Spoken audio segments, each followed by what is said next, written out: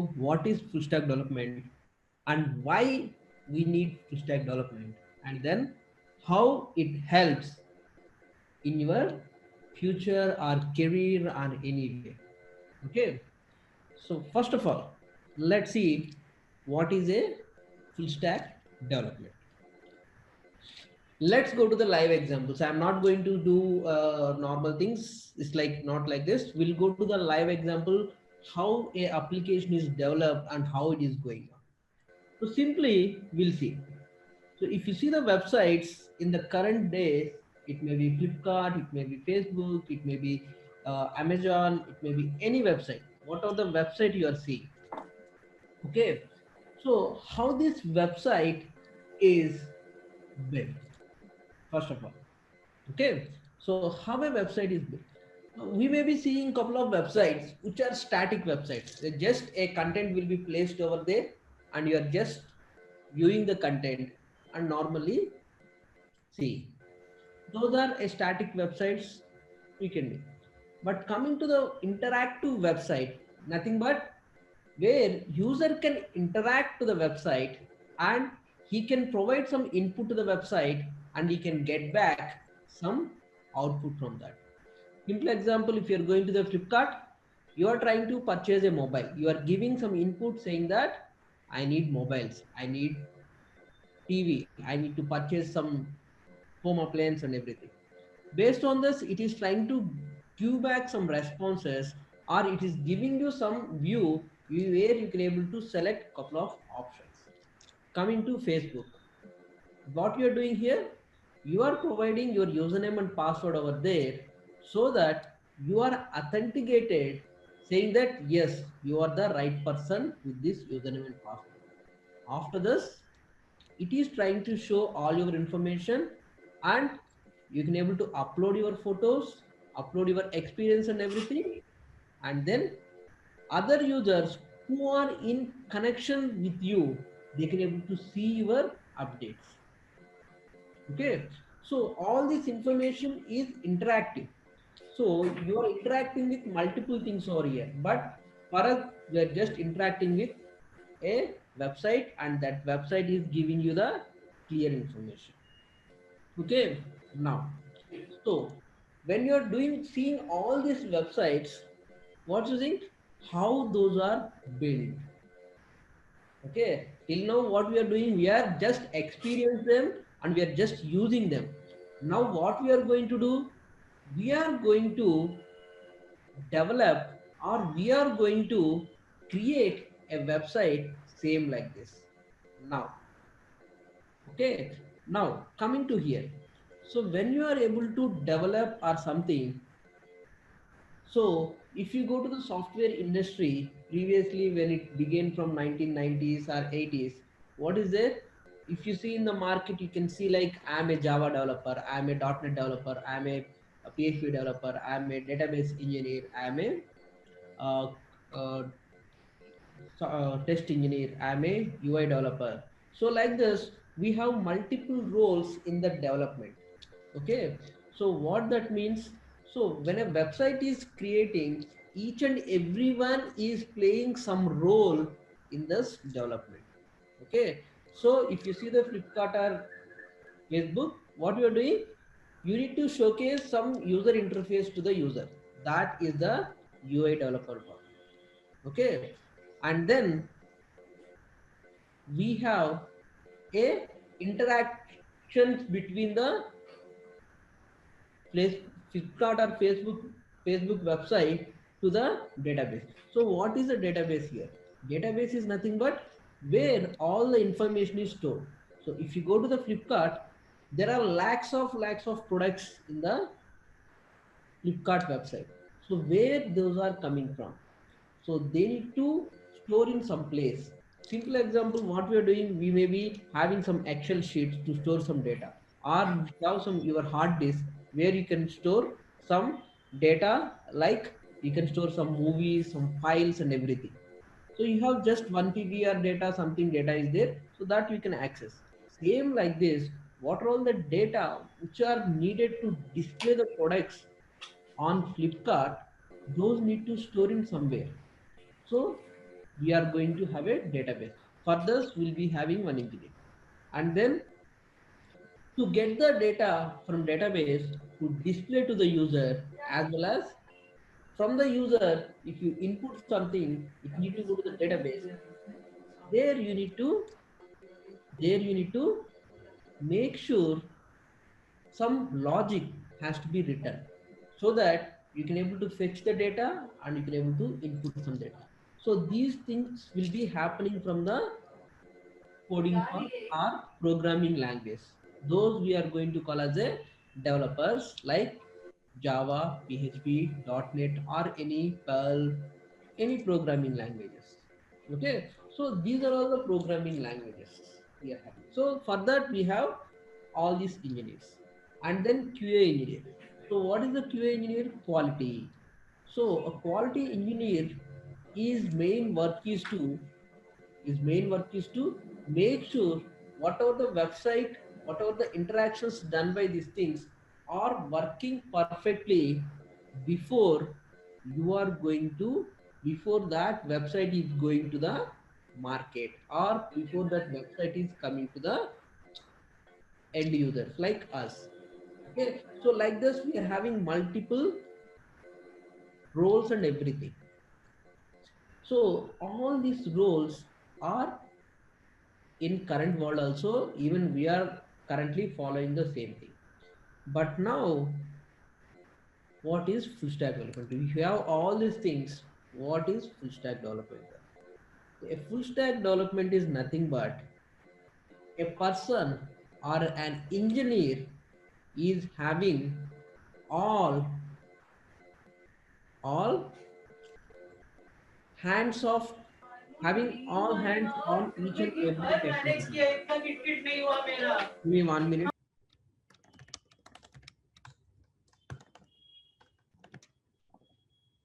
Okay, fine.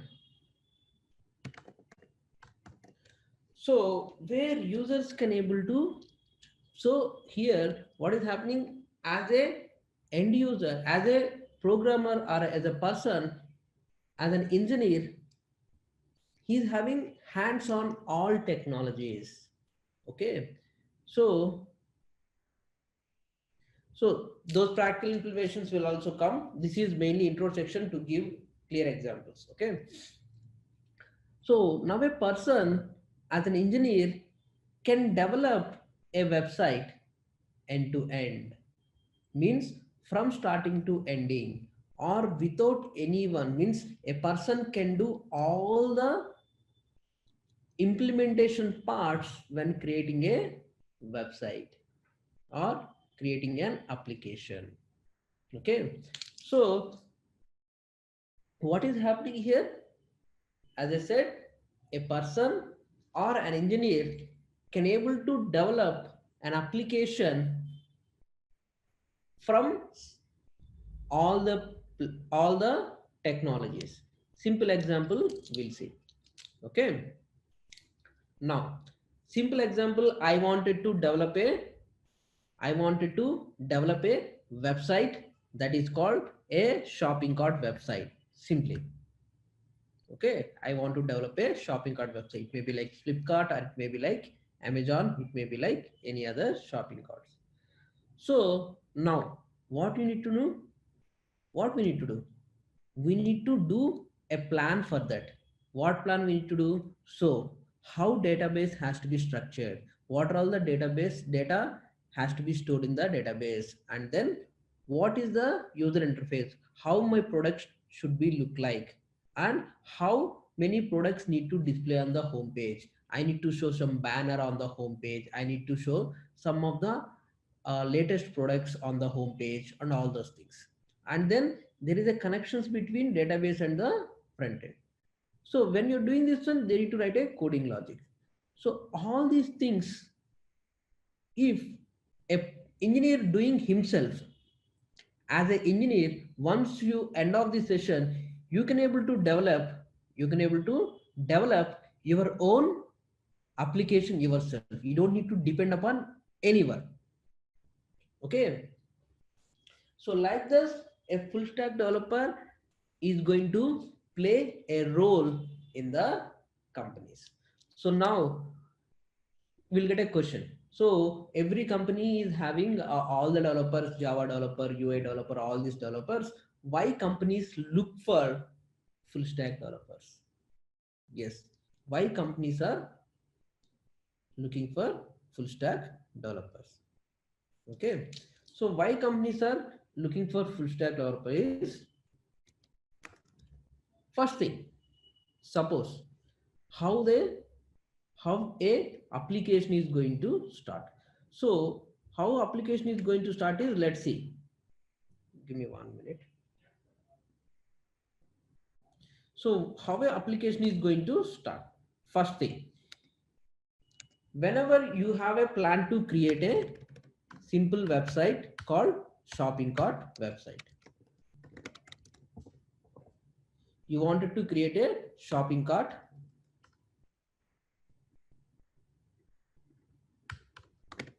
website. So what is the requirements we need to do? We need to create a design. You need to create, make sure how a website need to look like. So you need to create a look for the website. And then you need to think about what are all the products you need to sell. Products need to sell, and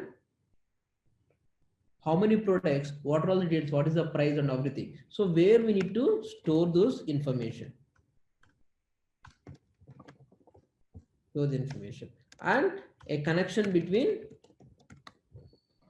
products database to look. So these are all the three simple steps. To be frank, these are all the three simple steps.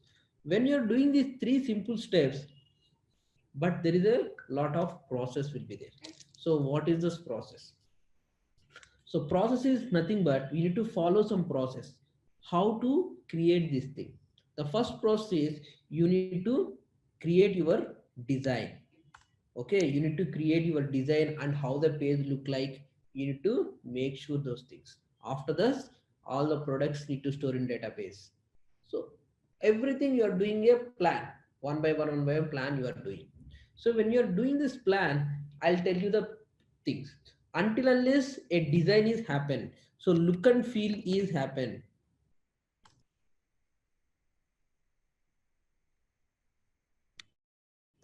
look and feel is finalized, no work to the, no work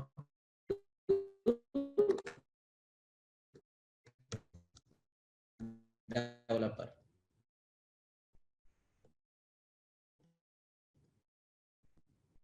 We are development. Then there is no work to UI person, or else designers are separate, UI no work. And then if when the development is starting, so database we need to do. Database is an independent. So we will, database will create and will create all the tables and everything. So once that is done, no work to database person. UI means user interface, like what look and feel. Okay. Now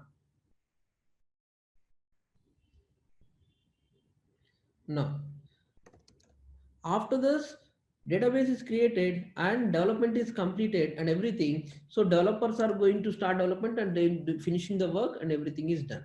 So once that is everything done, QA will come into picture and he will test application. So once he is testing the application, there is no work to the look and feel person, there is no work to the developer, there is no work to the database engineers. So companies are investing more and more on the employees, but sometimes they'll be free when the development happens. Okay, so now companies thinking like, why I need to invest money when there is no work for the employees? Okay, and then why the company, suppose there is a project which is there for 3 years 4 years project, UI is completed, user interface and look and feel is completed first 4 months. So what 2.5 years he need to do? Because he need to be in the system for 2.5 years, because if something changes happens, who will change it? Again we need a person, we can't hire the person immediately. So what happens? He need to work he need to be there in the project. So company is investing for next 2.5 years. And for the QA, from the starting of the project till the project is completed, there is no work. Till 2.5 years, he don't have any work. Only last 6 months he'll be having work and he's doing. So these are all multiple things which are coming to picture when it goes to the companies. QA means software testing. Okay. So all these things taking in consideration, companies are mainly looking for full stack developer.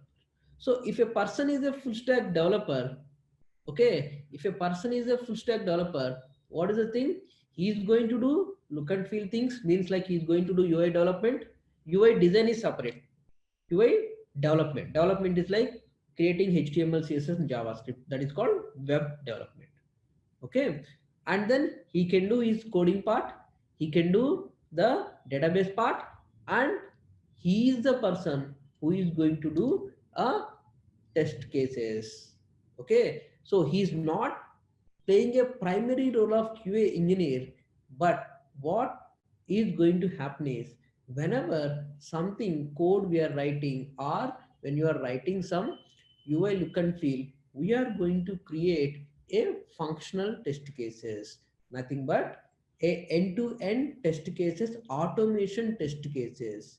So a test case will run automatically. For that we need to write the program. Have you ever tried booking IRCTC ticket on your websites on the IRCTC? So, or else, have you ever tried booking a mobile phone or Big Billion Days or something? When you are doing this thing, have you ever searched? There are some plugins created by some developers. Have you ever tried any plugins to book a IRCTC ticket or to buy a phone on Big Billion Days or something? So they're asking you to write some of the, they have written some script, and they'll ask you to enter your details and your payment details, your personal details and everything. As soon as 10 o'clock has happened, that script will execute on the IRCTC website without any your interaction. It will automatically fill all the fields and it will go till the payment page. Autofill. So how it is happening? Because developers like us, they are creating this automation script. Those are, we are going to call automation functional test cases. Those functional tests also developers are creating and make sure a person can do everything on a application. So that's reason companies are most mainly looking for the full stack developers, so that they can spend less money. As well as, it's not like less money, instead of giving spending money to 3 engineers, the same thing they can take one engineer and they can pay more to one engineer and get the work done for 3 engineers. Okay, so this is the reason companies also looking for full stack developers. Okay, so we mean to practical demo means what type of demo you are looking for on the FT side, or on the functional test side, or like this thing. So let's go to the simple thing. Let's go to the flipkart.com itself. See here. Now let's see how this is working as a, so now we need to develop a website. Okay, same like this. When you wanted to develop a website same like this, you need to create all these things. You need to create a design first. And if you see here, you are entering something here. When you are entering something, what is happening? Suppose you wanted to purchase some mobiles. When you click on Samsung, what is trying to do? It is connecting to the database and trying to fetch some information. Okay, it is trying to fetch some information from the database, and all the information is displayed on the Facebook. Okay, all the information is showing on the Facebook.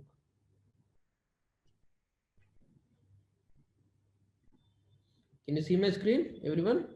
I'm just showing the Flipkart website, nothing more than that. Okay, all the information is showed on the website. So how this information is stored, showing on the website. So I'll show you a couple of things over here to understand how it is showing. So have you ever tried, when you click on the right click and you can see there is a inspect button over, inspect link over here. Okay, if you see inspect link over here, you can see multiple tabs over here. Okay, you can see multiple tags over here. So here you can see what are the tabs and why those things works. Okay, so if you refresh this thing, okay, you can see a network tab. What network tab happens is like, or else let me show you one thing from the starting. So I have this simple website. As of now, I have a couple of network tab, nothing is there. So now what I'm trying to do, I'm trying to search for some mobiles. When I click on Samsung, okay, when I click on Samsung, see here, there are some calls happen. Okay, see here, there is a fetch happen. Okay, there is a fetch happen. Like this, there are multiple calls happen. So what these calls are going to do is like, so from the user interface, a call is happening to the program. It may be Java, it may be .NET, or it may be PHP or something. A call will happen to those program, and then what happens? That program will connect to the database and get the information, and it send it back to the user interface, so that this user interface again showing the output to us. Okay, again showing the output to us. So that is the reason we can able to see. So here you can see the response. So there are multiple response here, it will be there, so you can able to see all the example. Okay, this is not static page, this is not a static page, this is all the database connectivities and everything. Okay,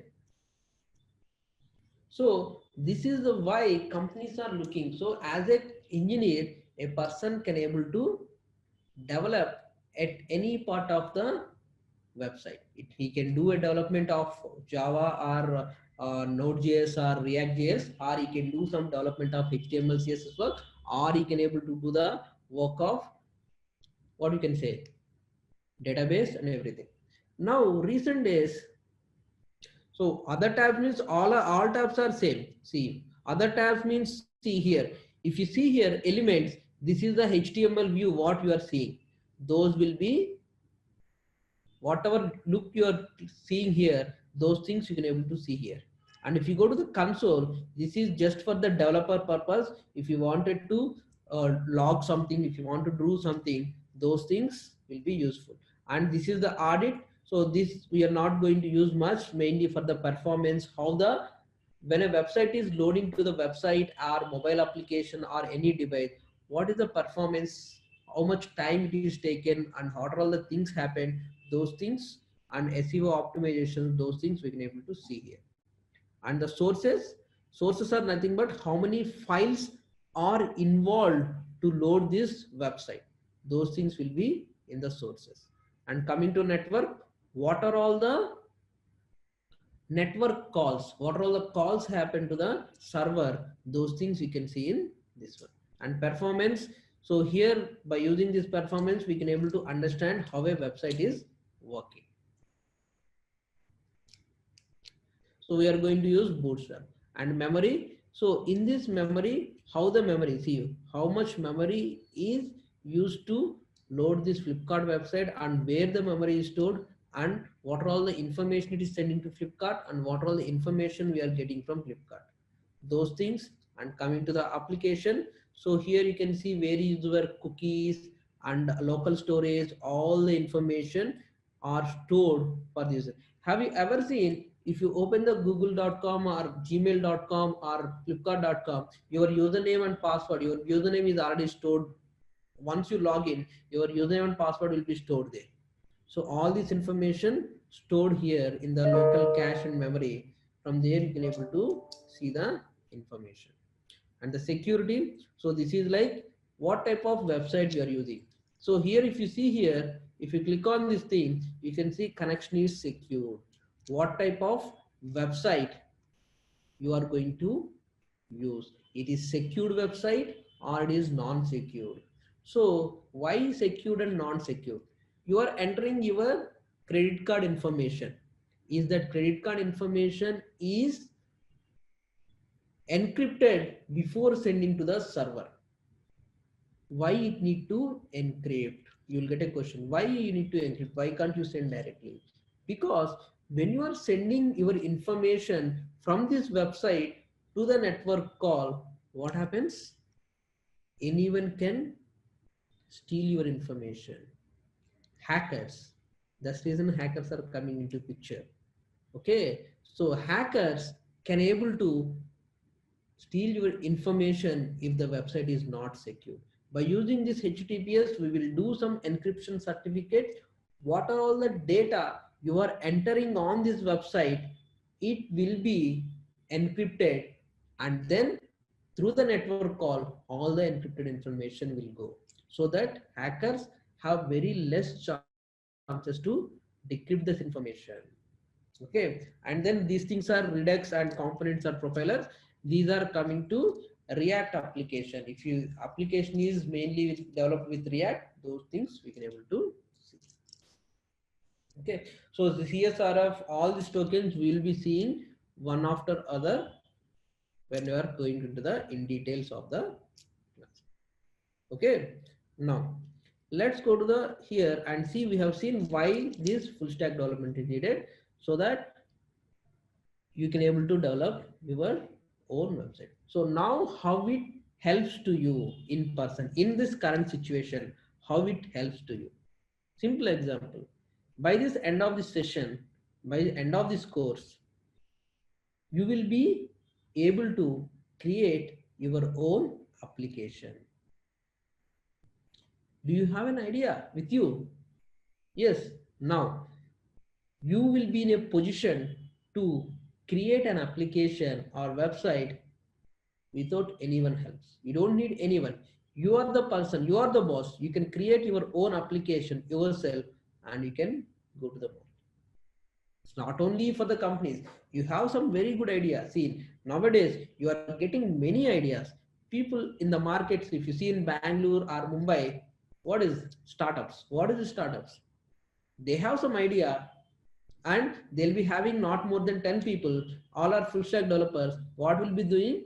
They are just trying to implement whatever the idea they are having, and then they are going for the market, and then you can able to survive by saying, if you market is whatever the idea you are presenting, that is good idea, it is helping lot of users, so your idea is popular and you will be your own boss.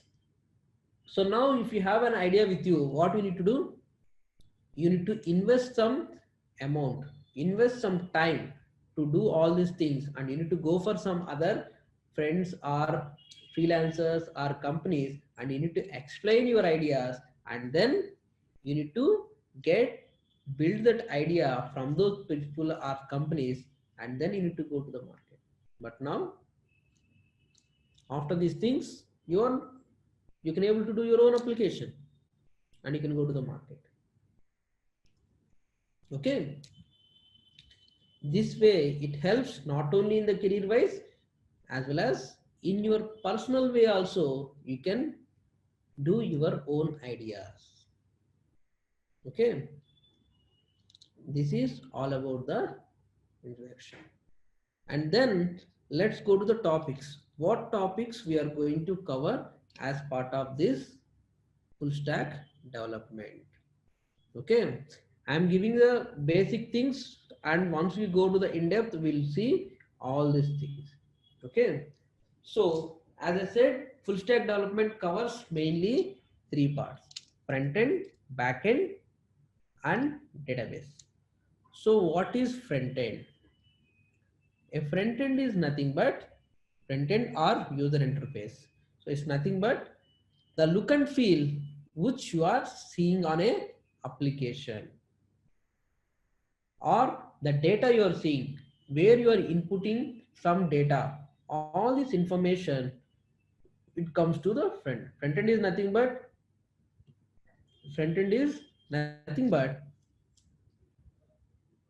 a experience which you are creating to showcase something. First thing here, what is HTML? HTML is nothing but hypertext markup language. What is this? It's just nothing but a web page. Okay, so how a web page is going to display? Simple example, if you see this Flipkart website, so we have multiple things over here. Okay, this is totally a web page. So here you can see there is a image over here where image has to present. There is a input box, search box, where input box need to present, where this button need to present, and how the images, how these things. So all these things are going to be alignment on a HTML web page. So to align these things, HTML comes into picture. So by using this HTML, you can create a web page with clean alignment with different things like image, search box, all these buttons and everything. Okay. And next, coming to CSS. What is CSS?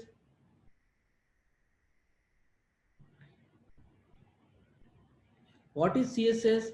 CSS is nothing but how your cascading style sheet, how you are attractively displaying all the elements, all the images, text box and everything on a HTML page. So how attractively? See here, you have some Flipkart image, you have a search box, okay, and as well as you have some button. In the button you have white background and some colors on it. And then when you mouse over, how these applications are designing and how the different colors are coming to different text, and then how images are displayed and how this one after other data is images are aligned perfectly. Okay, so all these things will be handled by CSS. Okay, and then what is JavaScript?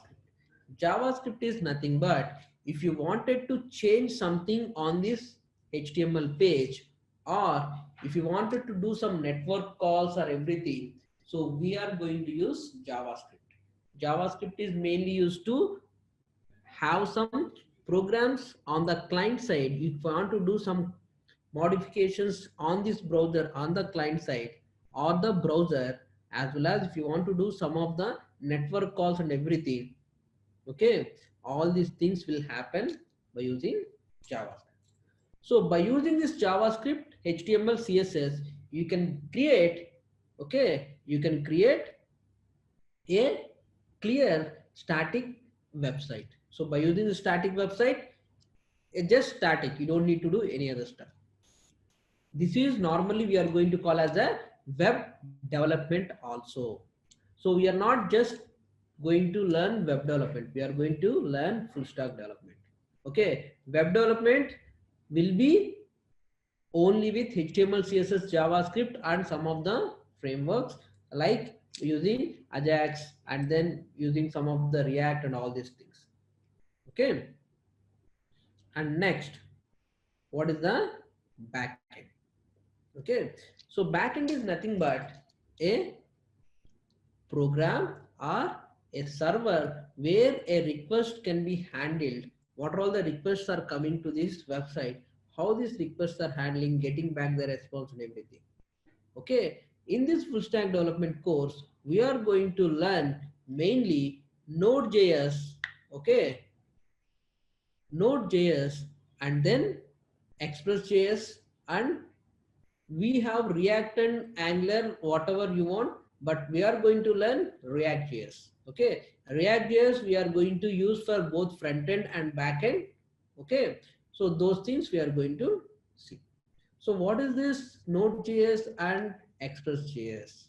Okay, Node.js is an server. Okay, what is this server? Suppose as soon as you entered flipkart.com, okay, a request is created. So it will go to the server. Now what server will do? Server takes this request flipkart.com. Okay, some user is trying to hit flipkart.com, so that that server will send the information to the user interface. Okay, so that server will send some information to the browser, from which browser you call.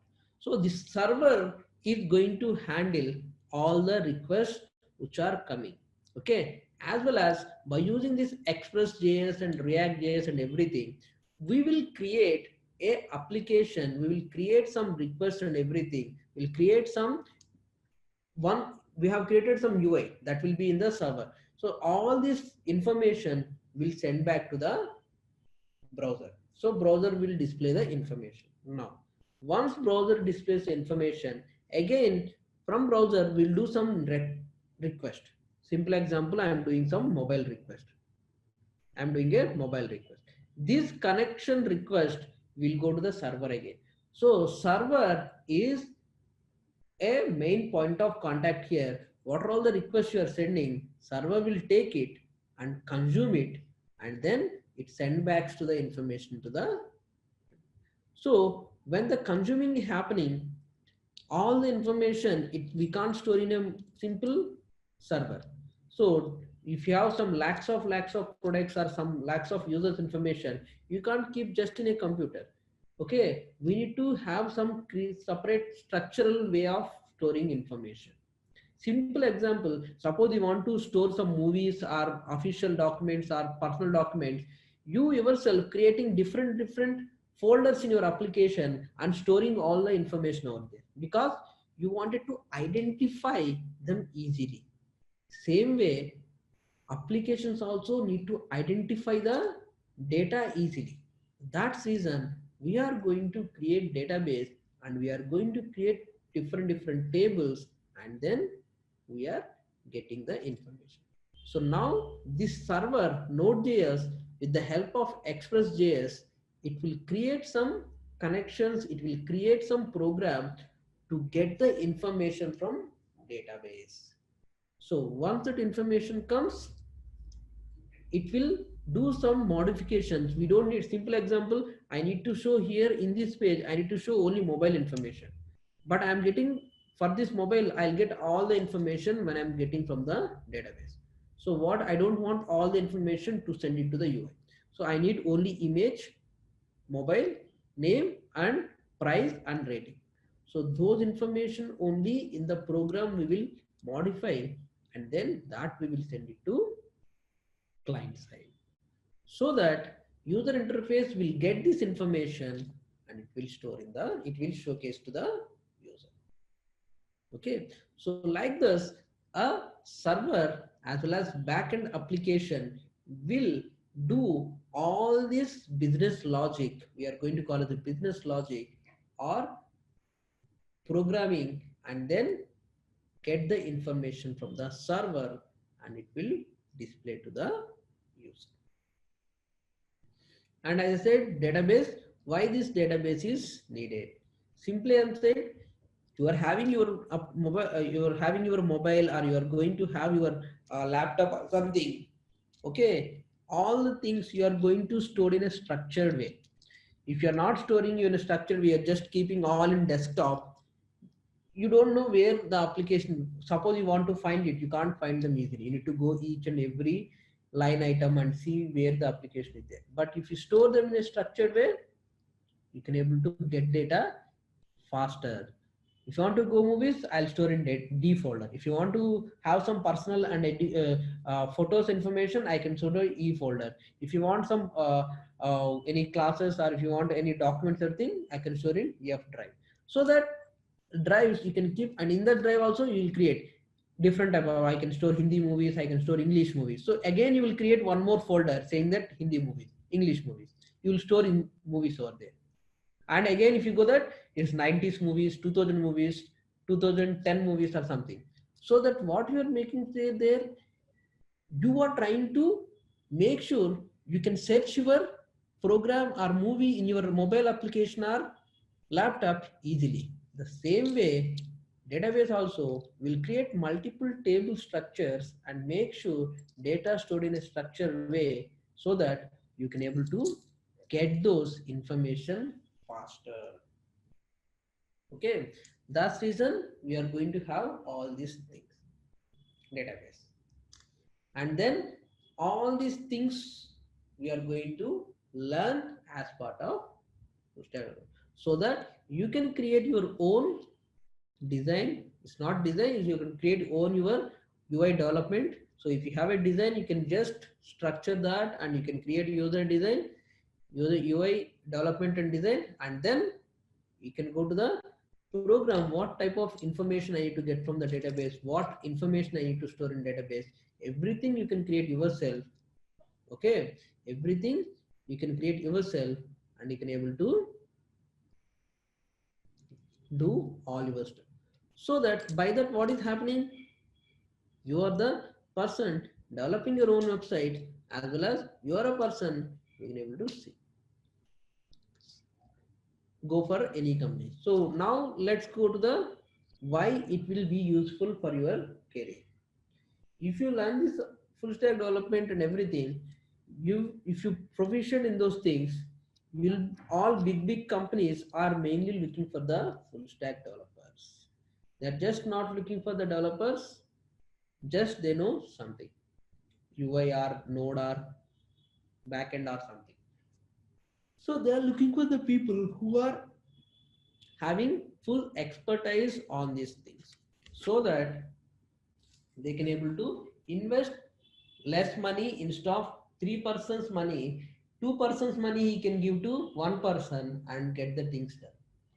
So that for the company also it is profitable, for us also it is profitable, as well as full stack developers, we have a lot of opportunities and companies are looking, and there are good salary packages also. Okay, these are all the main reasons people are looking for this. And then if you see this node, react, all these things, and react we are mainly used to create the front end and back end with structured way of displaying all the applications. So if you see in the current market, okay, so the websites which are creating in the current market, or the startups, are a average medium based companies also.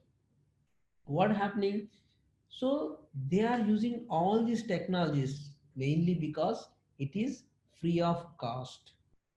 If you go to the Java developer version, that is fine. If you are going to use enterprise version, there is multiple rules and regulations.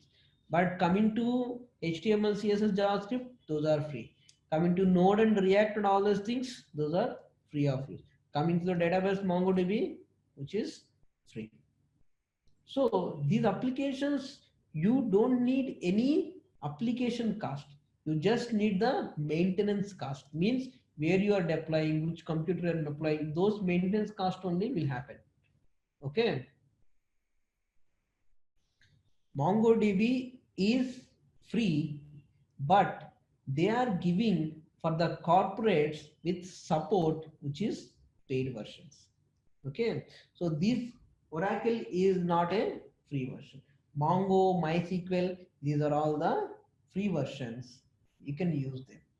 But if you need a production support, then they'll come into picture. Okay.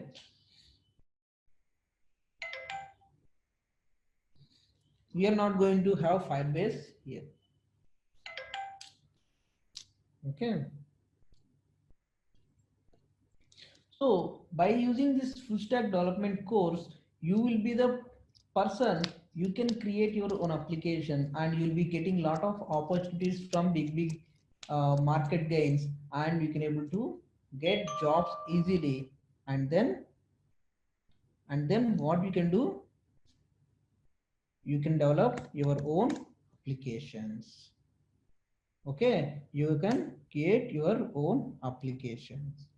And if you have any good idea yourself, okay, you have any good idea yourself, you can create your applications and you can go to the market. Okay, so this is the full stack developer.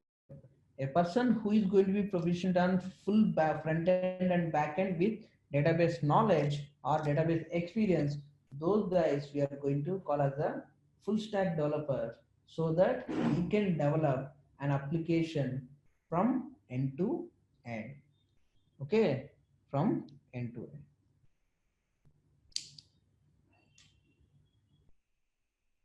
So this is all about basic intro and information related to full stack development.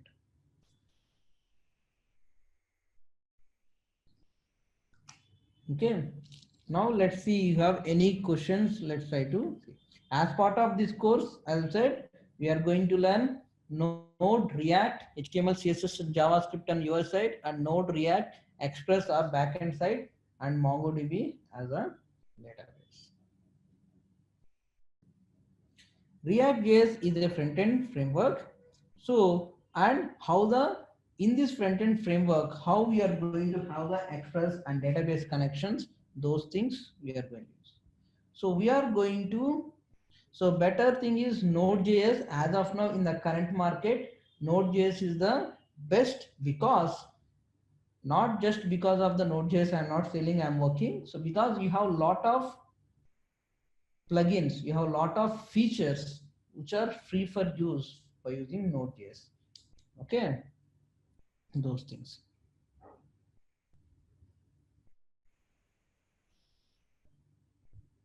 So you have any questions?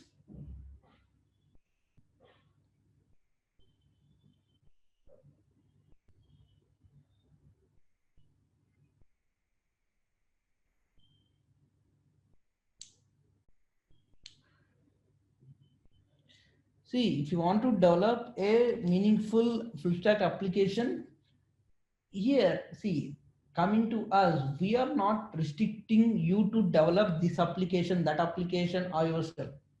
You come and plan. I wanted to develop this type of application. Let's plan that, and we will do the application, and we'll go to the course and we'll start that application yours. You can start application yourself, so that you will be in a position saying that yes, this is my application, this is my idea, I'm developing myself. It's just not like we are giving some application, develop that like students or something. Okay.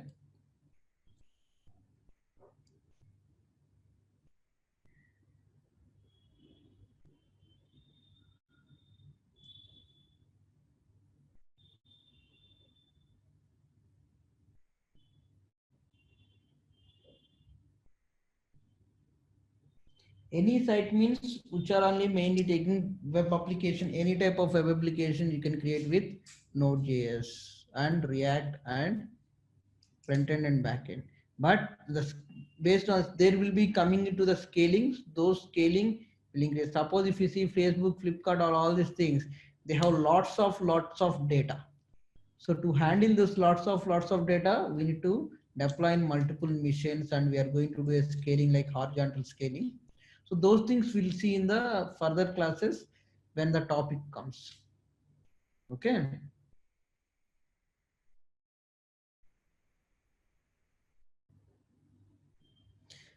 See, React.js, which is not like which one better, React or Node.js.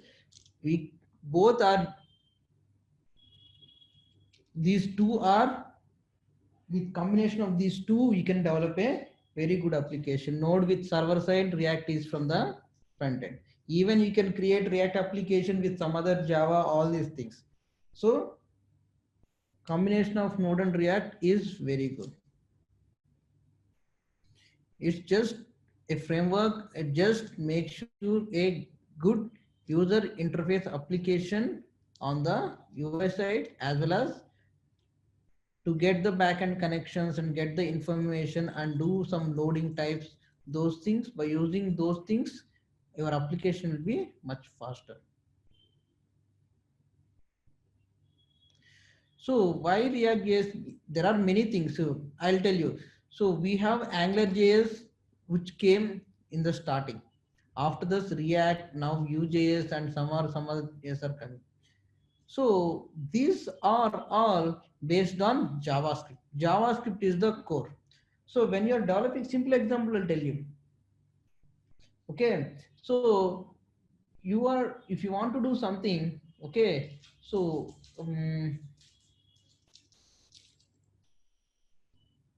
if you see the library, what is the library? Where you will get different type of books. Okay, so if you wanted to purchase all these books, maybe if you are super rich, then you can able to purchase in your college or something. So library, so these are all like libraries and frameworks. So what happens is like JavaScript is a core. So we are all developers.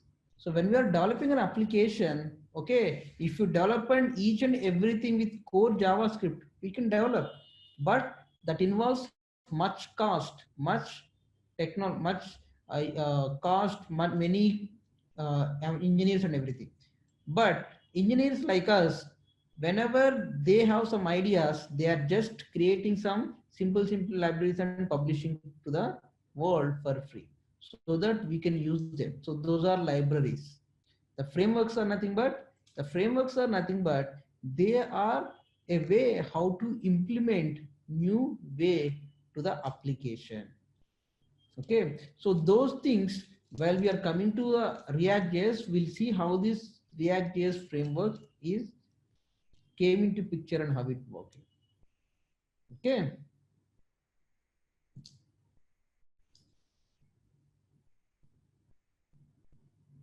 see that there are different versions of Angular. So Angular, in the starting they came up with one concept, but after this when React came, they also upgraded themselves and they are releasing versions Angular 1, Angular 1, and then 2, 6, 8, 9, like this they are coming with different.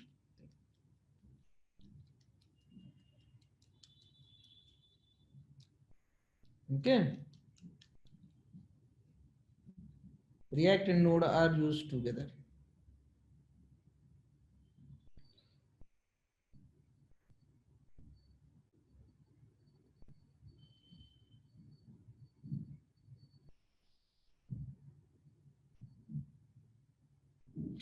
This performance with the Node.js and everything we'll see once we came to Node.js. We'll see, we need to give, I'll provide some examples and I'll tell those things.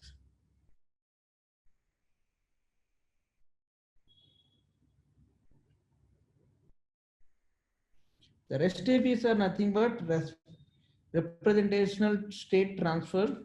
Okay, so just nothing but, as I showed you, correct, if you go to the network tab, when you're doing some request, so what happens, it will send, it is trying to connect to the server, and it will ask the server some information. So we are trying to send some data to the server and trying to get them information from the server. So when you're doing these things, okay, how the transfer is happening, how the data is happening. You're doing a post request, you're going to do a put request, or you're going to do a get request. Based on the different representational states, how the information is going and sending back, getting back all this information. So this regarding this REST APIs will be seeing in Node.js and Express.js class. Okay. Any more questions?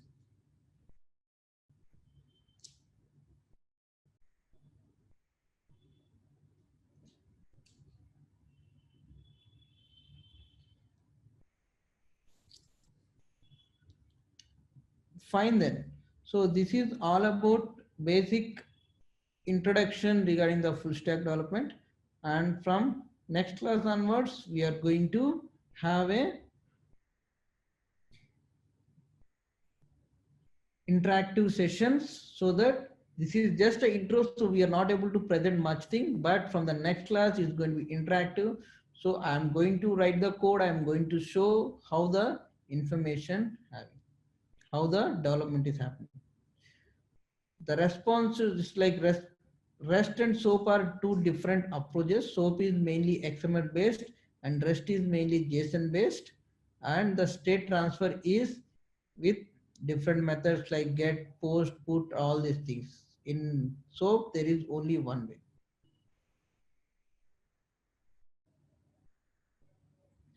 So how many days course and everything, board info team will give you the clear information, how many classes and everything, those things you will be able to see.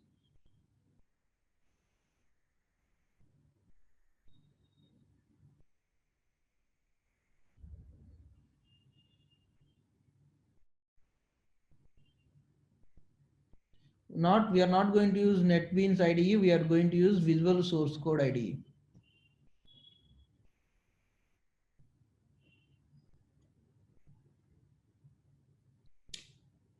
Okay, fine then. So from tomorrow onwards, not tomorrow, VA team will inform the next session. So from there, we are going to start with HTML, CSS, JavaScript, and there I'm going to explain. I'm not just explaining the concepts. I'm going to showcase the things, and I'll write the program and I'll show you.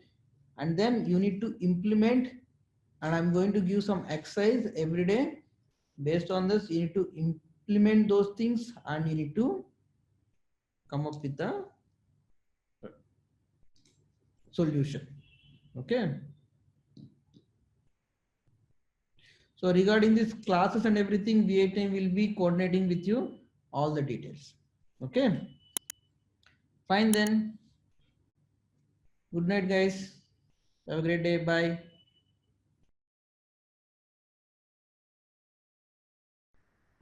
I have simply, can you see my screen correct? I am entering google.com. Okay. When I enter google.com, so what is going to happen here? As soon as you enter a google.com in a browser, you are sending a request to google.com server.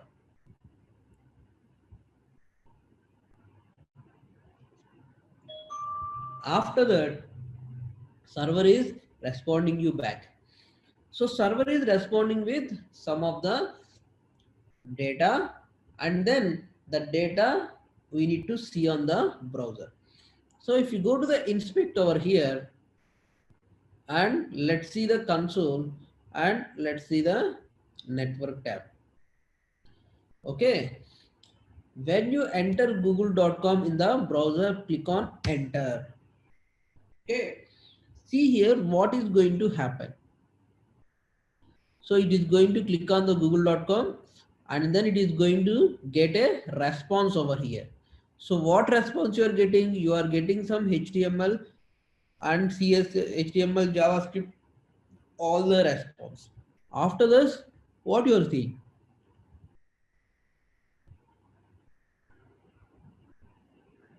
See here, copy this one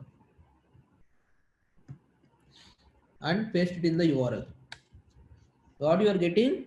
You are getting Google image. So which is this image? Okay, which is this image?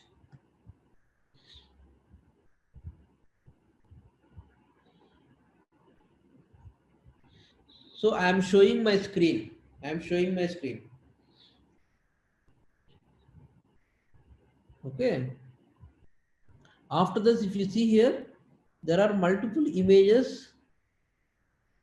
Copy, link address. If you provide this thing, you are getting this hand image. So from where this image is showing, if you see this google.com, where is that image? Just see where is that image.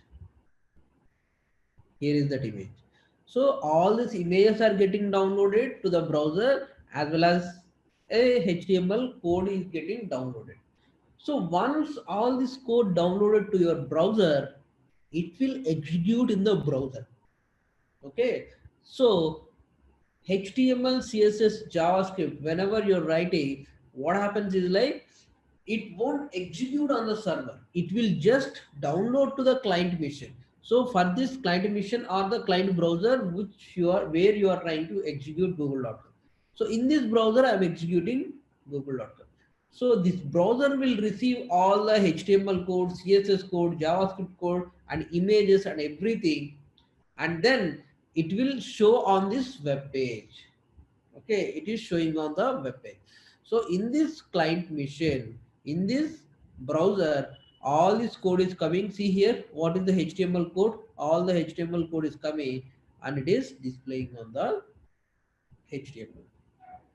So this is called a client-side programming language. Nothing but whenever a program that is coming to the client mission on the client browser or client place, and once it download it executes on the client side, then this is called client side programming language.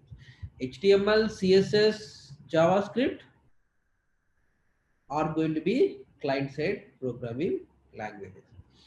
Now, so if you see this google.com, okay, how these elements are placed and how the elements are, how the page design is happening and everything we are going to see with HTML and CSS. So HTML hypertext markup language, what happens is by using this markup language, how a data is going to display on the browser, how an data is going to be display on the browser, that is defined with HTML. See here, there is an image where image need to present, there is a input where a user is going to provide some input, there is an image over here, there is a link over here, there is one more image, there is one more image. So when you click on these images, it is going to google.com images. Okay, so it is trying to navigate to the one page to other page. Okay, these links, and then you have some buttons. Once you click on this button, what need to happen and where it is presented. So all these things we are going to define by using google.com. Yes, I can able to see your messages. It's not.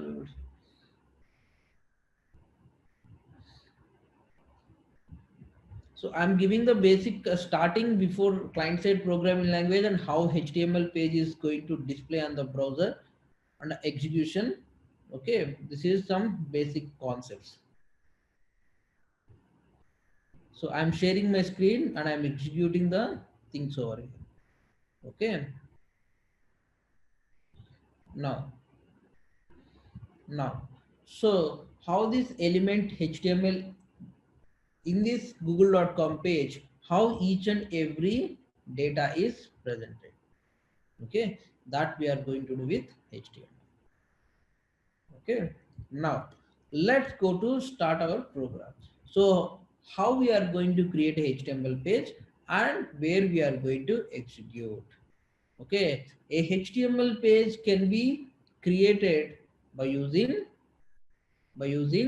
any normal editor. By using a notepad, you can create windows, you can create from notepad itself, and then you can create a program. So how can we execute the program? So any browser we can execute the program.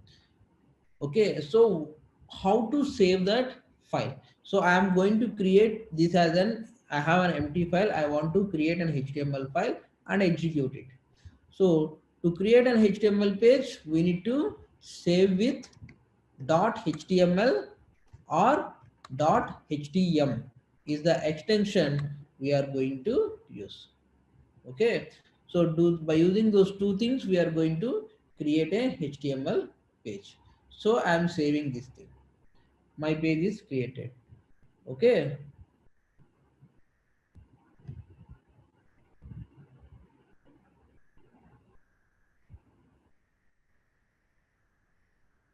Okay, and then whenever HTML page is created, so what are all the data is going to be presented in an HTML page?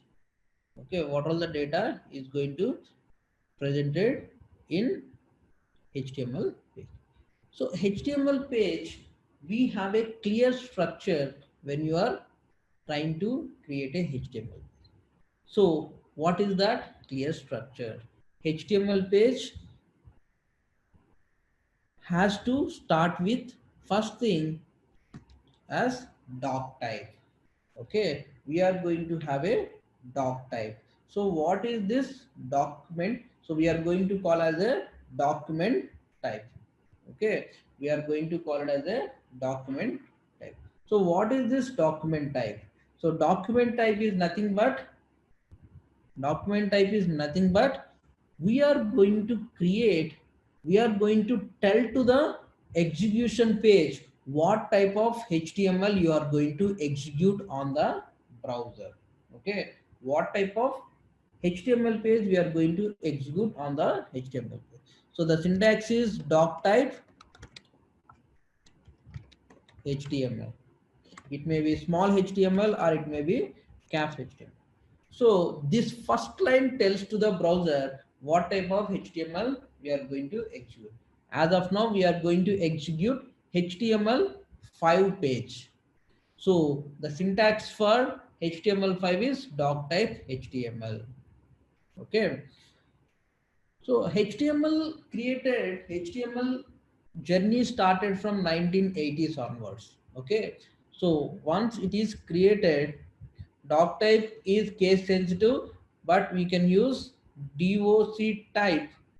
We should use doc type as a capital letters to make sure W3 org standards. So we have W3 org standard written by World Wide Web Organization. They have some set of rules and regulation how to create an HTML page. Okay, so by using those standards, doc type should be capital letters. You can create both, but you need to have capital letters. Okay, it will be recognized, but if you go to the W3 org, then we are going to have a small warning messages. It's not an error. So doc type is not an error. Doc type will not give any error if you are writing capital letters or small letters. So capital letters is a standard provided by the W3 org, W3, the World Wide Web Organization. So that's reason it's better to use capital letters. Okay.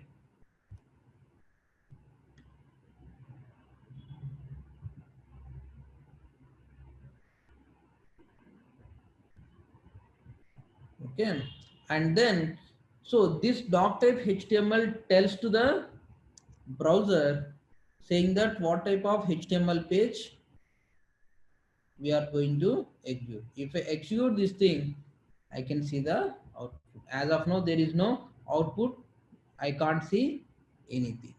Okay, if you go to the inspect and go to the doc type, here you can see this HTML is automatically converted and you can see HTML head body. Even you have not provided, okay, even you have not provided anything on your HTML page, you are seeing HTML head body.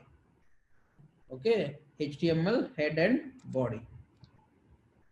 Why it is coming? Because the basic HTML rule is like we are going to have mainly three parts of HTML. Okay, first one is HTML. It tells to the browser I'm going to start an HTML page. I'm going to start an HTML page. And then in HTML we are going to have mainly two parts. One is the head section. I'm going to have body section. Okay, I'm having head section. I'm having body section.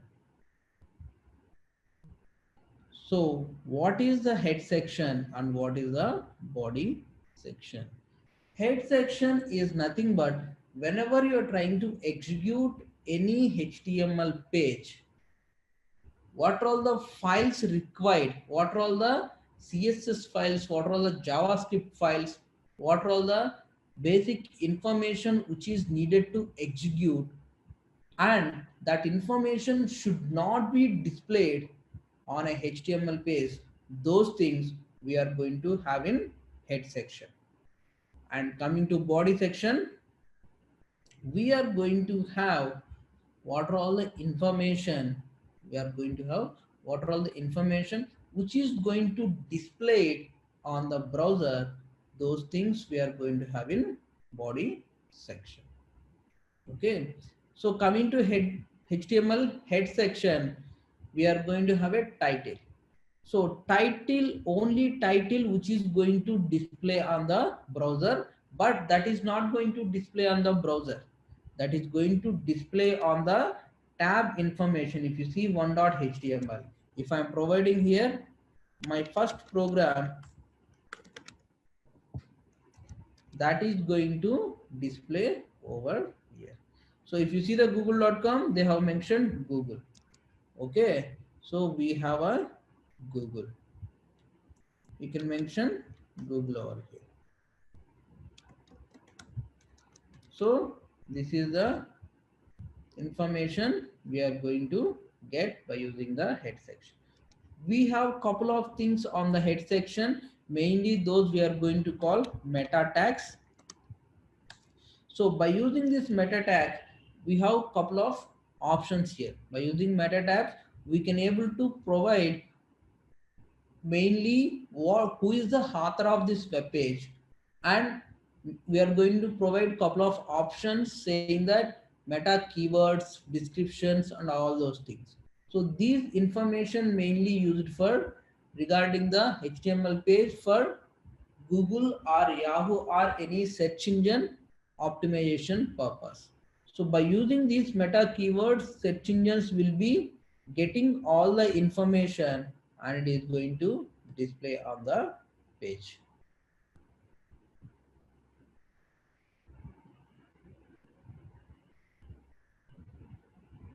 Give me 1 minute. I'm seeing a couple of questions.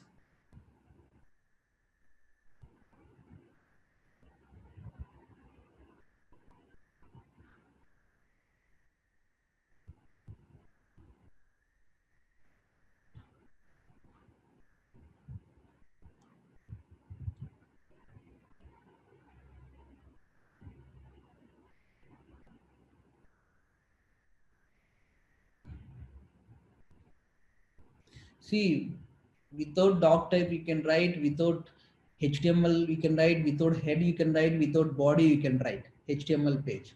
But whatever we are going to have, whatever we are going to write, we are going to write in a structured manner. Okay, we are going to write in a structured manner. So why we are studying first class, second class, third class, and why we are going to engineering and everything? So why can't we go to engineering directly without studying everything? Why we are not doing those things? We have some certain rules and regulations to create everything. If you want to create without any head section, body sections, we can use it. But here you need to understand doc type HTML is HTML5. So there are multiple doc types which are mainly for HTML4 version, HTML strict 4 version, strict mode, as well as frame set mode and couple of modes. Okay. So by using those things, HTML page will render. Okay, if you see, have you ever used older Windows machines which is having IE7 and IE8? There you will see all these issues. Okay, there you will find all these issues. So here meta type character set UTF-8 means, so it tells to the browser in UTF-8 what are all the characters are available. Those things can be used in this HTML page. Okay, those things will be used in HTML page. Okay,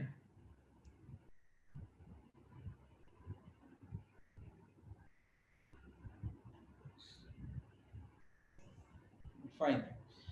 And then we have a couple of meta tags. We are going to have meta,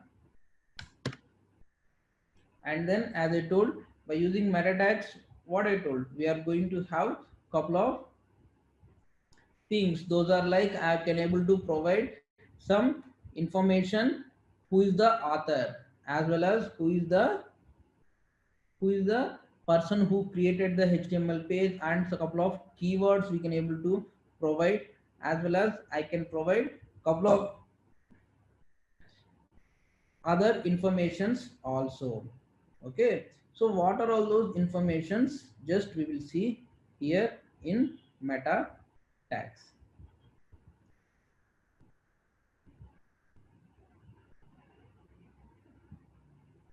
So if you see here, if I want to provide the name of this meta tag HTML page, I can provide meta name. Okay, description,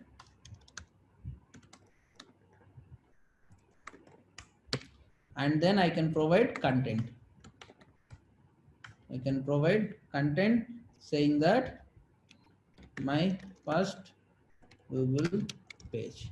And then I have couple of meta tags, meta name,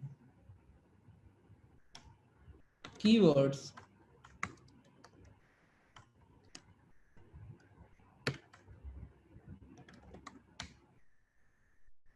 Google search engine, and like this you can provide. So what is the difference between description and the keyword? So the meta name, keywords and description are mainly used to provide SEO optimization. So what is an SEO? Search engine optimization. When you go to the google.com, okay, you will try to search for something over here.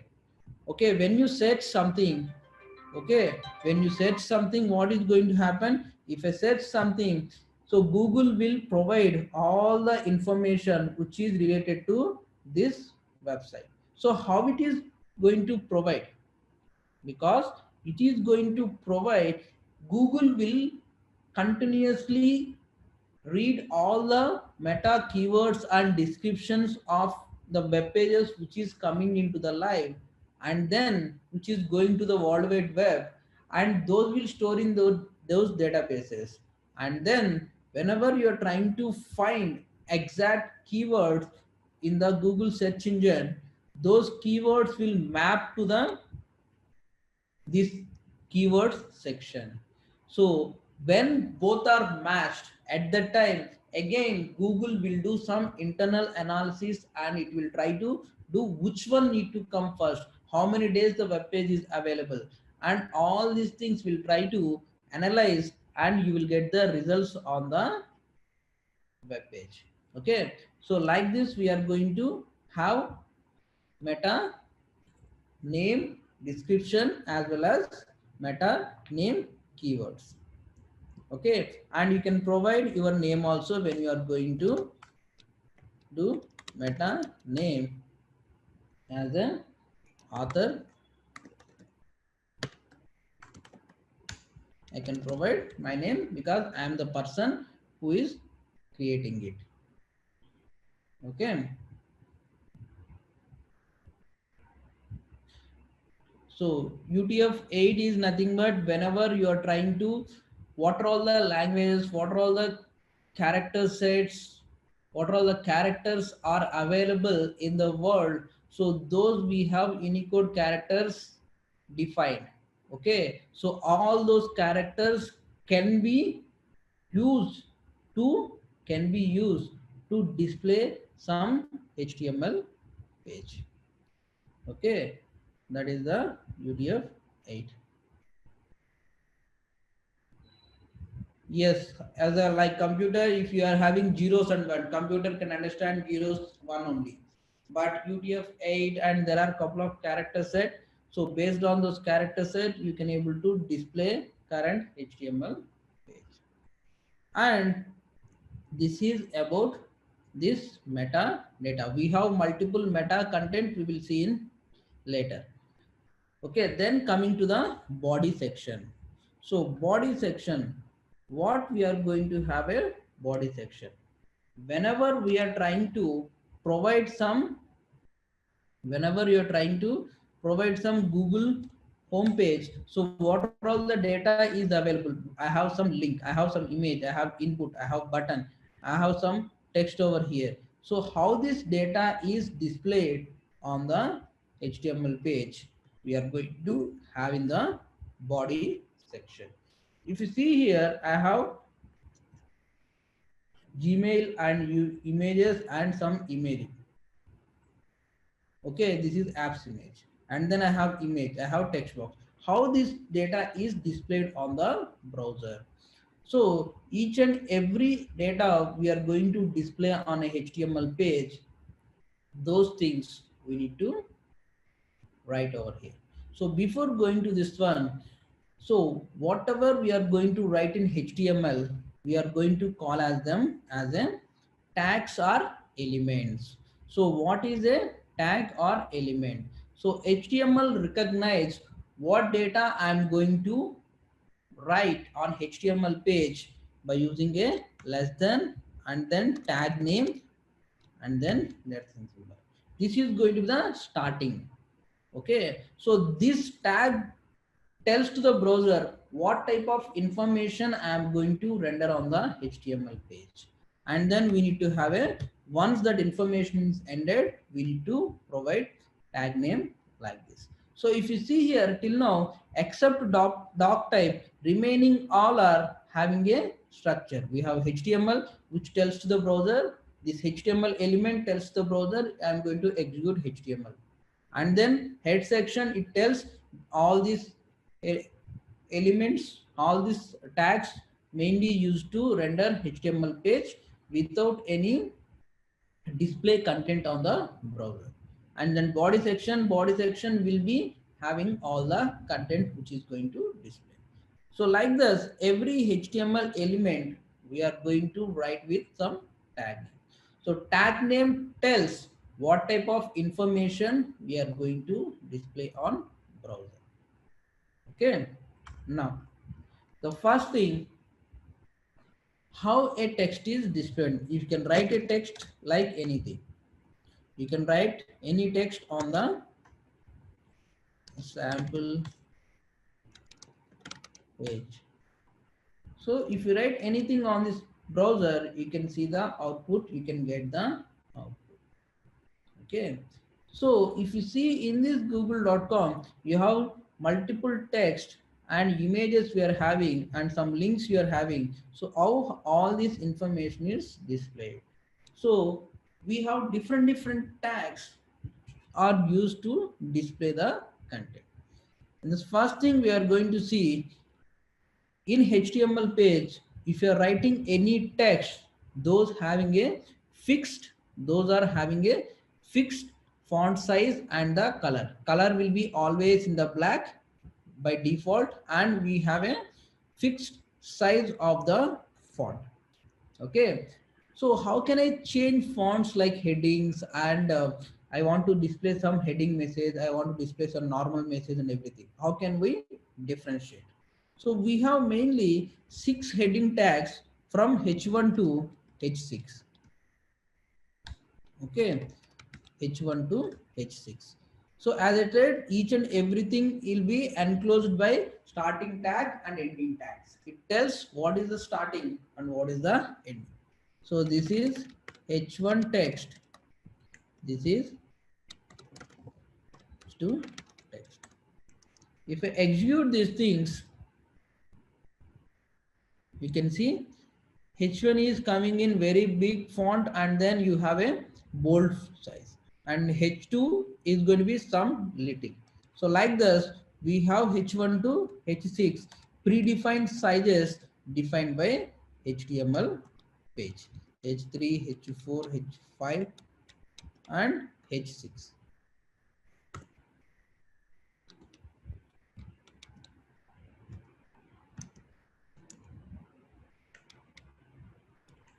H5,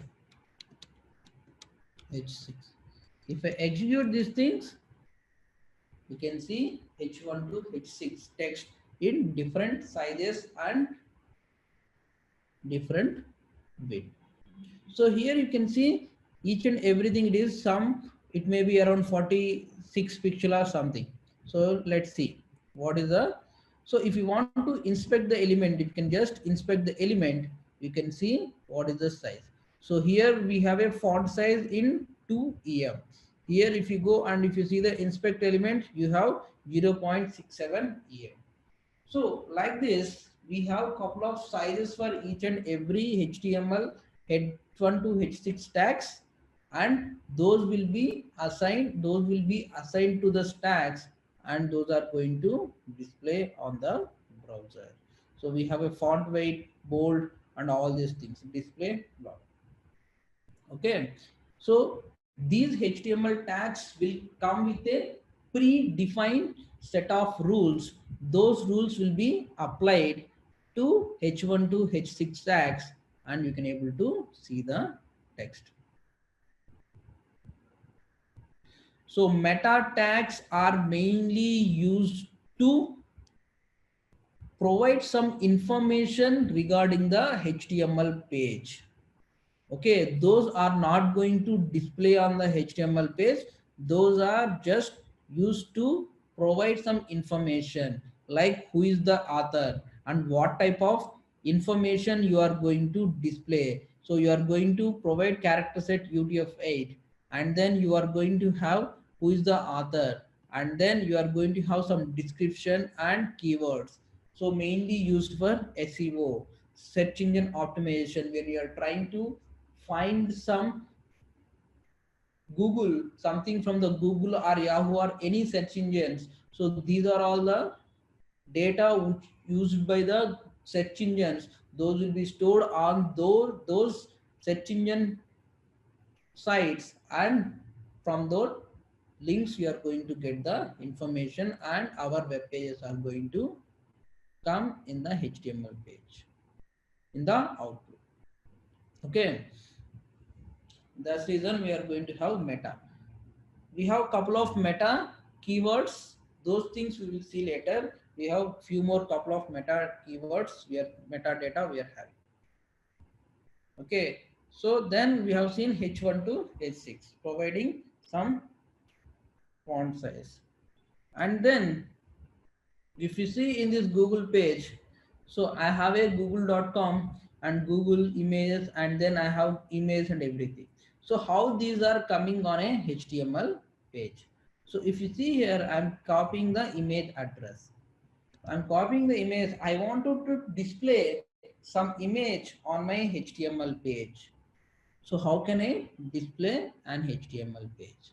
So I can display an image by using image tag. So by using image, I can able to display an image. But previously I have told any HTML element is with a starting tag and ending tag. Okay. So few of the HTML elements don't have ending tag. If they don't have ending tag, we need to enter them, like we need to write like this, so that it tells it is a, it don't have a end tag, the end tag also defined over. Now, so coming to image, so previously an HTML H1 tags, we are providing content between the start tag and end tag. That is good. But here there is no content. There is a image which need to take from outside the HTML page and need to display. So for this reason, we are going to have HTML is come up with a concept that is called attributes. Okay, come up with a concept called attributes. So what is an attribute? An attribute tells to the HTML element or tag name, it tells, provide, it used to provide some extra functionality to the HTML tag or element. Okay, so attributes are mainly used to provide some extra functionality, extra features. Okay,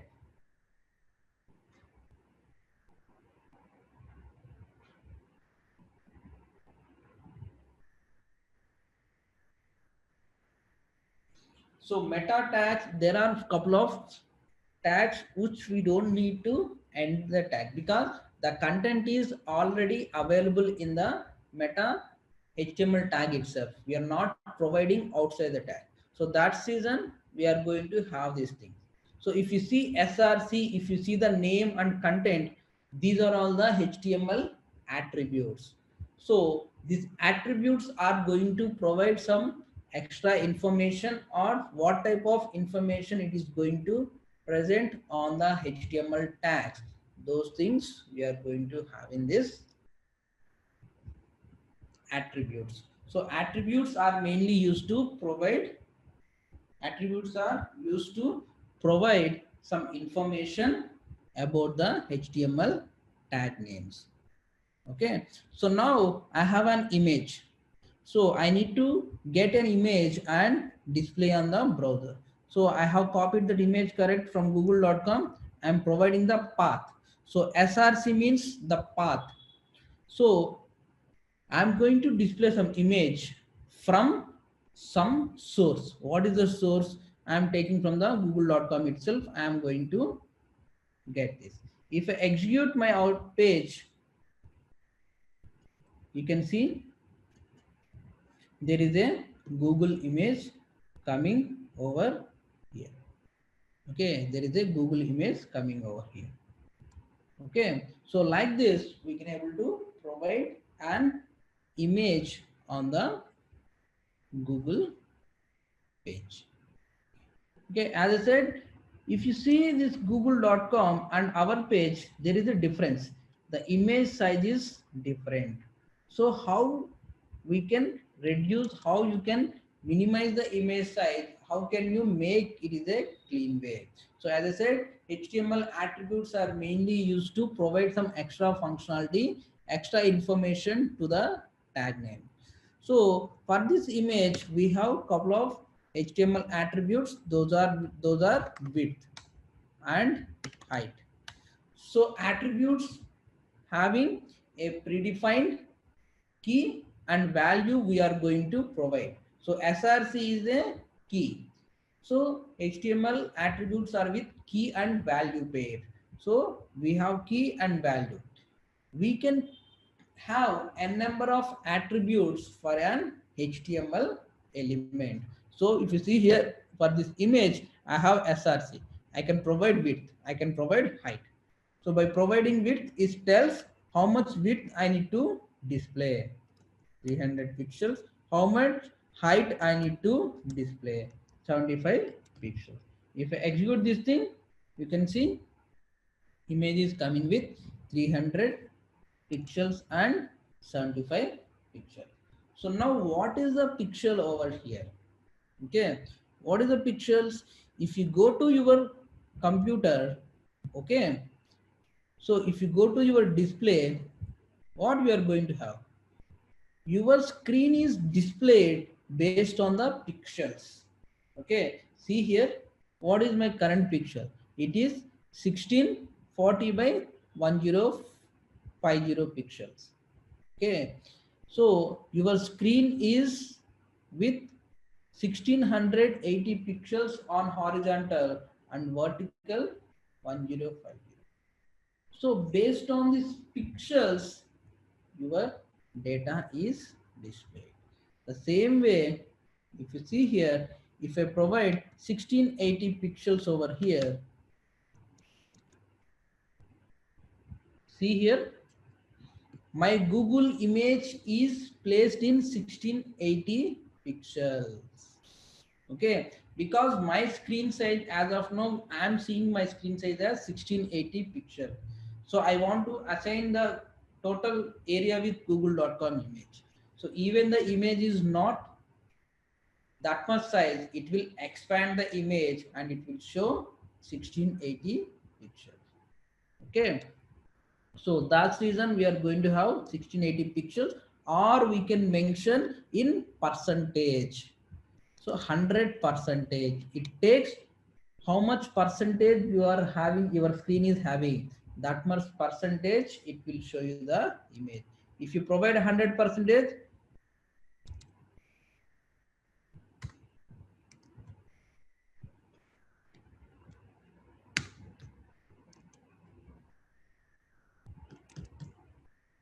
see here, you can see 100 percentage of a image. Okay, if you provide 50 percentage, you can see 50 percentage of the screen, the Google image. Okay, this is the 15 percentage of the browser. So like this, we are going to have images. Okay, and then we have some links over here. So when you, there is a image, when you click on image, we are going to redirect to one more page and we are getting some other web page loaded. So how can we get those information? So those things we are going to call as anchor tags. So anchor tags are mainly used to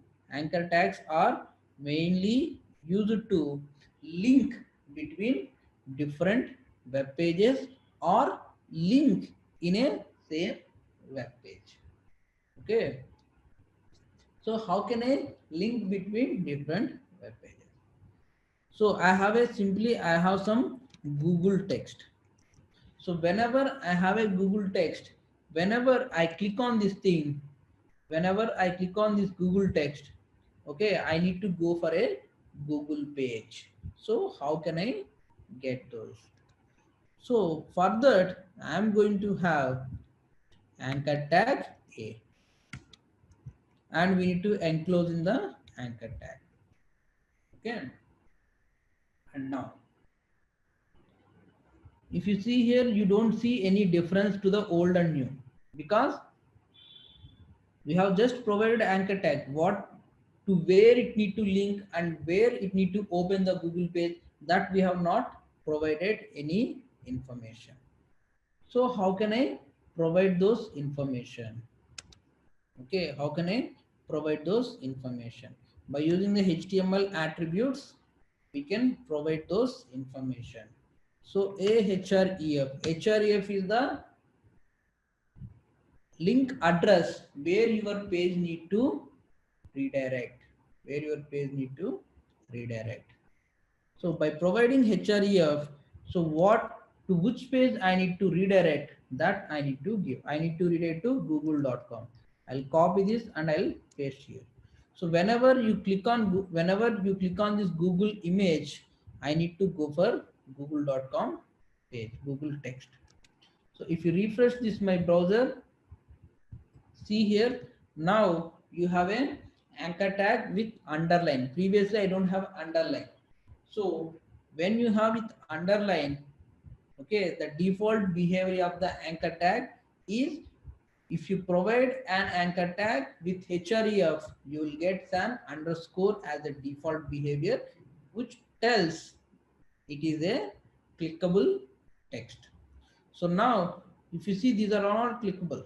When you click on this thing, when you mouse over, you can see a hand signal, and then when you click on this thing, it is redirected to google.com. Okay, it will redirect to google.com. And the next thing, so if you see here, have you ever seen few of the websites, when you click on this one, normally what you try, when you, if you want to open Gmail in a separate tag, image in separate tag, with control command, if you click on this one, it will open in a new tab. Okay, it will open in a new tab. So how can we achieve this thing with the, is achieved with this thing?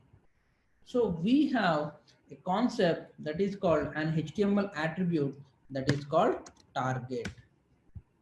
Okay, this target tells where it need to open a new, where it to open a this current google.com. So target by default, if you are not providing, it takes underscore self. Okay, it takes target underscore self. So what is trying to tell, in the same page, self means same page, in the same page execute, in the same page get the new page which you are trying to click on it. Okay, those things we are going to get over here. So if I execute this thing, in the same page we are getting the content. Okay, and then if you provide a target as different, so what I am going to do here is, target I am going to provide underscore blank. If I execute the same page again, and if you click on google.com, what happened? So previous and now are same thing, but what happened, I have modified the target. So when I modify this target, what is happening? Whenever you click on the Google, it is opening in a new tab. Okay, it is opening in a new tab. So like this, we can provide some extra functionality, extra information to the HTML elements by using the HTML elements by using the what? By using attributes. Those are couple of HTML targets. Those are like underscore self, underscore blank, underscore parent, underscore top. So underscore parent and underscore top, as of now we are not going to use. Those things we are used to have in HTML4 versions. We have a frame concept. So there you can divide a page into multiple frames and you can do it. That time we are going to use those concepts. So as of now we are not going to use those things. Okay. Now, suppose for this image also, I need to have a link. So what I can do? I can, in HTML, the beauty of HTML is you can do a parent and child relation. You can enclose one HTML tag in one more HTML tag and you can do the stuff. So what I can do, this image, for this image, I am going to write an anchor tag. So I am enclosing in a anchor tag. So even I click on this image, okay, even I click on the image, I need to go for google.com. So if I refresh this page and then I close all these things, I'm clicking on the image, again, you are opening a new tab. Okay, like this, you can provide link or you can have merging different HTML elements in one other and we can see the content. Okay, this is an HTML link. Got it? Any questions still here?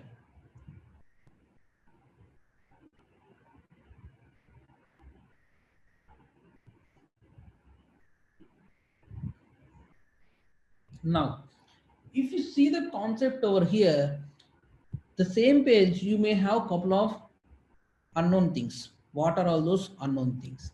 See here. If you see here, this HTML H1 to H6, okay, are all coming in one line, and this Google image and Google text are not coming in one line. Those are one after other coming. Okay, why those are coming like this? So we need to enclose. See, I have an image. Okay, I have an image that to the image I'm going to add anchor tag as its parent. Okay, I'm going to nest it in image tag. Okay, I have an anchor tag. Then in that anchor tag, I'm going to inside the anchor tag. So instead of text, I'm going to provide an image over here so that you can get an image link with anchor tag. Okay, image is linked with anchor. Now you see here, this image anchor tags are not coming, are coming in a single lines, but H1 to H6 are coming in new lines.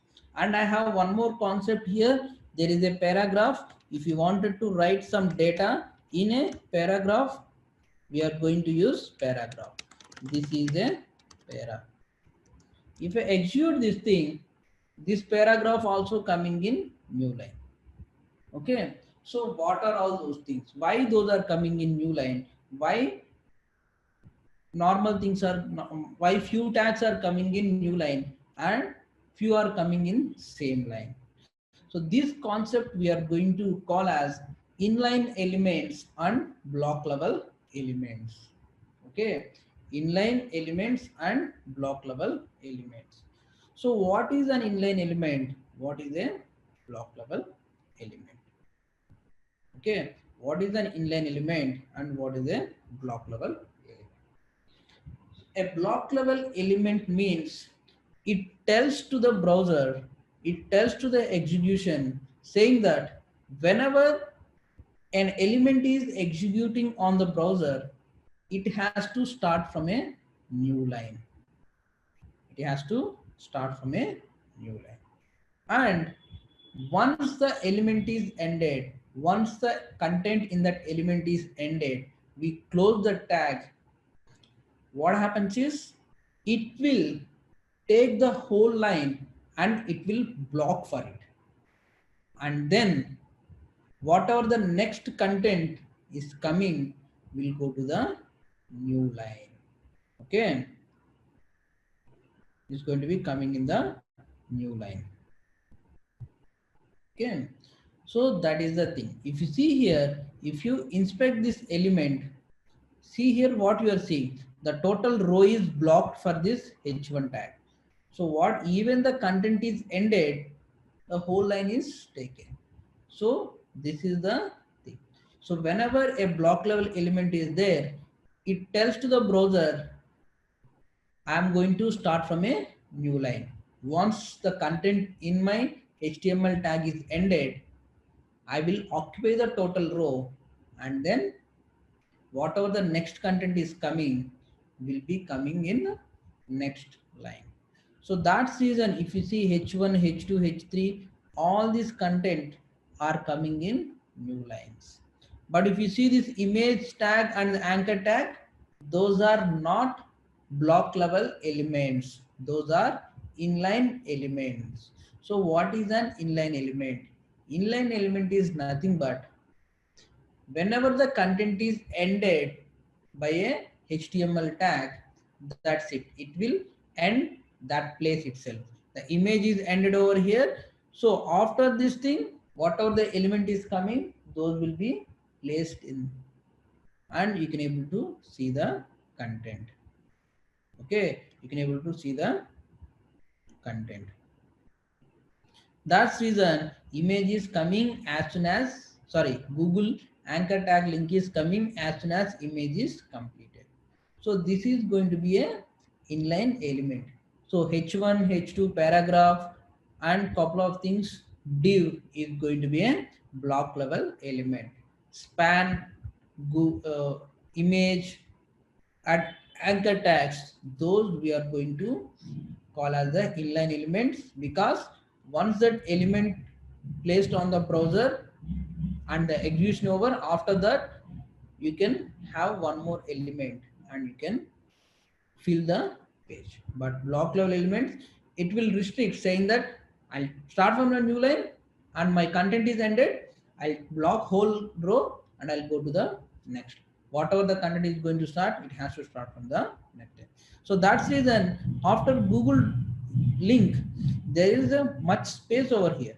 But this space is not used because paragraph is also a block level element. It will go to the new line and start execute.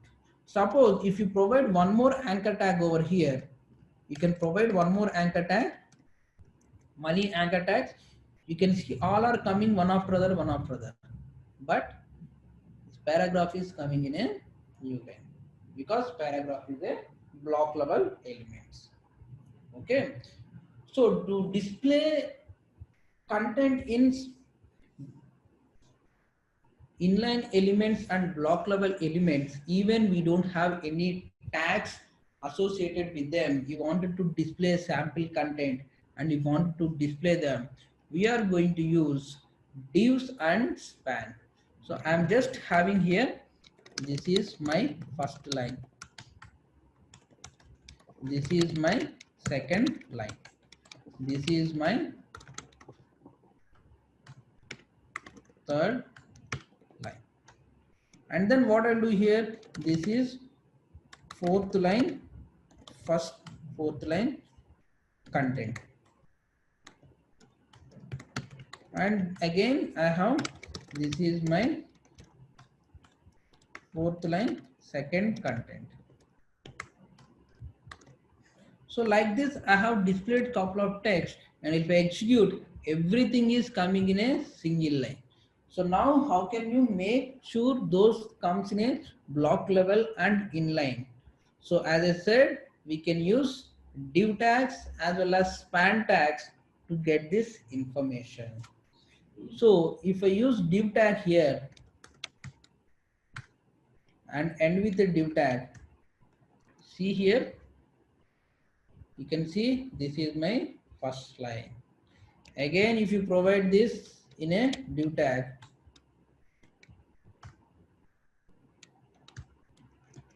you can see this is a second line.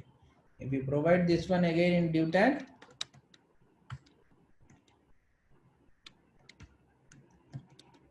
this is the third line. But here fourth line, I have content and I have content. If you provide in a div tag, it will go to the fifth line. So to overcome the situation, span I am going to provide, and span I am going to provide.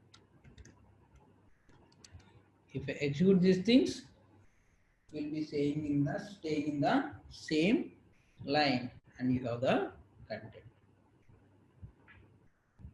Okay, got it.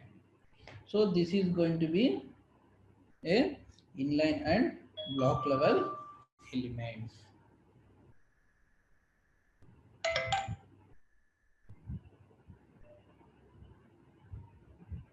Okay, and then, so what is the use of inline elements and block level elements as of now in this case? So now I have created on the same pages, same lines, and I am showing, I am displaying. So how we are going to provide, what is the use of providing divs and span and making them separate? Simple example, I want to provide for this fourth line, I want to provide some look and feel for those. Okay.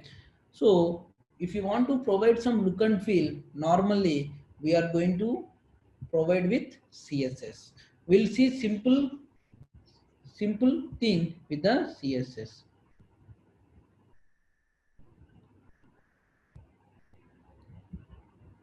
Yeah, that's what I'm telling. Why span? See, if I don't have span over here, okay, if I don't have span and you wanted to assign some coloring, you want to provide some styling and everything for them. So how can I provide? By using the span tags, we can provide. So I'll show you simple CSS example by using inline. So later when CSS comes, we'll go to the in-depth. Okay. I want to provide some coloring for this div tags and span tags. Okay. Div tag and span tag. Suppose I have provided span tag. I'll remove this span tag as of now to make sure you understand.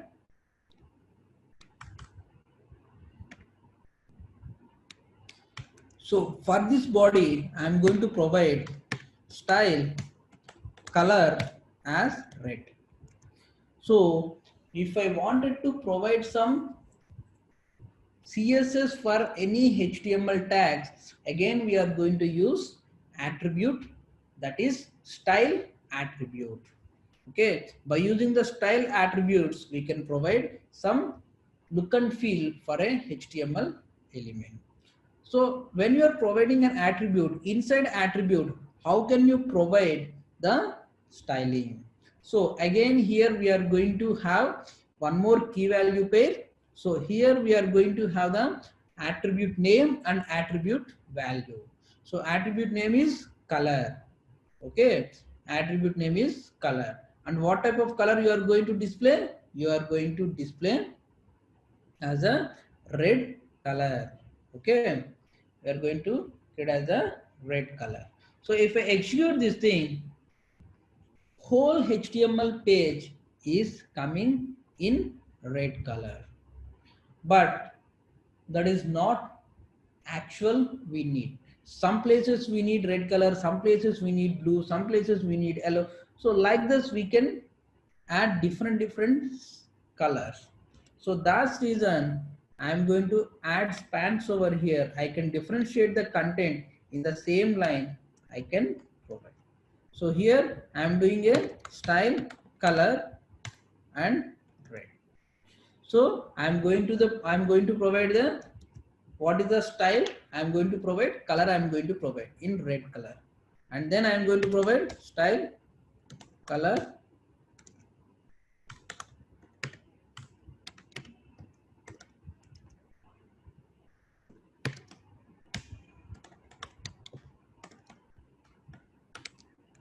and then for this line if I want to provide style, okay, I can provide by using div. But when you provide div, there are two contents. So how can you differentiate? When you differentiate the two into two divs, those are block level elements, those will be going to next line. So that's reason I am going to provide a span tag for this, and again one more span tag for this. And I am going to provide some styling, color, green, style, color.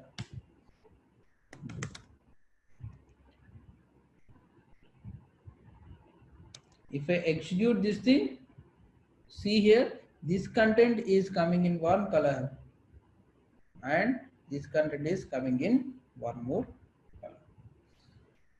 Okay, like this we can have,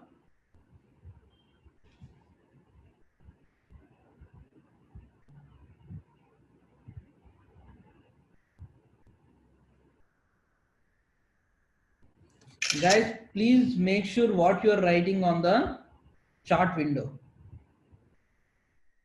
Okay,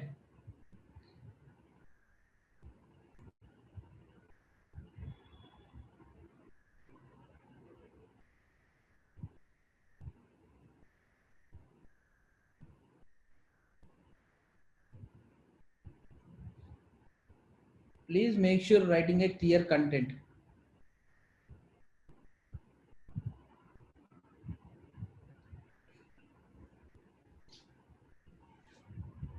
So like this we can provide with div tags and span tags. Okay, now this is about inline elements and block level elements, and then we have images, we have anchor tags, we can provide text with h1 to h6 and different ways we can provide. Okay, and the next thing, so what we are going to see in the next thing. So if you wanted to, if you see your any of the Word document, everything, you can provide content in the ordered list and unordered list. Sorry, content in a numbering format 1, 2, 3, 4, 5, 6 or dot format, we can have the content. So how can we do the same thing over here?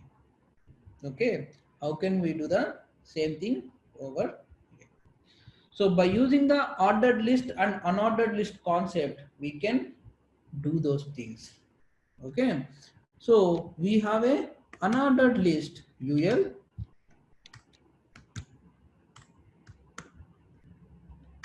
which will be the content don't have any order, it will just display with the. So how a different contents we can write it.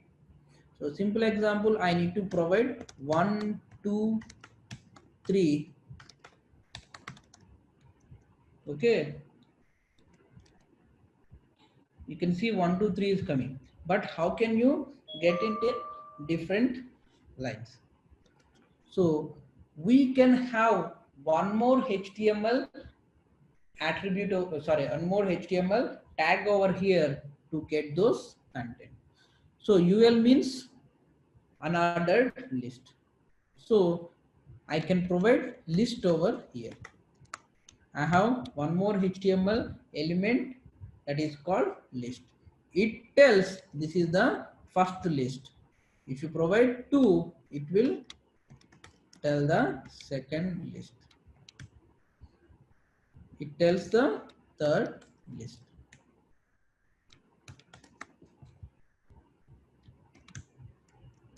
If I execute this thing, sorry, li, not li means list.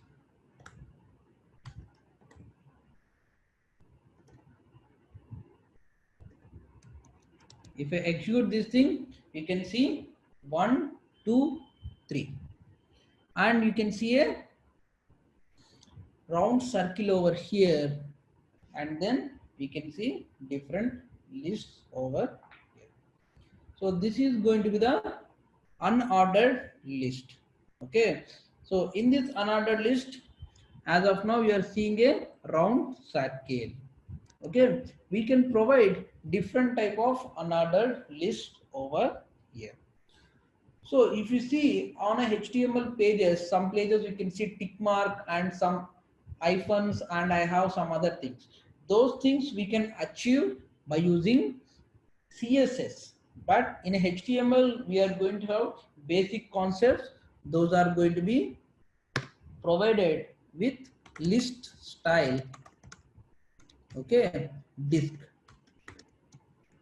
If you provide disk, the same thing. It is a default behavior of the, and then we have circle.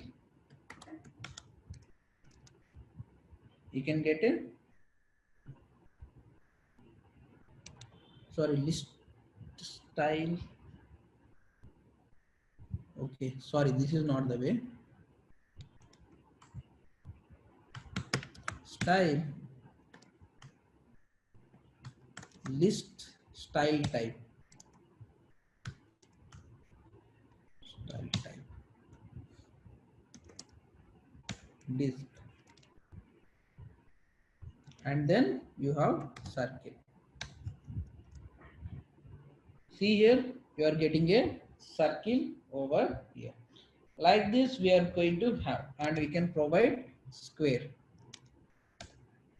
If you provide a square, you can see a square. Suppose you don't want to display anything over here, you can provide none. So you won't see anything over here.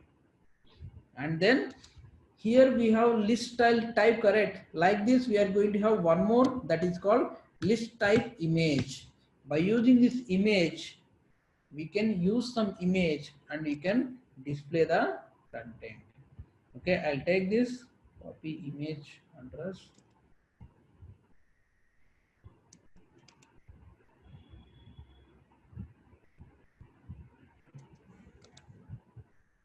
So this image is not taking care because of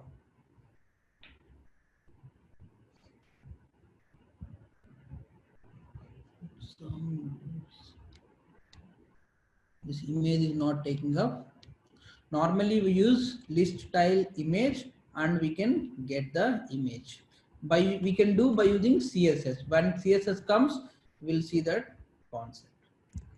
Okay, this is going to be list type for unordered list. So same thing, why can be done by using the ordered list. So ordered list is by providing the numbering. So OL is an ordered list. Okay, and here I am not going to provide as of now any list type. If execute, we can see 1, 2, 3. Okay, now if you want to provide some different type of list typing, have you seen we can have ABCDs as well as we can have what we can have? We can have numbering also, as well as we can have Roman numbers also. I can provide type as 1. If you provide 1, data will come in 1, 2, 3s. If you want to provide Roman numbers, I need to provide capital I. Capital I means it is a Roman format and you can see Roman letters over here. If you provide small I, it will come in a lower case. Okay, and if you provide A, you can see ordering from A, B, C, D, E, F like that.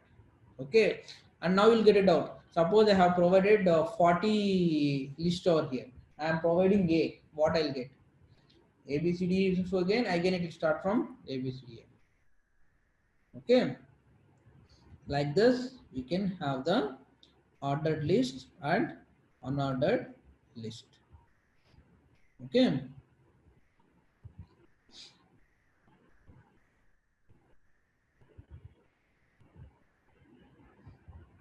and this list also we can include one another. I can just take this ordered list and I'll keep in this li over here. I can nest the lists also.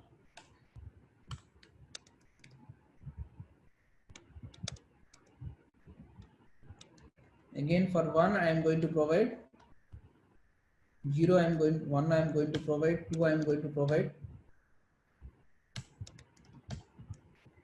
See here, you can see a clear structure. Okay, I can provide 1 over here, I can provide Roman letter over here, and I can provide A over. If I execute, you can see different type of thing. So ordered list, we are going to have Roman letters A and ones.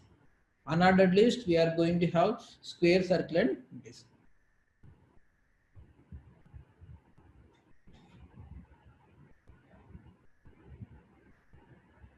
Start attribute.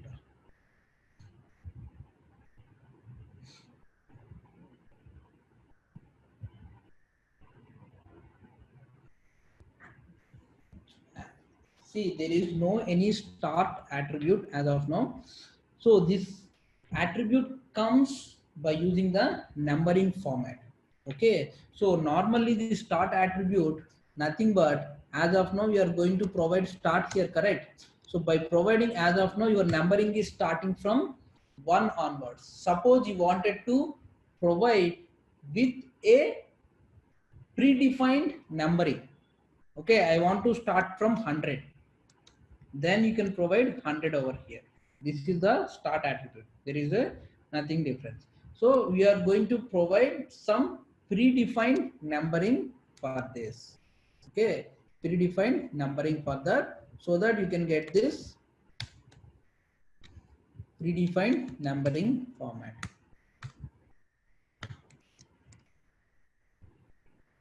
Okay, predefined numbering format. This works only with the ordered list with numbering format, not with ABCDs or any other things. Okay, this is the way you can provide ordered list and unordered list.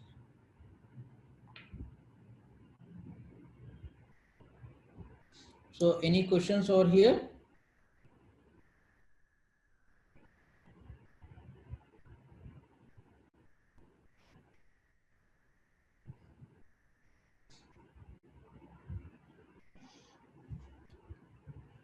Fine. We'll go to one more important concept now. That is this anchor tags only.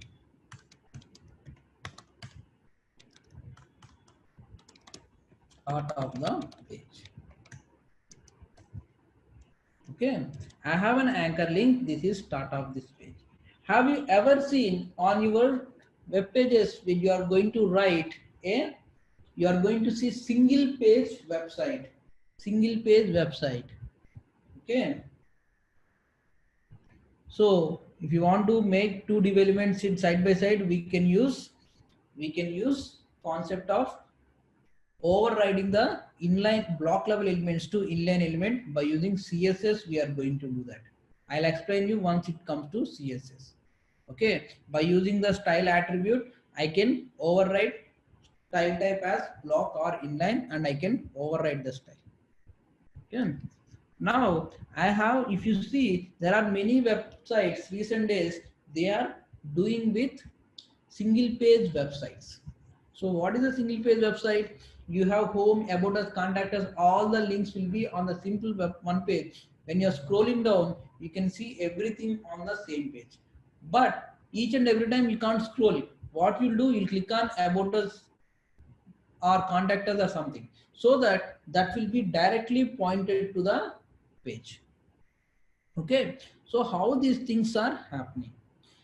So in HTML, you can identify any element on the page by using an attribute that is called ID. Okay, that is called ID. So what is an ID? Okay, what is an ID? So an ID is nothing but an unique identification on HTML page. Okay, see here I'm writing multiple things over here: home,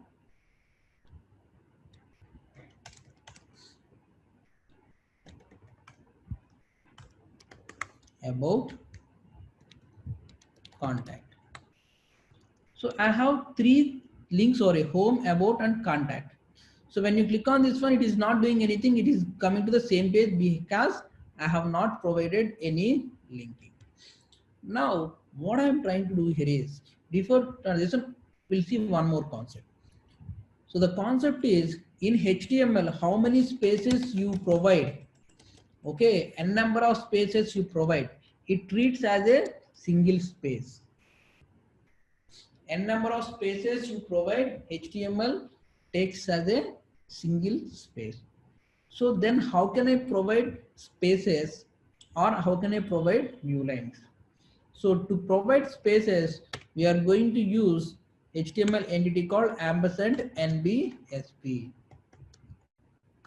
Okay, regarding this ampersand NPSP, I'll give you few more examples in the next class, but as of now, I'll explain this ampersand NPSP. Ampersand NBSP means this is an entity code. So by using these entity codes, we can provide multiple spaces. See here, sample data. See here, there are now you have multiple spaces. And number of, how many number of NBSPs you are given, that many spaces it will take. Suppose you wanted to provide multiple lines. What we can use? We have a tag that is called break. Break means it will create new line. Whenever the content is ended, it will go to the new line. See, I'm going to provide break over here. See here, for each and every content onwards, the line will break. And then you can provide n number of breaks. You can provide a number of breaks so that a number of break lines will come.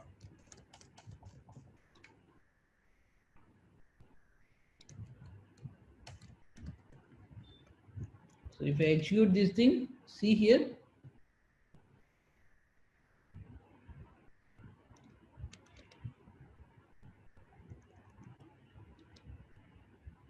see here, the content is coming with multiple spaces.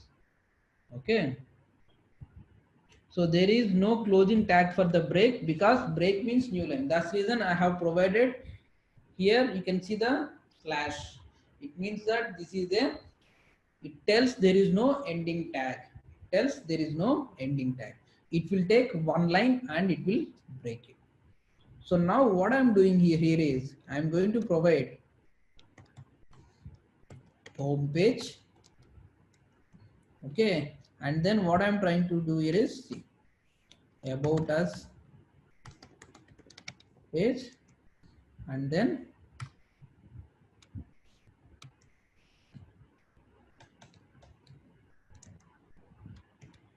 contact. See here, if I execute this page, I can see home page over here. Okay, I can see home page, and then I can see about us page here, and I can see contact us page. So every time you need to scroll each and every line item, each and every from starting to ending, to find where is my starting, where is my ending. So how can I move to the page directly? Okay, how can I move to the page directly?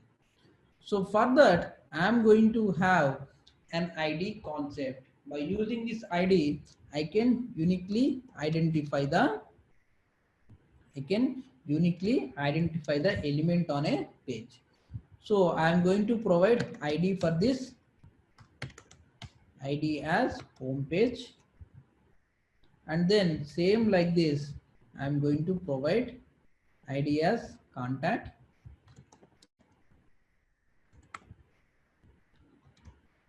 and I am going to provide ID as about us. So by using these IDs, we can able to easily identify element. So ID again, thing is ID has to be unique. ID has to be unique. So how can I provide those IDs? So AHREF, by providing hash, we can identify the IDs. Hash home, hash about us, and then hash contact, so that I can identify the ID on the page. By providing hash, I can identify the element. So if you refresh this page and execute, if you click on contact, where my page is moved, I move to the contact. If I click on about us, I move to contact, because ID is the unique identifier to find an HTML page, to find an HTML element on the page. So by using those things, I can able to identify. Click on contact, you are going to contact, because you have provided ID. Wherever the ID is there, that my current page is going to point. Okay, and I click on about, it is going to point. Click on home, this is the home, correct? There it is. So like this, by using the IDs, you can create single page application, single page website, and you can keep everything on the single page itself. Okay, this is the concept of IDs. Okay,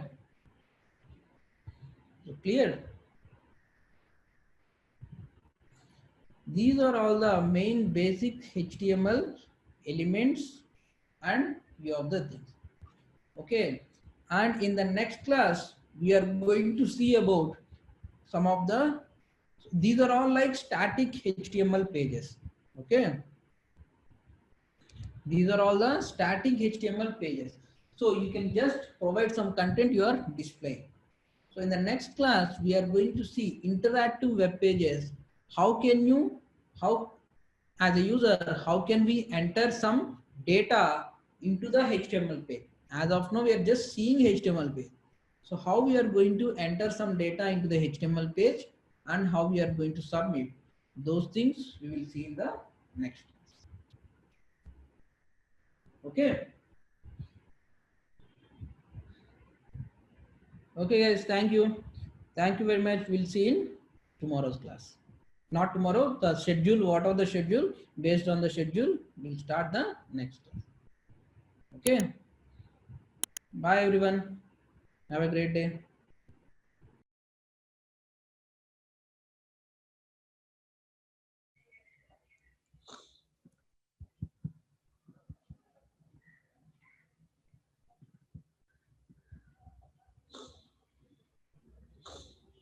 So till now we have discussed about HTML and how we are going to place the elements on HTML, and then we have discussed the concepts of forms, where we can able to input some data to the user. So now we are going to discuss about the concepts of JavaScript, sorry, CSS. So what is this CSS? CSS is nothing but cascading style sheets. Everyone can see my screen?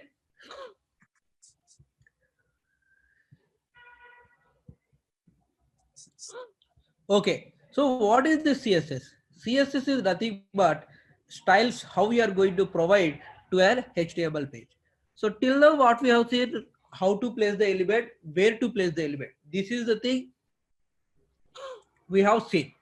Now what we are going to discuss about is when you place an element, how attractive you are placing that element and how cleanly you are displaying that element. Those things we are going to discuss now. So let's go to the basic concepts of CSS. So how we can write a CSS in HTML page? We are going to write mainly three types of CSS. One is inline CSS, second one is in-page CSS, and third one is external CSS. So first we'll discuss about inline and in-page CSS, then we'll go to external CSS. So what is an inline CSS? So simple example what I have is I have some H1 or paragraph. I'll write a div stop. I have a div and this is my sample content. So when I have sample content, so how I am going to display this content? So what color I want to display and what is the font size I want to display? All the things how can we provide to this content? For that we are going to apply some styling to the this page, this element. So what I'm doing, I'm providing some styling. So what is the attribute for providing styling is style. By style, we can able to provide some content. Everyone can see my screen or not? Can you please confirm?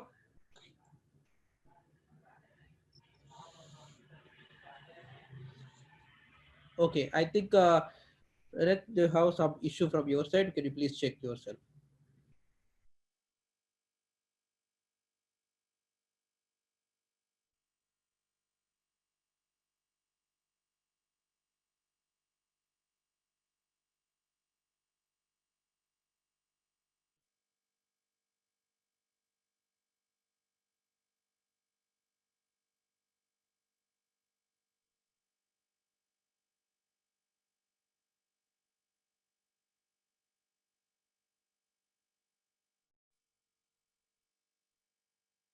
Okay. So how can I apply styling for this div? So we have an attribute called style, and by using the style, we can apply some styling. So what are all the in style attribute? How can we provide some styling? So we need to use key value pair to provide any style to the HTML page. So key defines what type of style you are applying. Value defines what value you need to apply for that key. As of now, I am going to provide some color. I want to provide some color. So I need to provide some color and then what is the date for, what is the value for that? Values I can provide the color as red, green, blue or something. So like this we can provide style. Suppose you wanted to apply multiple styling for a element. So how can I provide multiple styling? So you need to differentiate between the key value pair continuously. So that I am going to use semicolon over here. If you want to give space, you can give. If not, that is not mandatory. But as per the rules and regulations, if you go, better to provide space. Okay. I can provide a font size as 30 pixels. Good. This is the styles I want to apply. So I'm copying these two styles and I'm pasting inside the style. If I execute this thing, you can see this is my sample content. Suppose if I'm not having this thing,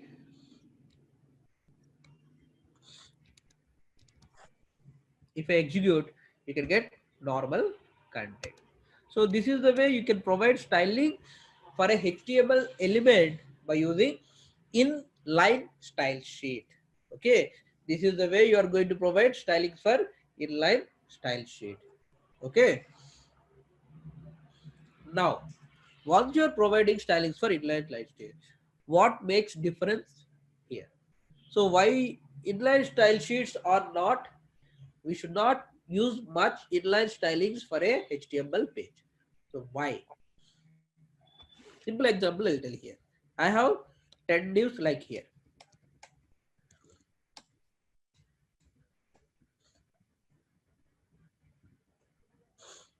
So now what happened? I have 10 divs. Maybe I can have 20 divs, 30, 100, n number of things I'll be having in a simple page. What you're doing, you're repeatedly writing the styling for this HTML element. Is it good practice? No, it's not a good practice. Then how can we provide styling in better way? So that comes, there it comes as in page style sheets. So how can I write in page style sheet? In HTML head tag. So HTML head tag is the main place where you can provide some features, some data which mainly used for HTML body content. So that's reason I'm going to write style over here.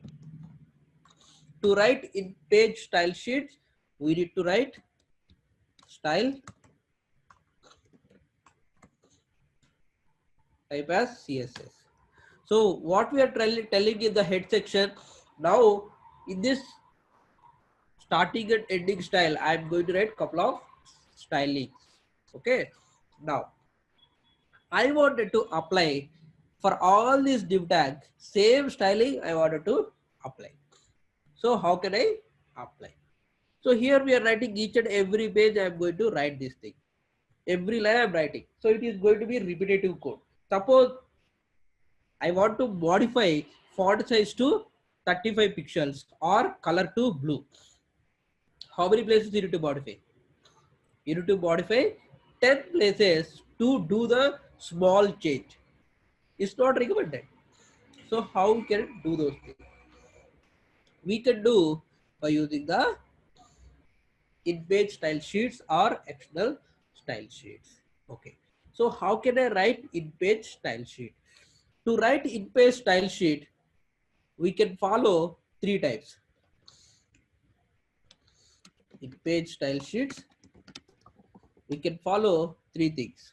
First one is by HTML tag name. Second one is class. Third one is ID. Okay. Third one is ID. So by using those things, we are going to provide this thing. Now, how can we do this thing? By providing HTML tag name, we can provide step. So how can I provide? I need to apply color and font size. So these are all the two things I need to apply.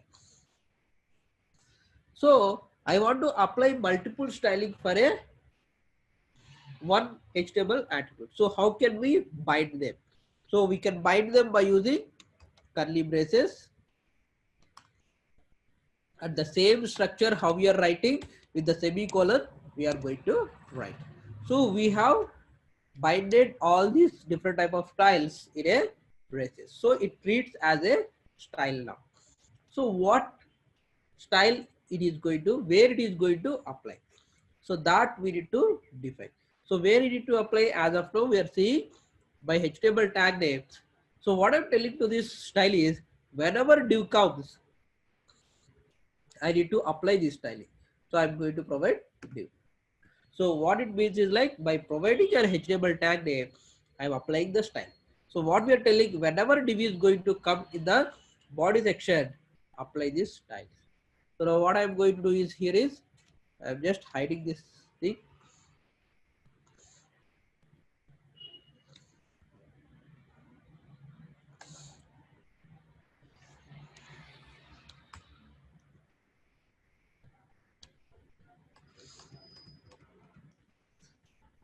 I have provided couple of div tags and let me execute this.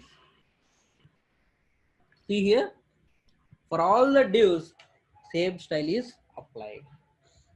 Okay, like this, we can apply some stylings for a HTML element. That too by using HTML tag name.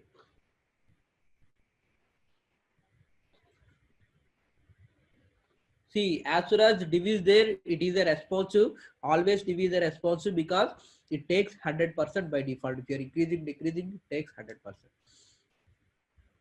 of the page. Now, so till now everything is good. But again, we are doing one more problem. You will come and say, I don't want a styling for couple of div tags. I don't want style for the couple of div tags. Alternatively, I need styles. So first one, I need the font color red and font size 30. Second one, I need to have color as blue and font size as 30. So like this, you need to get alternative styles. At the time, this concept is useful. No, it's not useful. Then what we are going to use for this concept? So we are going to use two concepts here. Those are classes and IDs. But the problem with ID is, ID you can provide. But the problem with ID is, you have to provide identification for each and every div. So that is going to be one more critical part. So then how can we provide? Oh, we can provide by using the classes. Okay, you can provide by using the classes. So how can I provide classes? So what I'm doing is, I am providing a class with a, to write a class CSS, we need to use dot symbol. And then we need to write the class name. What class we need to apply for it. I'm going to apply even. Okay. And then I'm going to create one more class called odd. Odd. So what I'm doing for even, I'm providing rendered 30 pixel. For odd, I'm going to provide lower 30 pixel. So now how can I apply this even to even rows and odd to odd rows?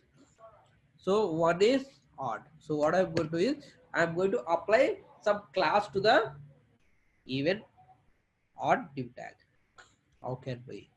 We need to use the attribute called class. And then what is the class name? We need to provide over here. We have odd correct. We need to provide odd here. And for the second, we have even. We need to provide even. Okay. And then for the third one, odd. And the fourth one, even. If you see here, what is happening? If I execute this thing, and let me remove the hide this thing. See here, whenever you are applying even, you are getting red. Whenever you are applying odd, you are getting odd. So what it is telling? Okay, so you have multiple things which are using the same type of styling. So how we are going to provide them? By using this class concept, we are going to provide these concepts. Okay, so by using the class concept, we are going to provide this. You got it? And suppose I need to have one more class. Okay, I'm going to create a class called font size background.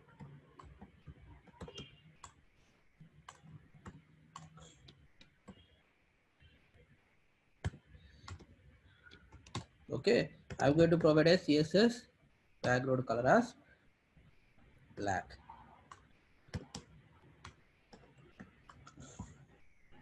Okay, so now how can I apply multiple stylings to a HTML element?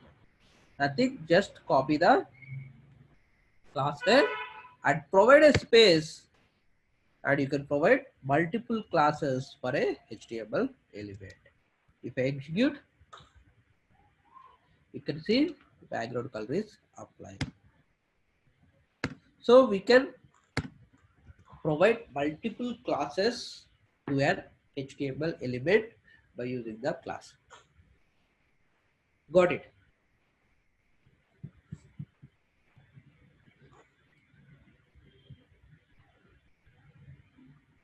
Any questions still here?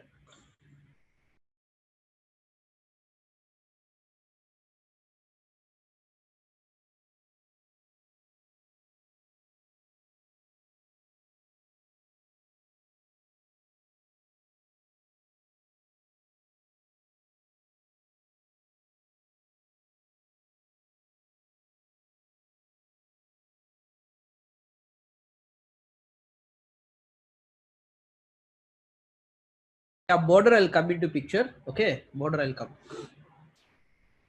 Next thing. So what is the ID concept? So ID concept is same, similar like class concept, but there is a difference. What is the difference? ID means is an unique identification. So I'm going to provide ID here one, ID here two,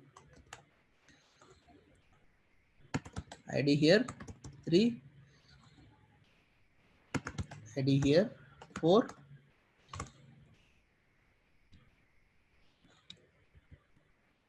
So like this, everywhere you are going to provide IDs 1, 2, 3, 4, 5.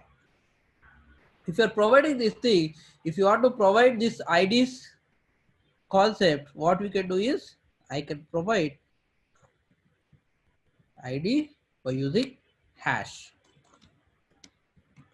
Okay, and now what I'm doing is like I'm going to provide some font size again, weight as bold. If I execute here, so for this ID, whenever you are providing, it became bold.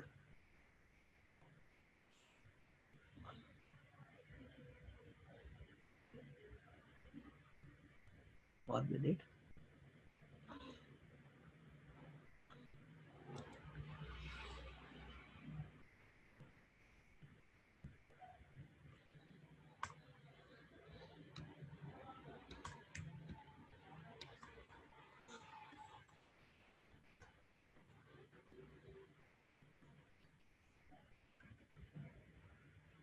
See here, here you can able to see clearly the first one only you can see the bold.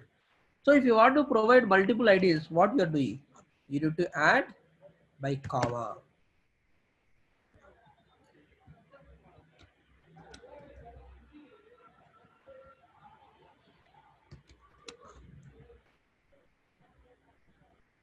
By comma.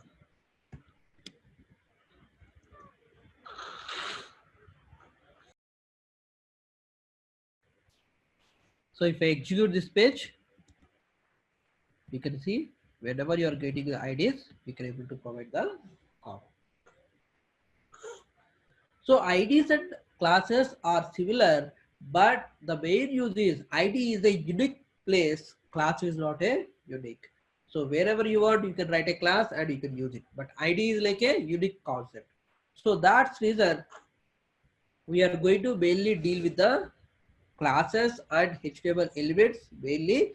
IDs we are going to deal with very little because the concept of ID is totally different because ID is unique identification on the page. So by using that only at a point we can provide only one CSS. But the problem here is ID we can use, but in a HTML page we can write multiple IDs for a same tag. But the problem is CSS point of view, this is not an issue, but HTML point of view or JavaScript point of view, when you are trying to add things, it will become complex. Okay. Any questions?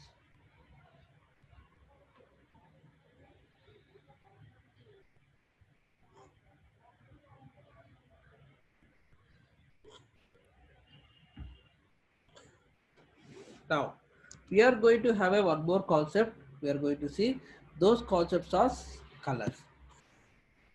What is this color? Color is nothing but, okay, color is nothing but,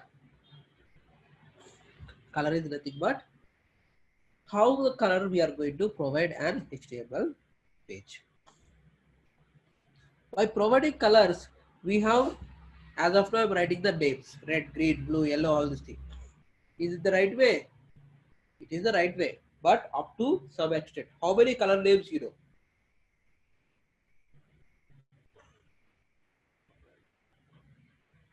How many color names we can remember? Not more than 30 or 40. But how can we provide different colors to an HTML page? We can provide different colors to the HTML page by using the concept of RGB. red, green, blue. So have you seen any, have you ever seen the cartridge on your printers? Wherever have you used the printers? Whenever you people have used the printers. So how many colors a printer is having? When you are refilling the printer or something. The maximum in the printer, you will be having only 3 colors. But by using the 3 colors, you are getting multiple colors in your printers. Yeah, 3 or 4 based on the printer type. But normal printers, they'll be having 3, and few printers, they're having a 4 colors. By using this 3 color combination, we can get any color in the world. So by using RGB concept, by using hexadecimal format, we can get the colors. So mainly we are going to use RGB, RGBA or HCL, but mainly we are going to discuss about RGB and RGBA. So let's see how can we provide RGB colors. So we are going to have hexadecimal. Hexadecimal number format is, what is the number format for hexadecimal? 1, 2, 3, 4, 5, 6, 2, 3, 4, 3, 4, 5, 6, 7, 8, 9. After this, what is? First one is 0. We can write by using hexadecimals A, B, C, D, E, F. Okay. So this is the hexadecimal format from 0 to F.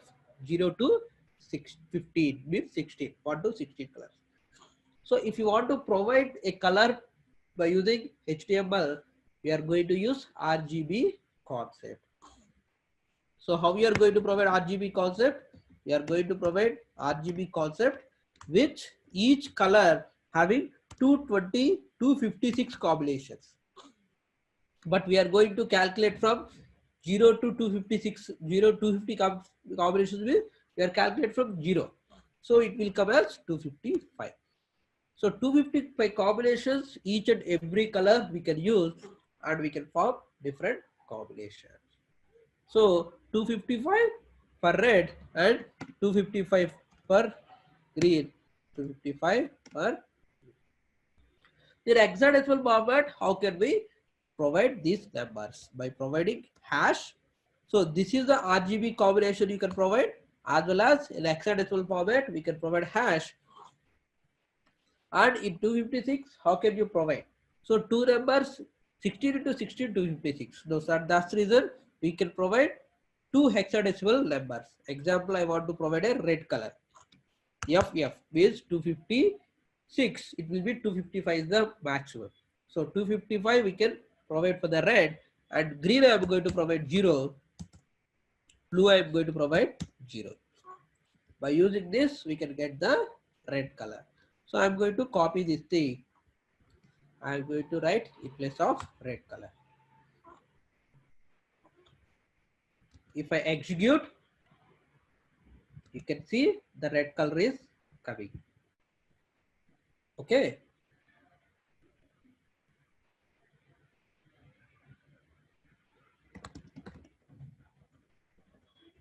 Okay.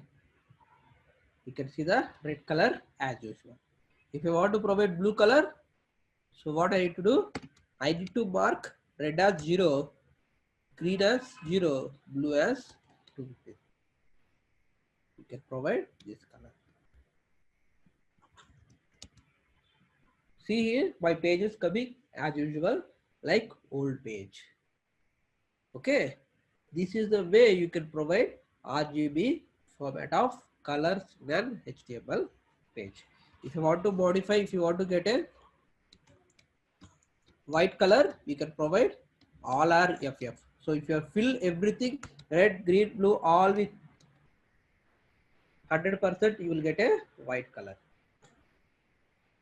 Okay, this is the way we can able to provide some stylings to a HTML page by using red, green, blue concept. Got it?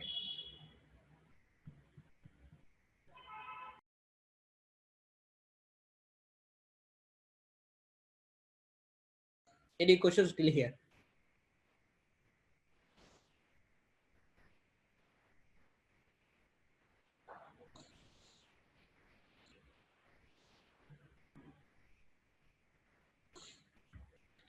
Now, now let's go to the one more important concept that is called box model. That is called box model. So what is this box model? Box model is nothing but in our HTML page, all elements are in a box. It means it may be square or it may be rectangle. Normally you will say as a rectangle you are going to have all the elements. All elements are coming as rectangle. Okay, all elements are rectangle. If you inspect this element, what you are getting?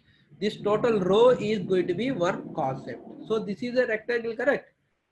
As of now, it is a rectangle. So how the content is placed in a rectangle or how the content is placed on a HTML page, that we are going to call as a box model. In box model, we are going to have couple of concepts. So how can we see this one? We can see here only the box model example. Okay, the box model example we can see here.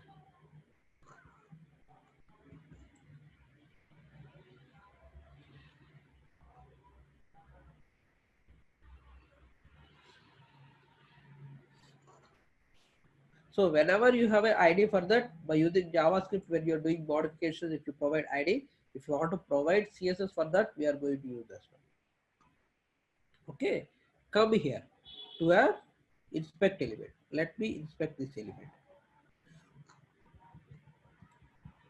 So here you can see everything you are seeing as a box, but here you can see there is a three concept: margin, border, and padding. So what are all these concepts? So whatever the content you are placing in HTML, it will be in a normal container box. So have you ordered any mobile from online? How the mobile is coming for you? Your mobile is in a secure package. And then how the mobile? Suppose you have a mobile. On the top of this one, what they are going to keep? They are going to keep air bubbles sheet. Why they are going to keep air bubble sheet? Have you ever noticed when you ordered a mobile, actual mobile pack, they'll rotate in a 8 bubbles and then they'll keep one more box on that. It may be Amazon or Flipkart. Why they are keeping that 8 bubble? So to give you a protection, even someone is throwing that mobile down, what happens? Your mobile is having a air bubble that will protect the actual package. Okay, actually you have a Amazon box. In that you have a air bubble. In that you will having a actual mobile package. So what it is going to do? It is going to protect your mobile from the damages. Even you throw it down or by default it fell down. What happens is that air bubble won't give any pressure to your mobile. The same concept we are going to see over here. So if we have a content, if you think like this, this is a simple by this is my sample content. If we think like this is a mobile, there we are going to have a padding. So what is the padding? Padding is simple like you can provide some space between the border and padding. So now what is the border? Border is nothing but the line or the protective place between or the container. Okay, so the container. So how the border is going to come? So suppose if you want to provide the border for this, okay, I am going to provide border as 1 pixels. If you provide 1 pixels,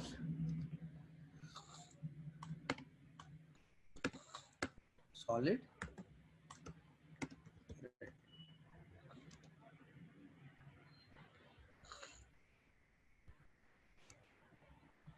okay.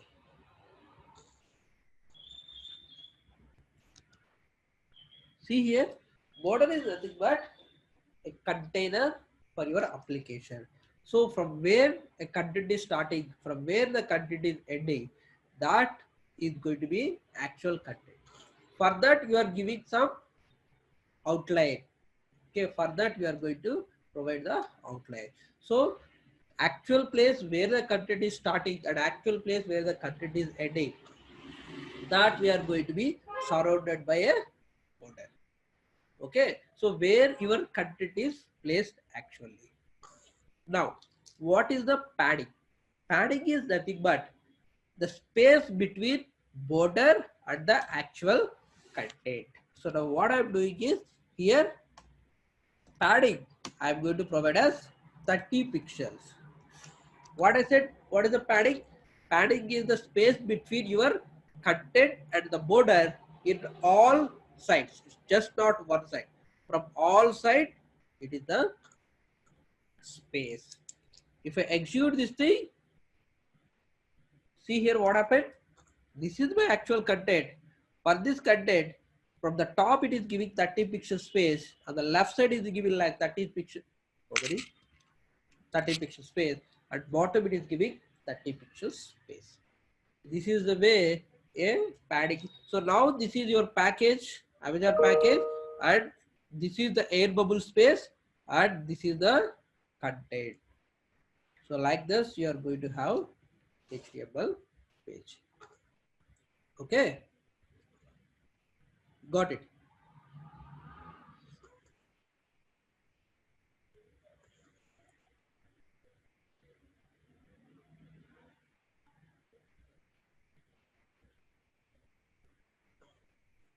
And what is the margin? So margin is nothing but the space which is between border and the next element. So as of now we can see there is no space after this thing. What is the margin here? So margin is nothing but space between 30 pixels, or I'll provide as 20 pixels. Border to the next element. If I refresh this thing, see here, for this border, all the sides, how much space it is taking. This is the previous element started. As of now, there is no previous element. It is a zeroth element. From zeroth element to border, it will take 20 pixels from top side, as well as left side, as well as right side. On the bottom, it is going to the space between the next element to the current border. Okay.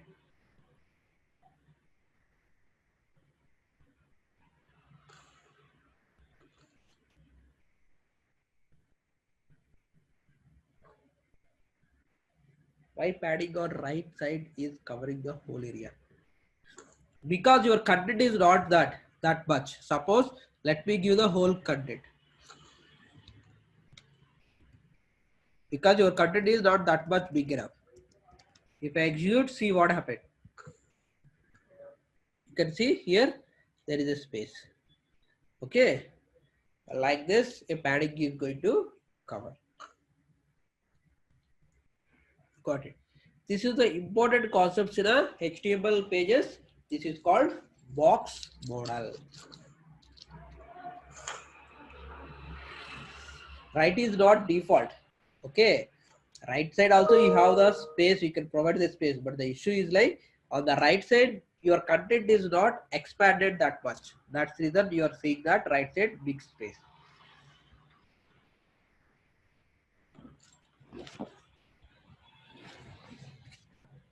Okay, got it. Any more questions here?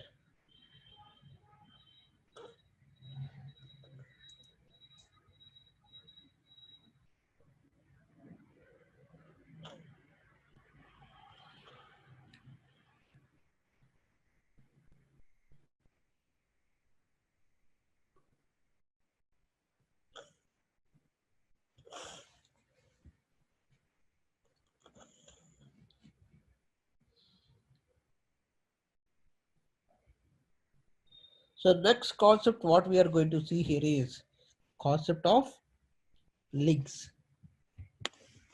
So how a link is going to have CSS styles. Okay. Suppose you have a link on your HTML web page.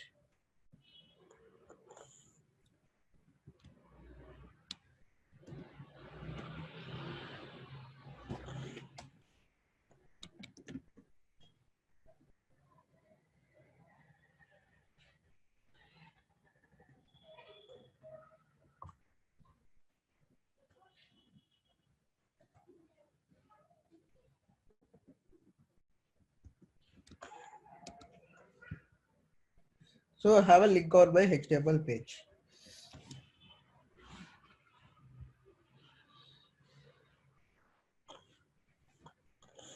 Okay, I have a link on HTML page. So in this HTML page, in a link, how can we have different styles? So these things we are going to a link in HTML page is going to have a default styling that is with underline. So how can I change those things? By using the pseudo classes in CSS, we can modify those styles. So a link is going to have a what is a pseudo classes? First of all, pseudo class is nothing but based on a state of any HTML element, we can provide some styling. So what are type of different styles a link is going to have? So this is a normal state. When you mouse over, this is called hover state. Okay, this is called hover state. And when you click on this link and then click to, it is going to redirect to the actual link page, that is called active state. And then there is one more state that is called visited. What is visited? If you have already visited that link from this page, that is called visited state. I'll show you example here. Serif https facebook.com.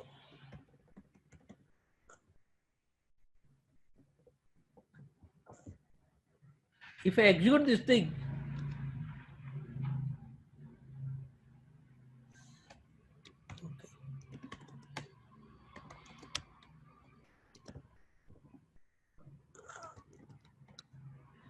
so let's see here.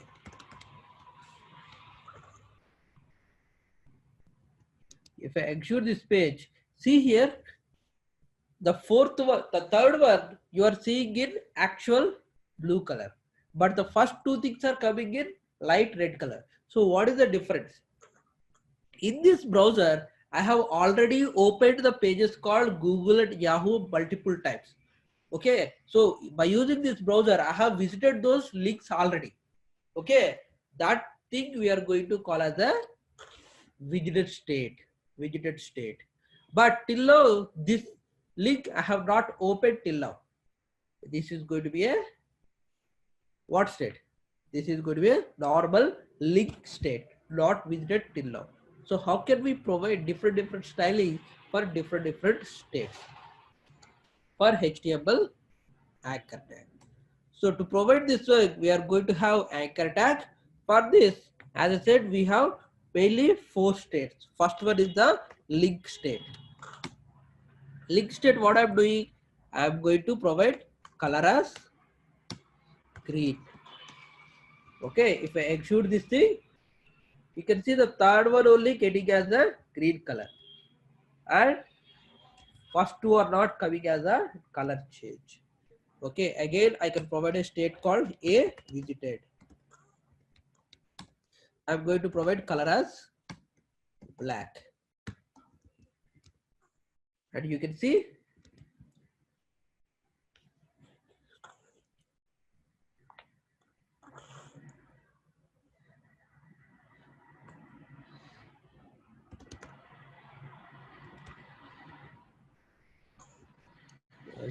black color as red.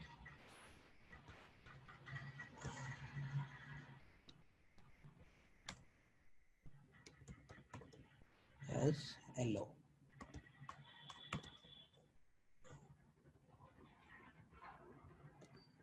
See here, first two colors are coming as red, black color. Okay, now it is coming as black color. Now, when you mouse over of any of the links, see here, my color is changing to red because based on the state, the color is changing. So these things are red colors. When you click on it, what happened? As soon as you click on it, what happened? You saw some color, active color as yellow, but we are not able to find it. That is a very small time gap we will get it. So that's the reason we can't find that color. But now when I go back to here and when I refresh this page, it's still coming as a, what it is coming? Green color. Because we have not actually visited that page. There is no web page of some website. That's the reason you are still seeing that one. Suppose if I change this to some of the website, which is available website. Uh,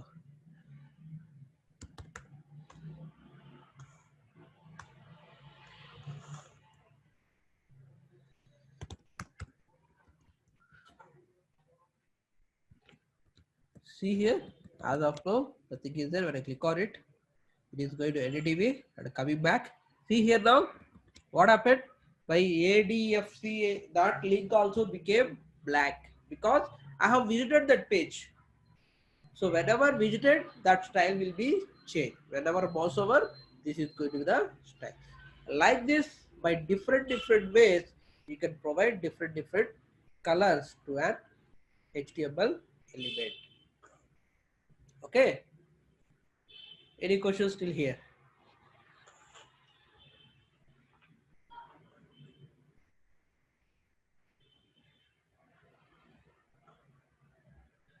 Okay.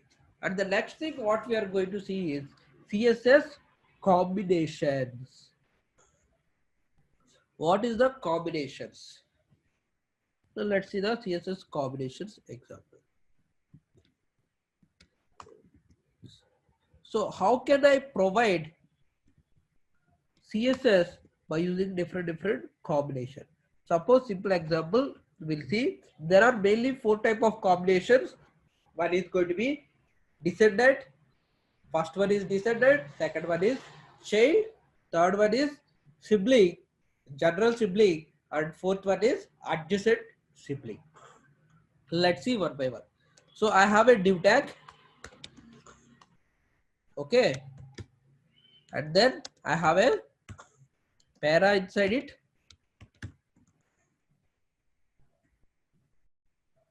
and inside this paragraph I have a span. This is child span.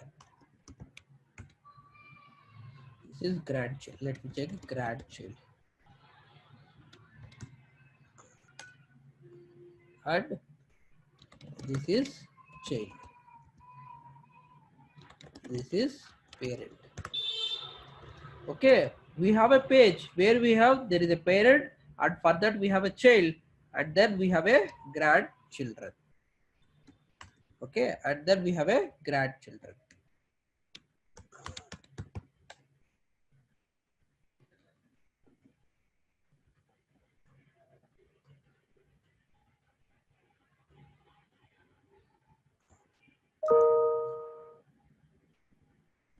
If I execute this thing, you can see parent, child, grandchild. So what is the descendant selectors? Okay, what is a descendant selector?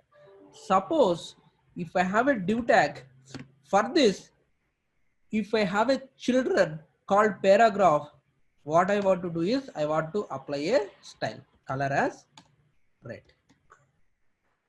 If I execute this thing, see here, it is coming as red. Okay, so what is that? Whenever you are providing a space between a two tags, it takes as a parent and child relation. Okay, parent and child relation. Suppose if I provide here, what I'm doing here is I'm providing a span tag first. This is child span, and then I'm going to provide a paragraph. That child spanning nothing but just a tag like div. This is an inline element that we have already discussed. This is an inline element.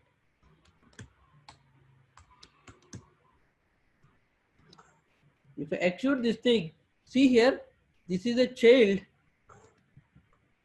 For this child, there is no color.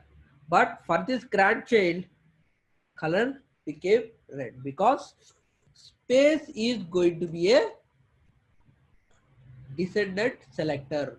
In the div tag, at any point of time, a paragraph came, then red color will apply. So that's the reason this grandchild red color is applied. Suppose you wanted to apply only to the children. If I provide a plus tag over here, okay. If I provide a plus tag over here, if I execute,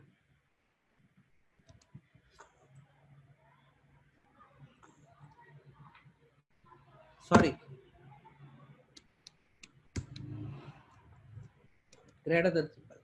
If I execute here, see here, for this first one only, it is coming as red because inside div, this is a child. But this paragraph is a grandchildren. So by using the greater than symbol, we can provide stylings only to the exact children. Okay. If you are not providing this and just providing, this is a general or descendant. So anywhere paragraph comes, it will apply red color.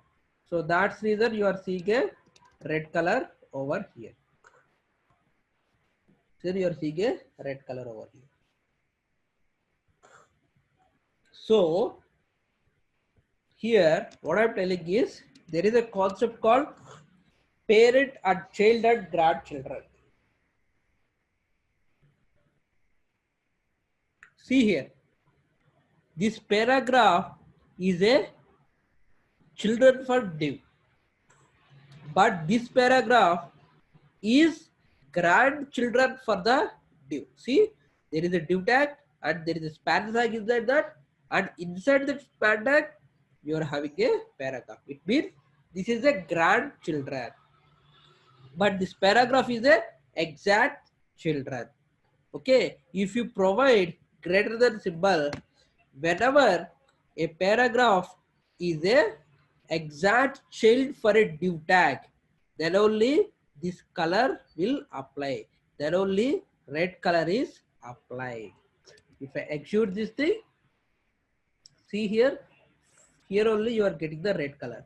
Means this is a concept of calling as what do you call it?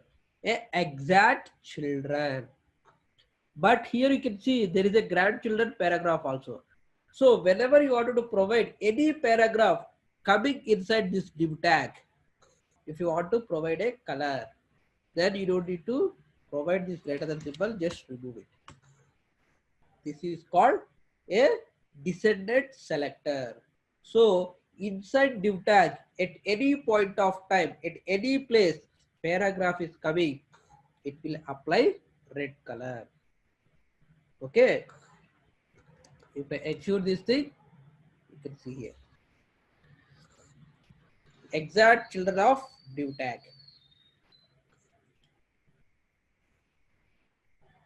See, if you add one more paragraph inside the span, it is also grandchildren. Okay, suppose if you add one more paragraph here, this is a children now. This paragraph is a children for div tag. So first paragraph and third paragraph are children. And if you see these paragraphs are grandchildren for the span tag. Okay. And then what are all the next selectors? Sibling selectors. So this is called brother sister relations or brother brother relations or sister sister relation. See, I have a div tag. Okay, I have a paragraph. This is first brother. I have a paragraph. Again, this is second brother. Okay, this is the second brother.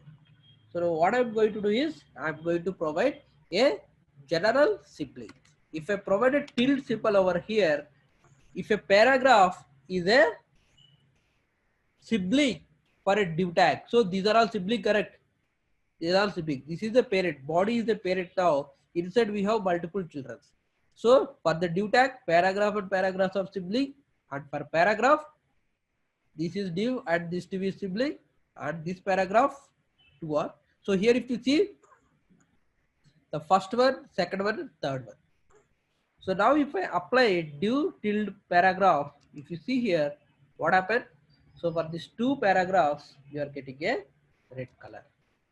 Okay, this is called a general sibling. Suppose if I provide a plus symbol, if I execute this thing, you will get only first one as a color because this is an adjacent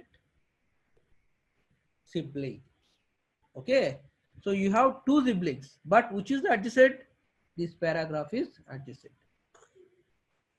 Suppose I am keeping one more sibling on the top. This is big brother. I'm just playing as big brother. If I execute this thing, you won't see color for this because the sibling relation will come from current elements to the below elements, not to the top elements. Got my point? Sibling relation will come to picture only from the current element to the down element because HTML and CSS is a line by line execution. Okay, line by line execution. So that's reason you can't see the top one because this 17th line is already executed. Okay, this 17th line is already executed, but as the line by line execution, you can't go back to the previous line. That's reason whenever an element is coming for that sibling piece, the next one will be the siblings when CSS is applying.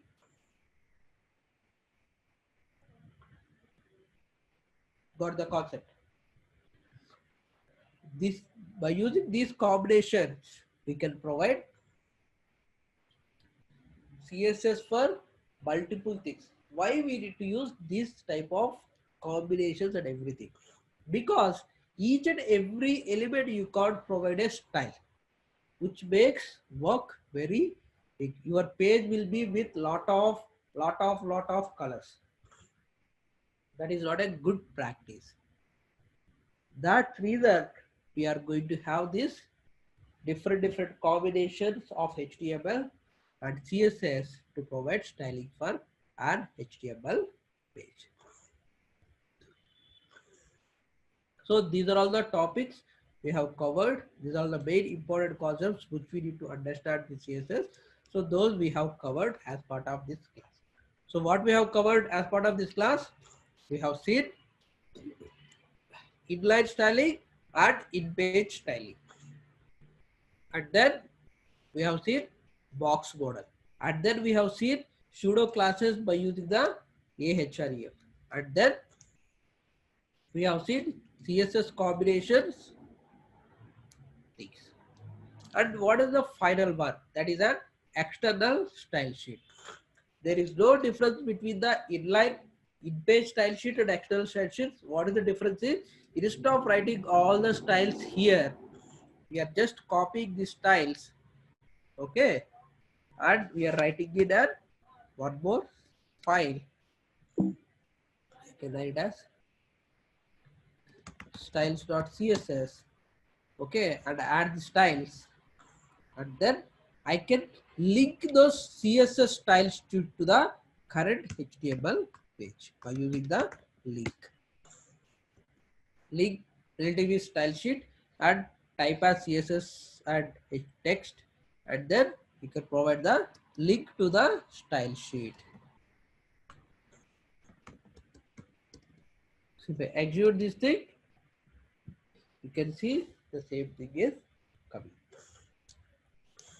So instead of writing and your page is going to be very big and everything, as well as the same styles you need to use all over the application. So providing those things as a separate style sheet, you can able to access in different pages.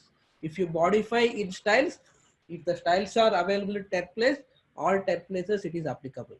If you are writing the style sheet is a inline or in page, you need to go each and every element or each and every page, you need to modify the styles.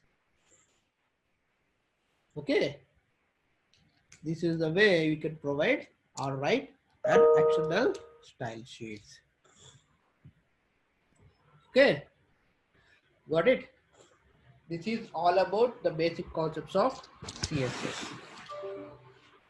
Fine.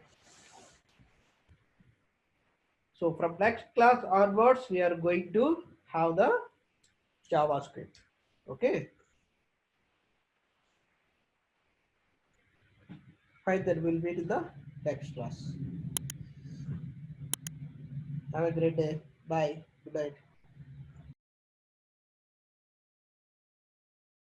Just came into very advanced level.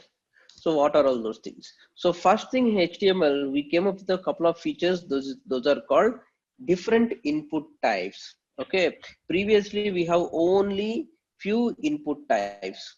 Okay. Only few input types. In HTML5 when it came, we have multiple input types came into picture. So what are all those input types we are going to see? So in HTML5, what we can see first. So let's see few of the elements. So I have an input. So previously we have input type text, radio, checkbox, what we can say, uh, input type select box, sorry, input type, what do you call, password, disabled. Like this, we have couple of fields. But what are all the new things came in HTML5? So these HTML5 features need to be mobile friendly applications. Okay, and some of the new things. So let's see what are the new HTML input elements we are having. Okay, so first thing what we are going to see here is input type. Text correct. If you see input type, couple of input types came. Number.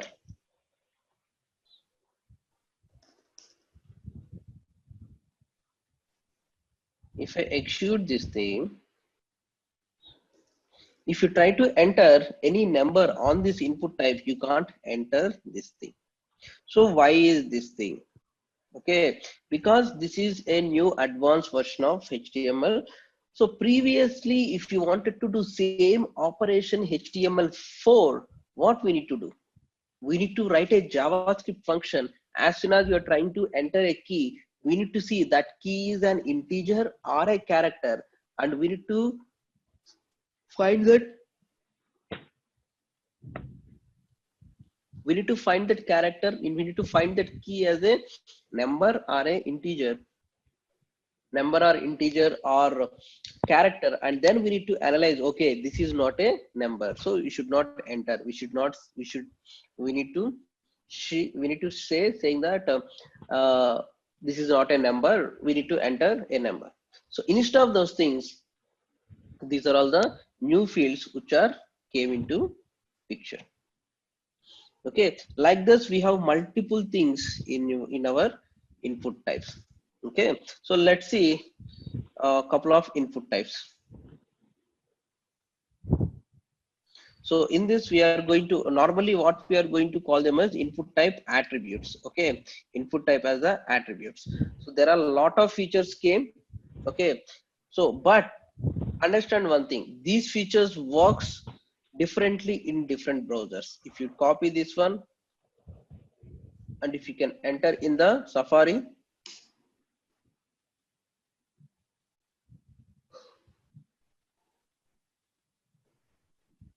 see here, as soon as you enter over here, there is a up and down arrow. So there you can enter number. Instead of typing, you can just enter a number. Let's go to the Safari. See here, here also, see here. What happened in Safari? Safari, you are not able to enter. So that reason HTML5 features are not fully implemented in all browsers. Still the implementation is going on in the browsers, but there are a couple of options. By using those, we can able to do this implementation. Okay, see here, the same thing I'm executing in two browsers. Here you can't able to enter any. If you try to enter, so only you can enter E, because of E is an exponent, 10 exponent 5, but you can't enter any other fields. But here in the Safari, you can able to enter same like previously in the Chrome, but you can able to enter the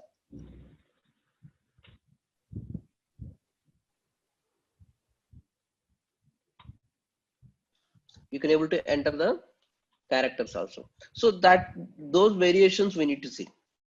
Okay, that's reason these variations, what we are going to do is we are going to do with Node and everything, so that these, by using some of the plugins in Node, we can make sure all this works in all browsers. Okay, so these are all the couple of input fields we have. So let me tell you couple of fields. Input type number, we have input type color. So you can able to select the color over here, whatever the color.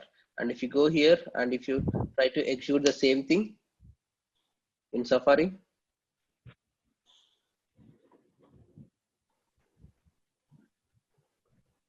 see here, there will be a slight difference between, see here, here you are getting some input with the colors and you can able to drag and drop. But if you see Safari, the same feature is coming. No, here you are seeing one more feature. So these are all the things which are modifiable in each and every browser. So browsers are implementing all these features. So HTML5 given some directions. Okay, these are all the new fields we can able to implement. So browsers also came and implemented what are all the things they wanted to implement.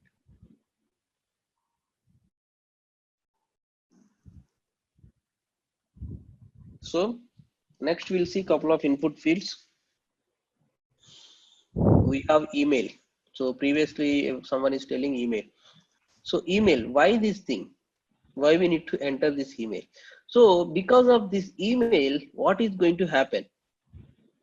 There is nothing difference between entering these things and normally what happens, why this email comes into picture. So why this email comes into picture is, okay, input type. If you are keeping this input email in a form,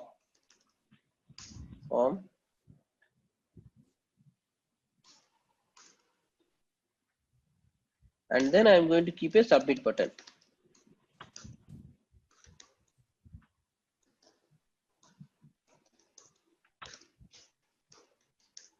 And now try to submit this one. It will submit. Okay. And if you try to submit, it won't submit. See here what is happening. Please indicate an at the rate. Okay, when you try to, so there is some validation automatically going with this. Okay, there is a validation which will automatically come with this email field.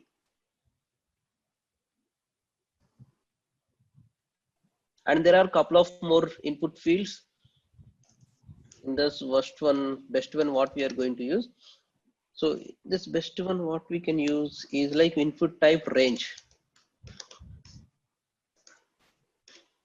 minimum, one, max, 100.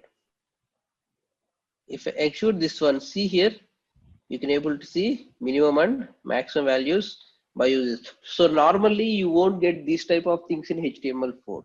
Okay, in HTML5 only you can able to get this all options. Okay, as well as you have a couple of input types. So those will be input type as URL.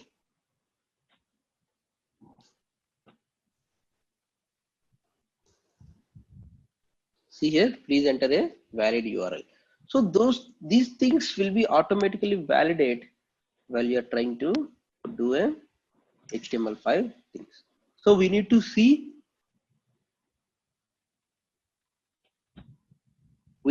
all these features are available in all the browsers or not. Okay, if we need to test it before you are doing all these features. Okay, and there is one more important feature. So we came up with couple of attributes also in HTML5. So those things I'll show you. So suppose I have a range.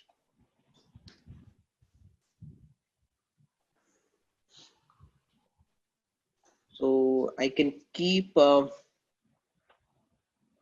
range with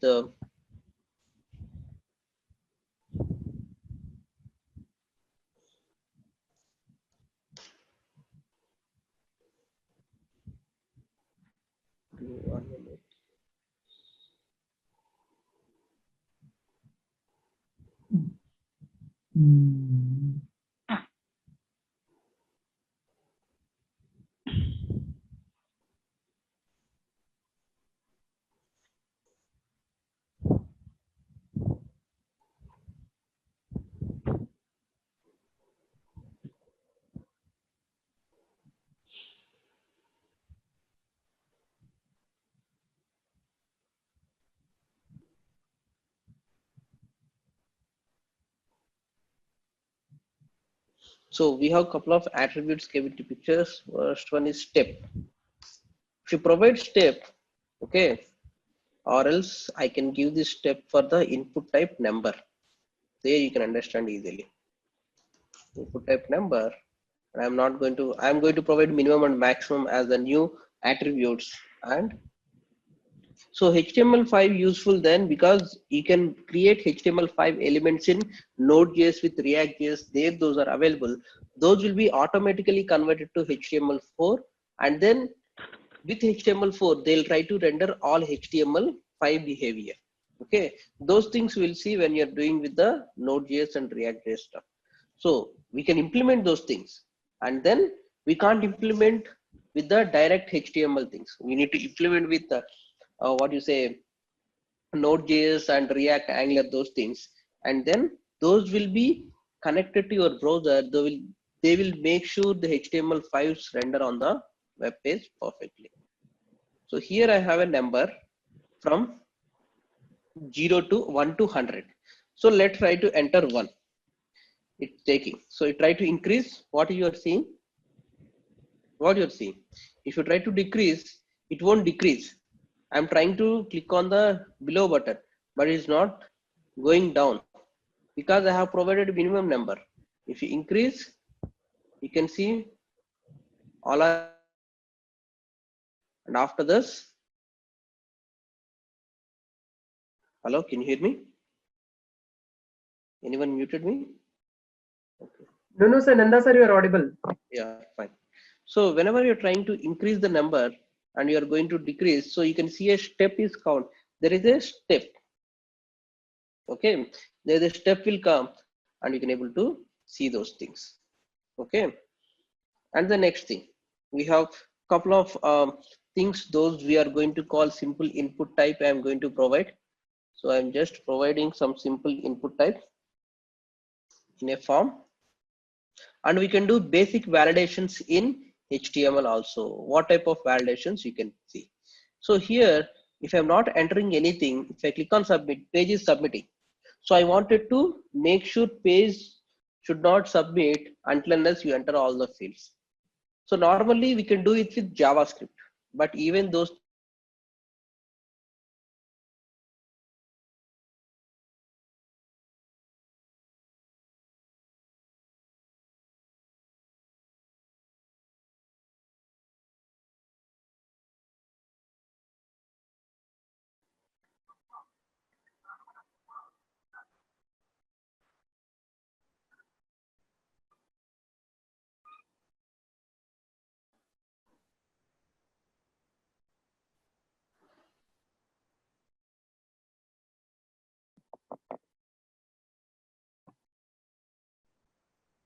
Uh, Nanda sir, are you there? Probably he has lost his connection. Sorry, I lost my connection and I'm back. So due to there is a rain, so my power got disconnected. There is a power failure. So can you see me now? You're audible, sir, but screen is not visible. Can you reshare your screen once? Yeah, can you see my screen? Yes, yes. Now it is visible. Okay. So what we can do is normally forms we can do a JavaScript validations, okay, to make sure you're entering all the fields. Okay. So same thing we can do with HTML also. Okay. What I'm trying to do here is input type number, name equal to, I'm going to provide some email. I'm doing required. Doing required. So when you provide required, what is happening? If you provide required, what is going to happen is even you submit, see here, please fill the field. Previously, if you don't have required option over here, okay.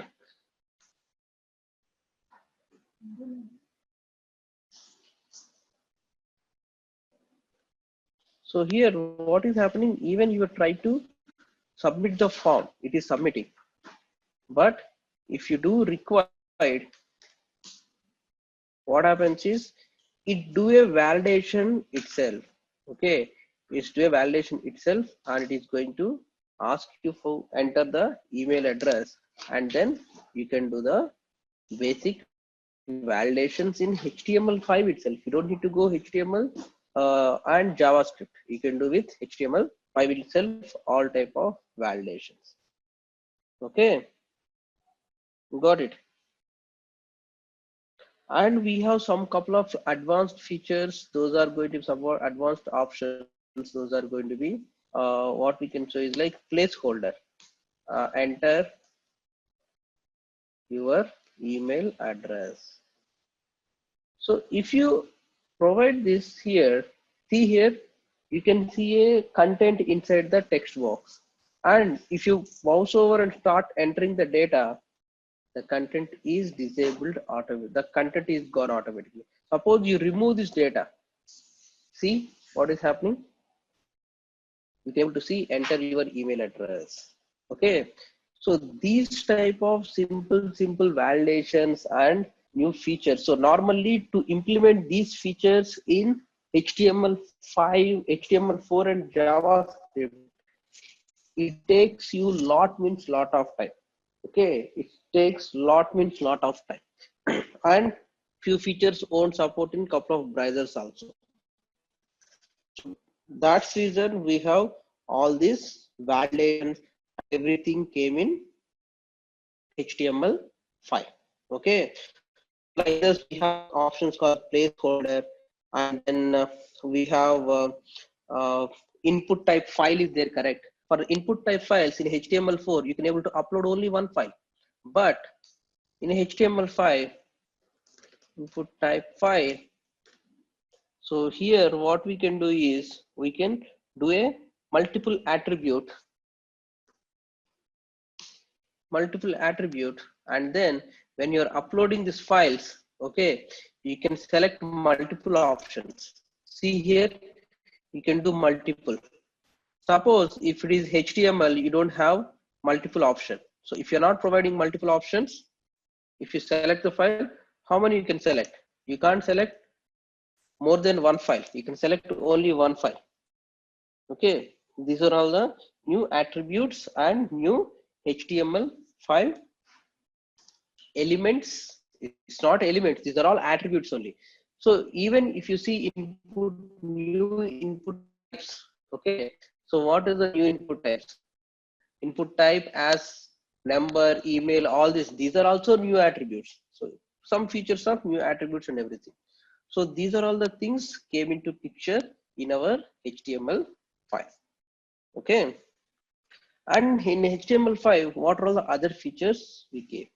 So in HTML5, we have some other features called, we call them as a semantics. What is semantics? Semantics are nothing but how you are defining your page into multiple parts. Okay, so how you are defining your page into multiple parts. Normally, previously when you are creating page, you can create with HTML head body. You can create with HTML with in the body. You are going to create with the tables or divs or something. But HTML5 came into picture. They divided page into multiple things with multiple semantics. Those are going to be like header. Okay, so how we have a table header and body, header, sorry, not body, header, main, and then footer. So you maybe think why we don't need all this type of new input semantics, why we need all these semantics.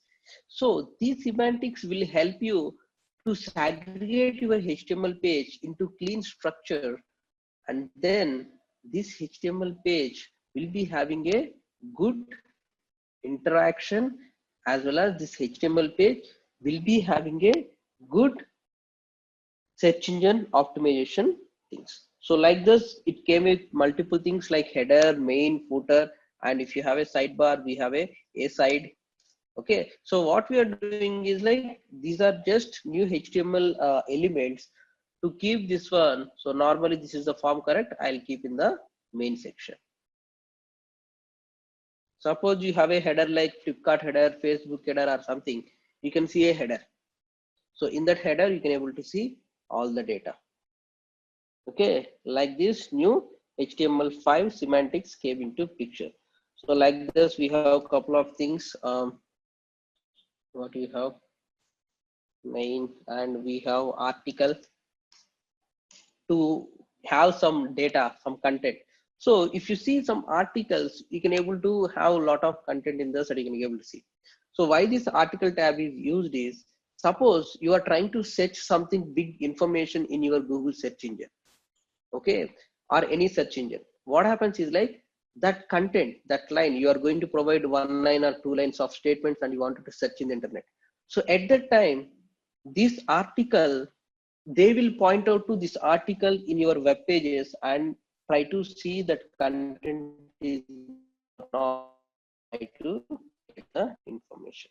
Okay, so these are all the things we are mainly used in HTML5 to make your web page in clear structure. Okay, got it. And in HTML5, we have came up with couple of new more options. So those we are going to call as audio and video. Article, see, articles are nothing but in your internet, in our internet, you are not just typing 1 or 2 words. Suppose sometimes you want to search for a statement. You want to search for a new line, some line of content you wanted to search. So at that time, what you will do, you will search in the internet. Okay, at the time what you do, you'll search in the internet. At that time, by using this article tag, whenever it is trying to search the data, it searches in article tags. Okay, it searches an article tag. So Google and Yahoo and all these things are going to fetch data from these articles if you're trying to get a big lines of data. Okay, so mainly these are all, everything is the what can say mainly for reference of search engines. These articles are mainly used for the search engine optimization purpose. Okay, got it.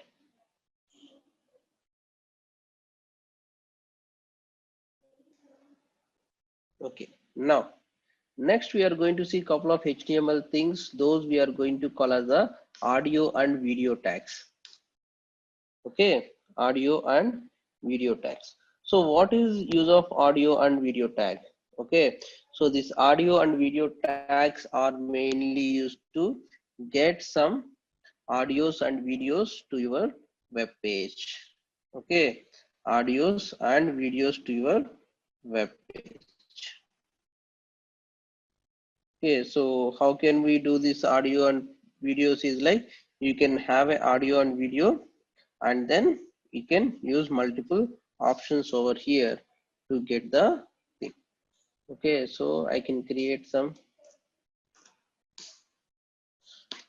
src. I can provide, I can get the path of the data, and we can provide some audio file. If you want to provide some video file, you can able to get the data from the video files. Okay, and then these data will be displayed on your web page. Okay, these are all the few more features which we can use in our HTML file. Okay, video also same thing. You can add a video and you can have autoplay. So based on this autoplay, the video will be played automatically, or else it will be wait for some time until unless you click on the button, start button, stop button, those will be displayed. And if you provide controls true or false, yes or no, so that controls, so like play, pause, all these buttons you can able to see on the HTML5 pages. So like this, these are all the features came in HTML5. Okay, got it. Any questions here?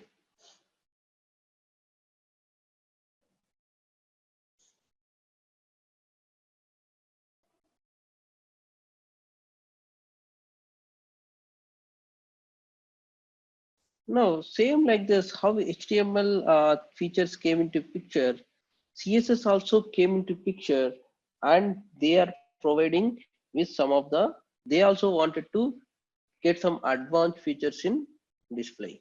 So HTML, how HTML came up with multiple options, CSS also came with, see the download, you can see the download options. Sometimes some browsers will give download option, some browsers will not give download option. So, but normally we can download the videos and audios in your HTML page if you try to do some or something. Okay, except if it's some using some of the other uh, fields and other different type of what we can say players. By using the different type of players, we can control the downloading part. But normally by using HTML5 audio and video, you can just get the provide the path same like you, just like an image. You can, how your image SR you are keeping, audio and video SRs you can keep it, you can get the data. Okay, there's not much difference. Okay, now let's go to some of the CSS3 concepts. Okay, CSS3, how HTML5 came into picture, same like this, CSS3 also came up on top of CSS, and those are providing some good support. So in this first one, what we are going to see is one of the good concept which we are going to use from HTML5 basic use functionality is border radius. Suppose I have a div tag, I have a simply, what I can do is like,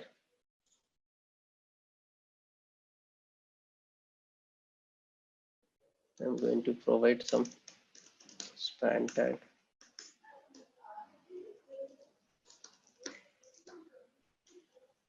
And for this span, what I'm trying to do here is,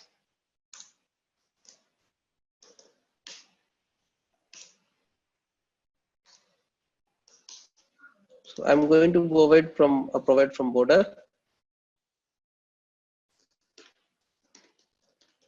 Okay, and padding 30 pixels. Okay, let me execute this thing.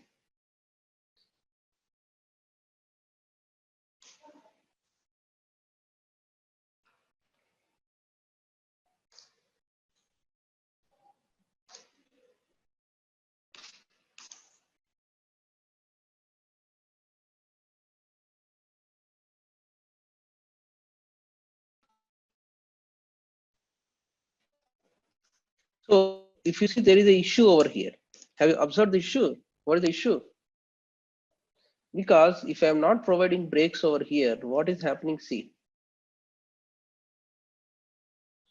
my sample span is starting. So samples content is starting, but the red color gone top of this one. So what it is happening is like, whenever you're starting the first line, okay, this starts from the 0th position. So it will start from the 0th position, but we are providing some padding so that data got extended.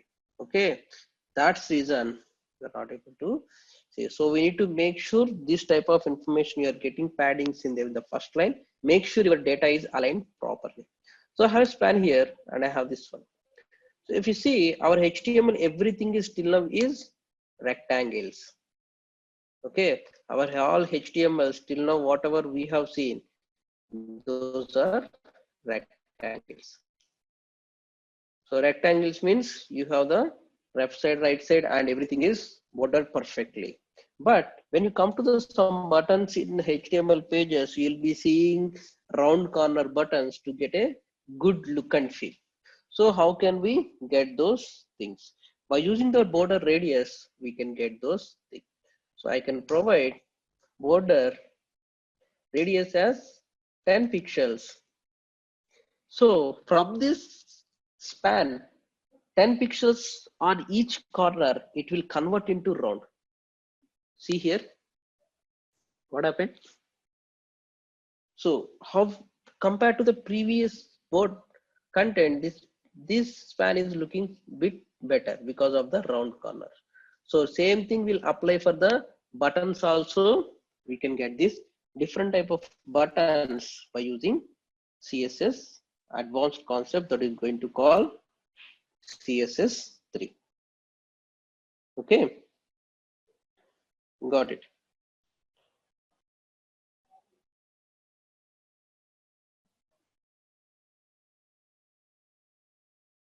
And also, when we come to CSS, we have some couple of things. Those will be with background images. So what type of background images we can keep and how it works? Okay, suppose I have this. Let me create some paragraph.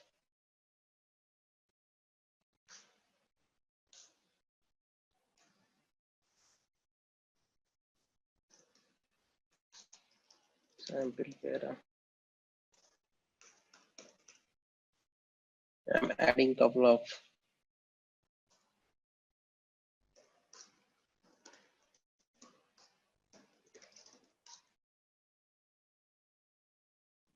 okay. I have this paragraph. I have this paragraph, and then for this paragraph, I have added the border. I can able to see this paragraph with border and everything. Suppose if I want to add some background images, so let me add some background image. Background. So I'll try to add an image. So in this folder, I have a.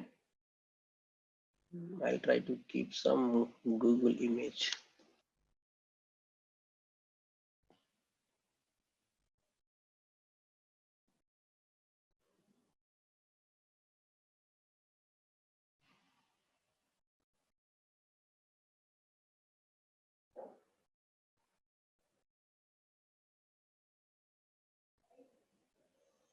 Okay, let me copy this.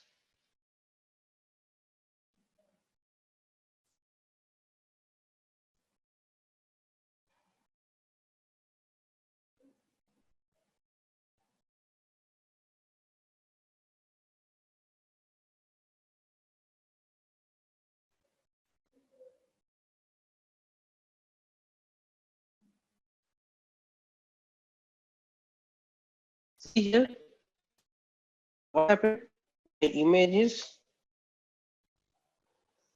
how the image is coming.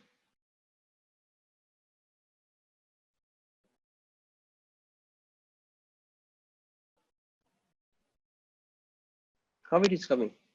So your image is repeated continuously. It is repeating. Okay. So if you don't want to repeat all these type of things, what we can do is we can control it from CSS 3 options. Background repeat, we can say as no repeat.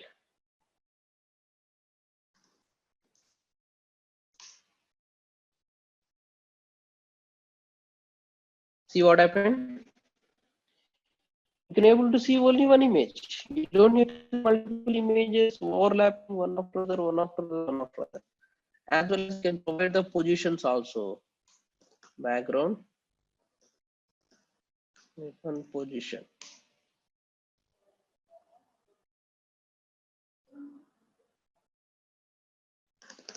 Right.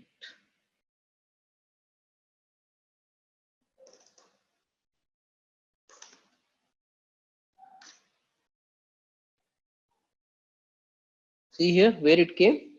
The image came right side bottom of your content. You can provide wherever you wanted to provide, right bottom, left bottom. So these are like normal everyday using keywords which are available in HTML. We can use this. Okay, like this we can write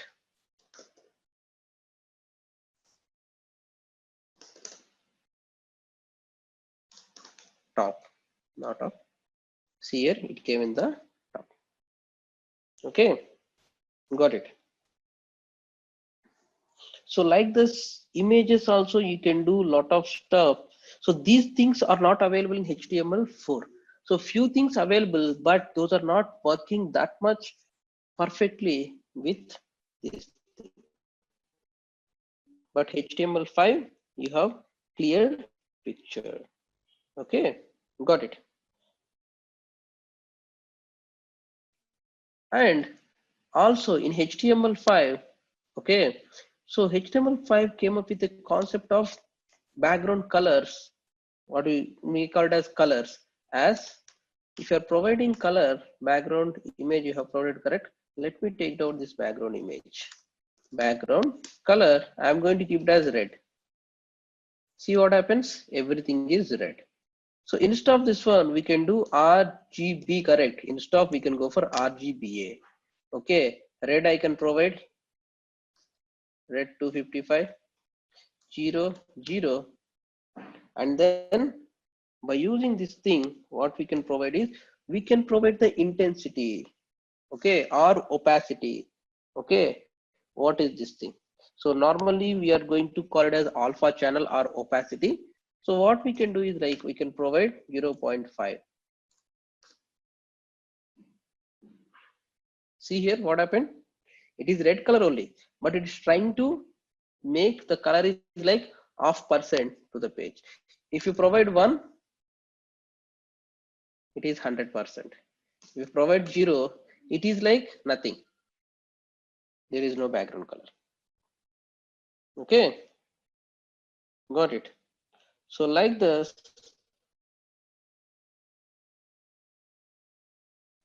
and like this, when the background color Santo came into pictures, we have couple of CSS options. Those are very good came into pictures. Those we are going to call as gradients. Okay, so what is this gradients? Gradients are nothing but instead of providing one color, you can provide multiple colors in your HTML page. So background color, correct? Instead of this one, we can create our own background image with multiple background image. Here what we can do is I can provide a linear gradient. So we have two type of gradients. One is linear gradient, okay, one is radial gradient. Linear means straight, radical means in a round shape. So let's see linear gradient, linear hyphen gradient, linear gradient with I'll provide red, green, blue. Let me execute. See what happened. You are creating your own image with different colors. So it is trying to combine your page with different colors and it's trying to display. So like this, you can able to provide linear gradients. Okay, and here you are getting the default behavior of this linear gradient is from top to bottom. Okay, suppose if you want to make sure these gradients are going to get to the straight. Okay, you can provide linear gradient in the starting attribute. You can provide to right.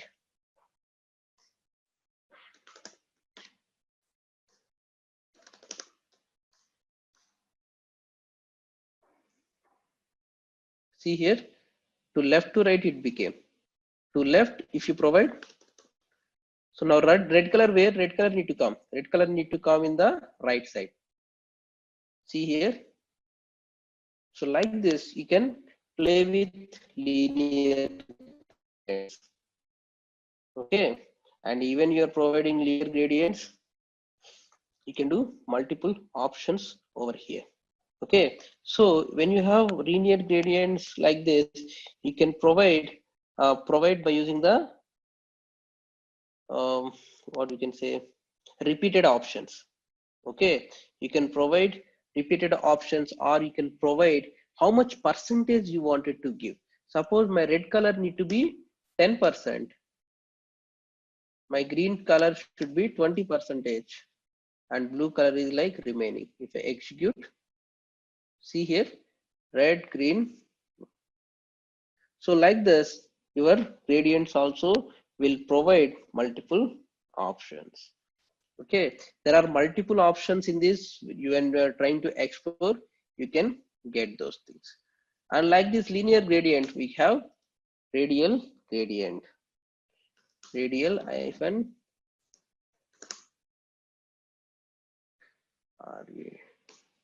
radial gradients. So what is the difference between linear and radial? So these will be like from round, it will be like round corner. It's like it will be like orbit, how the orbit comes. So same like this, we can get red, green, blue. See what happened? Okay, so here also you can provide the percentages. To get clear picture, you can provide percentages. Red is 5%, like this we can provide. Red 5, green 10, blue 85. See here how neatly your HTML page is created. Okay, even you can create couple of things here. Circle.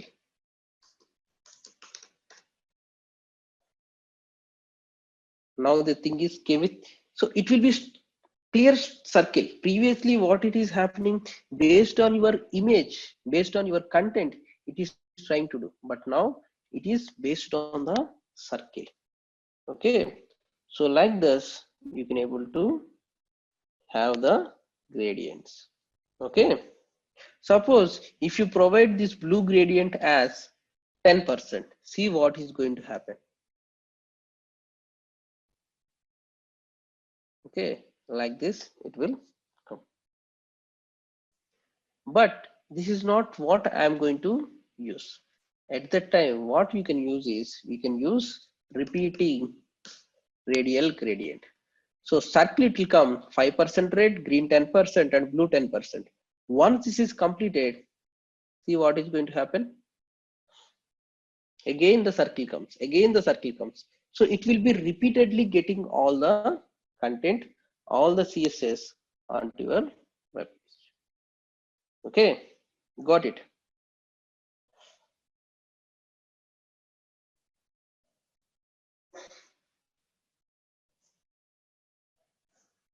Any questions still here? So these are all the linear and radial gradient. Even this repeating we can use for linear also. Okay, and the next thing, I have a sample content over here, and what I'm trying to do over here is, I'm going to provide some text hyphen shadow, 2 pixels, 2 pixels. So one is for the left side. So shadow means how it will come, it will come down, and even you can move it to the right side also. and even you move to the left side also, even you move to the top also by using these pixels. So 0 0 means the same thing. See here, you are seeing the shadow. Let me make it clear. 10 10.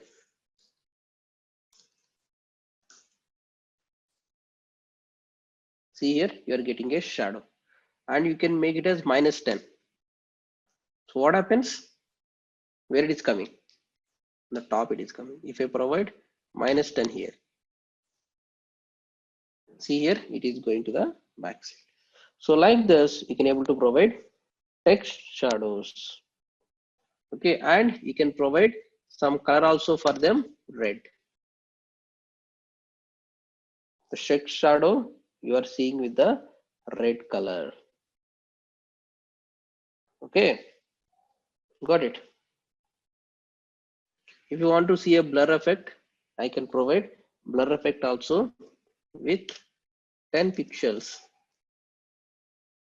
See here, it is coming with blur content. See here the sample pair data, how you are seeing with the blur effect you are seeing. Okay, got it. Suppose you wanted to have multiple shadows. What you can do is you can provide comma,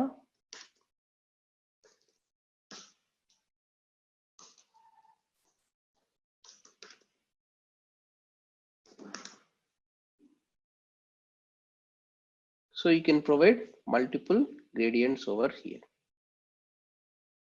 Okay, you got it.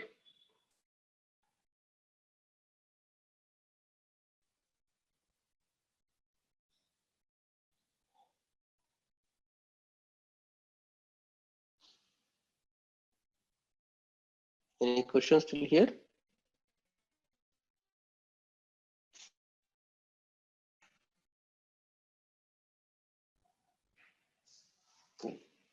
Let's go to the next topic. Let me say this one as para, as pan.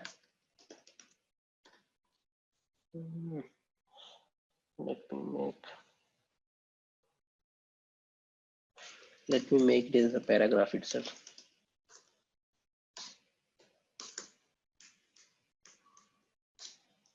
Sample para.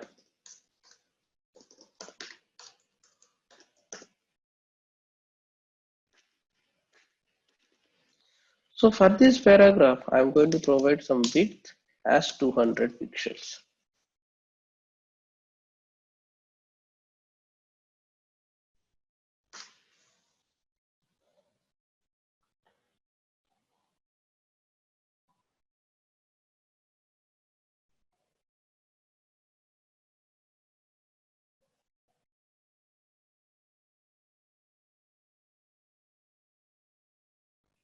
Let me make this one.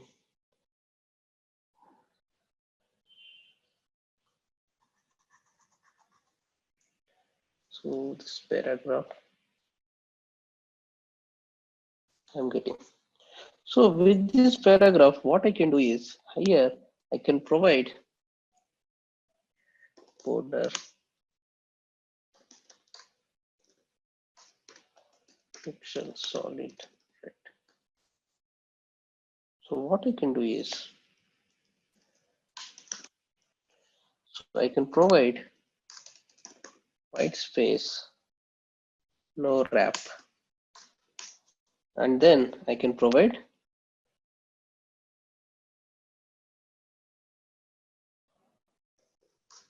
overflow as hidden. See what happened? Whenever I provided white space as no wrap, so what happened? Whenever you are getting a paragraph increased, you can get in the new lines. This is the default behavior of the paragraph, but you don't want like this. You wanted with fixed size, fixed width and height. You wanted to do by using this paragraph white space as no wrap. It will fix to the only one paragraph. But what is happening here? Can you see all the content? You can't see all the content. Okay, so because of this overflow hidden. If you remove this overflow hidden, see here, the content is not fixed in the paragraph, but it is trying to expand. This is not what exact look we wanted. So that's the reason we are keeping overflow as hidden. But what happening? What is happening? What is happening? Give me 1 minute, please.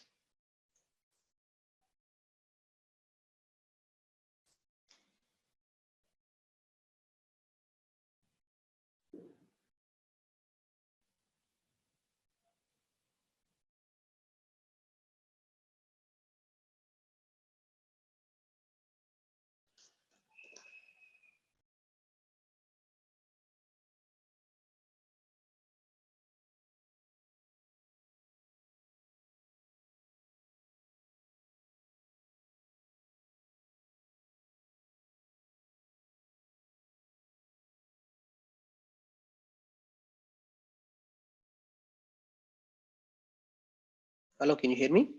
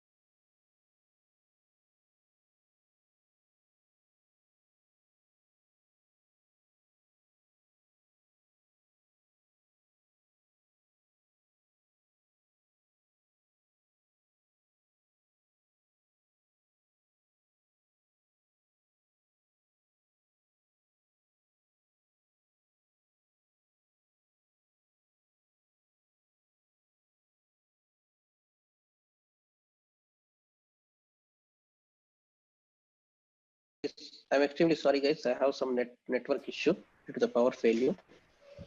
Okay.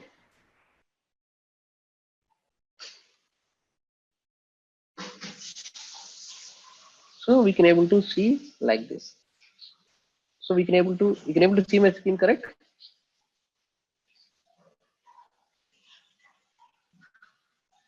Okay. So this paragraph is coming with content got, what happened? Content, it got minimized, but you can't see total content. So at that time, what we can do, overflow hidden with text overflow,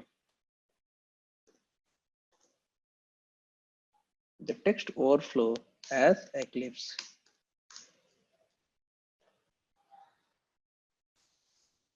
So if you can see here, it is saying there is some content is in the page. Okay, you can see there is a content in the page like this. You can able to see the content over HTML page. Okay, this is one more concept.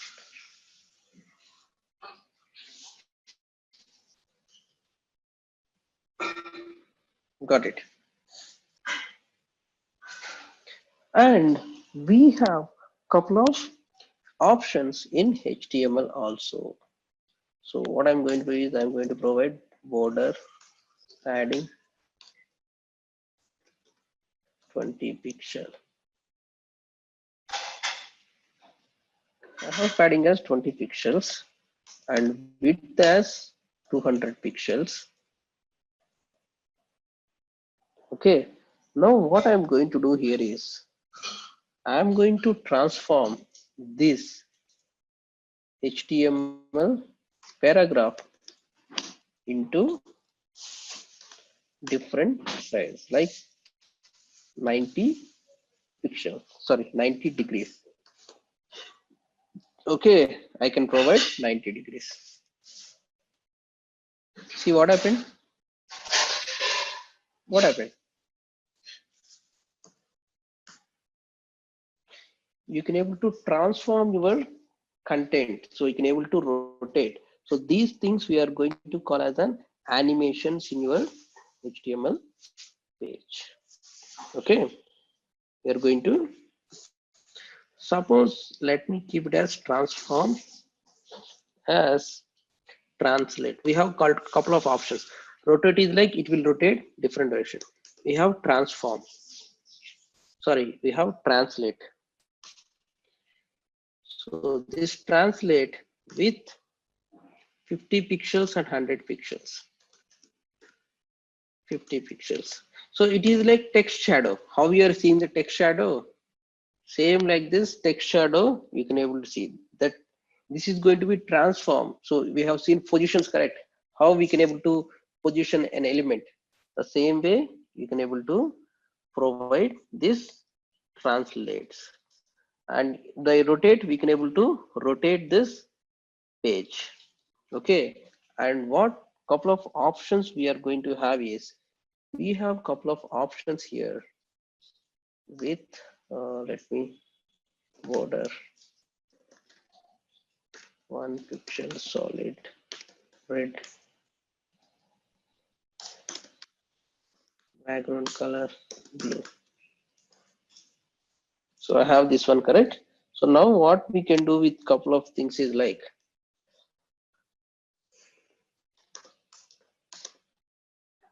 transform. I can scale it. Scale.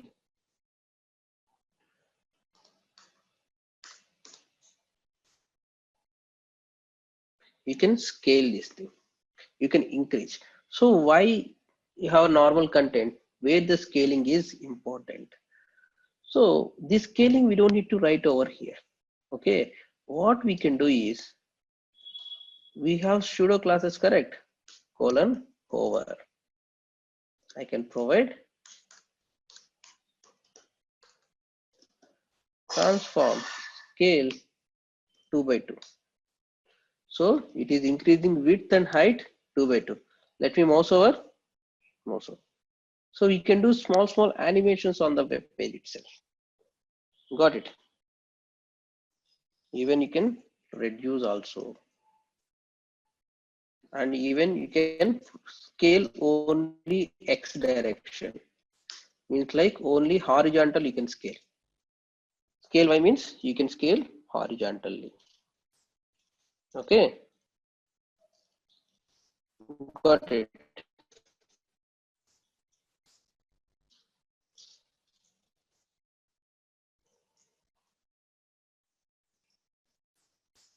So like this type of animations you can create yourself by using these things we are going to call as a 2D animations in CSS. Okay, 2D animations in CSS. CSS3. Okay. And we have a couple of options in a 3D also. So those what we can do is transform. So what I can do is like transform, I can do rotate X, Y, X, rotate X, I can do 180 degrees. See what is going to happen here. The content is going to be rotated automatically. So this is going to be rotate X, Y. See here, the content moved from left to right. And we can provide rotate Z. So this we are going to call as a 3D animations. But these 3D animations we can't see exactly, but couple of animations we can able to see in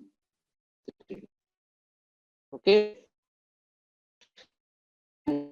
scale X and Y. We can do scale Z also. We can, if you want to provide 3D animation, but we are not going to use that much of 3D animations in our HTML pages. Okay, got it. Any questions over here?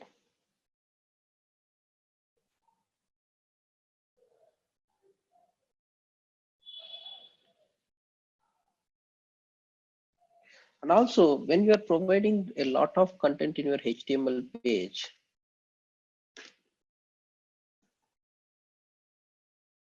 what we can do is like, we can add a couple of options, those calling as column count.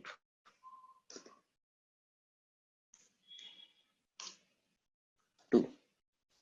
So when you are seeing newspapers, you will see a columns, correct? Same like this, we can able to see the content. Okay, content will be divided into columns, and we can able to see the columns. Okay, got it. Any questions?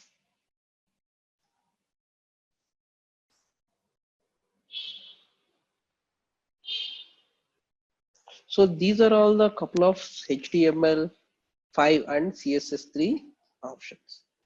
Okay. So we'll wind up this session today with this thing, HTML5 and CSS3. And next class, what we are going to see on Wednesday on, we are going to see a couple of concepts on ES6, and we are going to start Node.js in the class. So next session, it's going to be a 2-hour session. Will start at 6 o'clock to 8 o'clock. So in this session, we are going to see the concepts of ES6, which are mainly used for Node.js and everything. So we are going to see ES6 and Node.js starting classes. We are going to start. So 2-hour session, we'll see first 30 to 45 minutes. We'll see the ES6 concepts, what all the concepts available in ES6, and then we'll move to the Node.js. Okay, got it. Any more questions?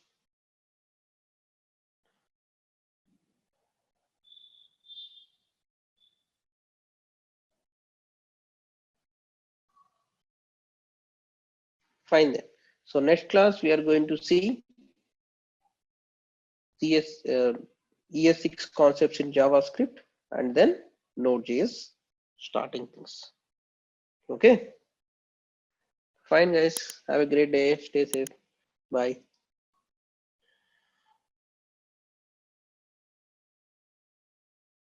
Normally we call it as a scripting language. Also we can call it as, a programming language. Whatever the way you want, you can call it. So what is this JavaScript? So JavaScript don't need any software to be downloaded. You have already downloaded the software. What is the software is? Browser. Okay, whatever the browser it may be, okay, that is the software for your JavaScript. Got my point? So JavaScript execution happens in any browser. So how can you say any browser, sir? What is the thing? Have you seen in 90s or 2000s, you don't have Chrome? Do you have Chrome? Chrome came into picture around 2010. From there, it became very much popular. Before that, you are having around 2006 to 2010, it came. 2005, before, we don't have Chrome. Okay, you have some software called Mozilla. That time it started, 2005, like this, it started. And then if you go to the Apple, when you're using Apple that time, around 90s and 2000s, they have their own browser. Okay, they have their own browser. So like this, browsers are used to be there. So each and every browser is created with some programming installed in it. So what is that programming languages? It is not programming languages. It is a engine for JavaScript. Each and every browser have a JavaScript engine inside it. Okay. So let's see how JavaScript engine works and everything.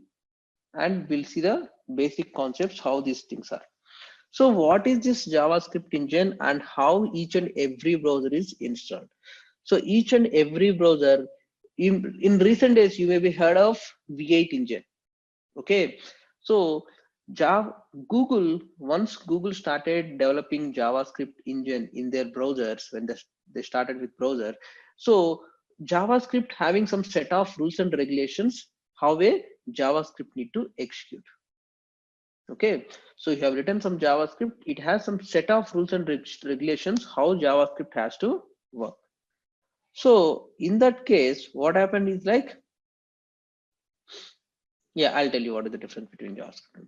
So in that time, what happened is like Google created a engine that is called V8 engine. So JavaScript engine is the basic engine. So on top of it, how JavaScript engine is like how the JavaScript code need to execute. On top of it, Google Chrome created an engine that is called V8 engine that became popular now. Okay, so that's the reason you may be heard of V8 engine, V8 engine, because V8 engine node is built on top of V8 engine.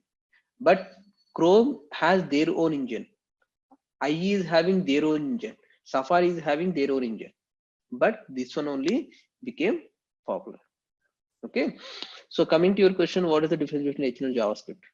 So HTML is a place where you can just create a web page, In that web page, where your component, what type of text has to display, how the text has to be displayed. So that is a static. You want to make your web page dynamic. Okay, you need to get some response from some server need to display, or you need to modify some content on the HTML page, and you need to do some programming on your HTML page dynamically. Then we are going to use JavaScript. Okay, that is the thing. Now coming to JavaScript. So I'll tell you the JavaScript engine. First, I'll explain some program, and then I'll tell how the JavaScript engine is going to work. So coming to HTML, CSS, and JavaScript, all these are line by line execution. Not only this one, if you go to the any programming language is line by line execution. So difference between static and dynamic is like, static is like this is the static. So whenever you are executing some page, that is going to be static. So there is a page in that the content you are, there is a page in that the content you can't modify it. You can't modify it. But whenever by using some action on this page, by clicking some button, by clicking something, you can able to modify some content on this web page, or this web page can be modified. So you are not refreshing the web page, and your web page can be modified by any of the services from outside. So you are not refreshing the web page, but your content is modified. Those type of is going to be dynamic. So whenever you can able to modify something on your web page, that is going to be static, sorry, dynamic. So you may be in this current environment, you may be seeing many websites. There is a company website that is simply we call it as a static website. They'll be having 5 to 10 pages, and you can see the information about that company or something. But if you see Flipkart, Amazon, all these websites are like dynamic. You are providing some action, they are giving them response. Okay, static web page at home, about us, contact us, or something like this. You can just go there and you can just do some normal things over there. Okay, now let's go to the JavaScript, how to write a JavaScript, how to write HTML, how to write CSS. So we have seen how to write HTML. You can provide HTML, and you can able to provide the CSS also on the page. It may be internal, it may be in page, it is then external website, external CSS. So same like CSS, we can also write JavaScript in HTML page in head section. So to write the JavaScript, we need to use the tag that is called script. Script type text or JavaScript. Okay.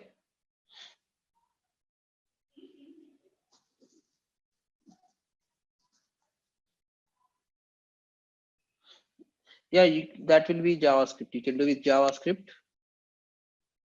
Okay, you can do with JavaScript. So this is the way you need to write a JavaScript program in your HTML page. Okay, you need to write with the start tag with script, and you can write end tag with script. So coming to JavaScript, it's not required to write your JavaScript in the head section. At any point of the page, you can write JavaScript. At any point of the page, you can write the JavaScript. It may be head section, it may be body section, it may be any section, you can write JavaScript. Okay. So as of now, I have written in the head section, but you can write in body section. And here you need to understand, suppose you are writing the script here, half of the program you can write here, and again remaining half of the program you can write here. Okay, it's not necessary to write full program at one place in JavaScript. You can write any page, anywhere your program. Okay, of the program you can write here, of the program whenever you wanted, you can write it. There is no restriction like that. Okay, got it. So this is the first thing. Let's come to next thing. So what we can do more with JavaScript. Okay, so we have seen what is the structure, how to write JavaScript. JavaScript is a simple programming language. To be frank, if you know C programming, JavaScript is going to be much simpler than C programming language, to be frank. So how many you know C programming language? I just wanted to know. I don't want it. If you know or don't know, I'll go through the all topics, but I'm just asking everyone having the Java C programming language. If you know the C programming language, this will be more simpler to the C programming. C++ is advanced object-oriented concept. C is and JavaScript having much similarities, and we will know what is the similarity. Now, first thing, whenever you are going to learn some programming language, okay, whenever you are going to learn some programming language, a programming language come with some set of basic items. Okay, a programming language will come with some set of basic rules and regulations and basic syntaxes. Okay, so in this we'll see what are all the basic things we are going to have every programming language. First of all, what we are going to have in any programming language, we are going to have keywords. So what is the keywords? Keywords are the predefined variables defined by any programming language. So if you see C programming language, if you want to create integer, what you'll use? Int you'll use. If you want to create a character, you'll use character. If you want to create some loops and structures, all these are going to be keywords. These keywords can we use for any other variables? We can't use it. So those keywords are having some rules and regulations for them.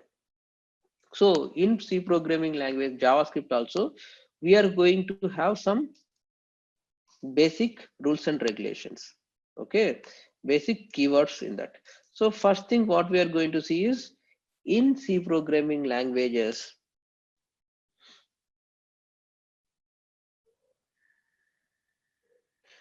to be frank, there is no other programming language on web. Can you tell me one programming language on web? On web, can you tell me one programming language?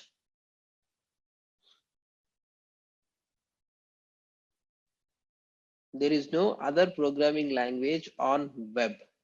Web means on the client side. Web means on the browser, you have only one programming language or scripting language, that is JavaScript. You don't have any other. Do you have any other? We don't have any other. Only JavaScript we have. Okay.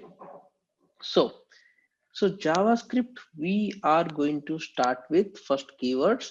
So all the keywords will be, what are all the keywords will be available in the other programming language. Same like this.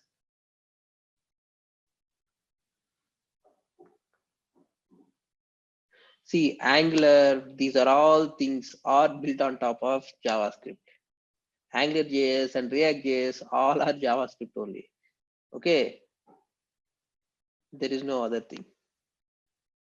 So what about the frameworks like, see, frameworks like Flask, these are all the things based on Python, but finally you need to come up with JavaScript or HTML to display some output on the web page. You can't do without these things.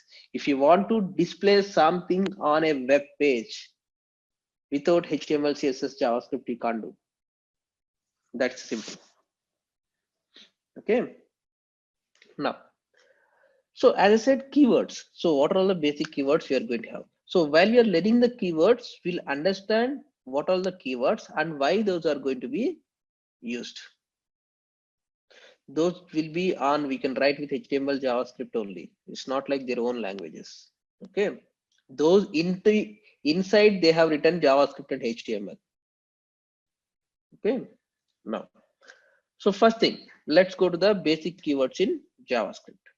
So when we are coming to the basic keywords in JavaScript, I wanted to tell you the basic one important thing with other programming language and JavaScript programming language is JavaScript is very lightweight and it is available in all the browsers. It may be in your mobile Chrome browser or it may be in your mobile, desktop, everywhere. Okay. Now, variables. First thing we are going to learn the concept when you are trying to learn the variables in any programming language, you will be learning the first concept we are going to learn is integer, where integer, character, strings and everything. Okay, coming to JavaScript, simple thing. We don't have different type of data types. These are we called as data types.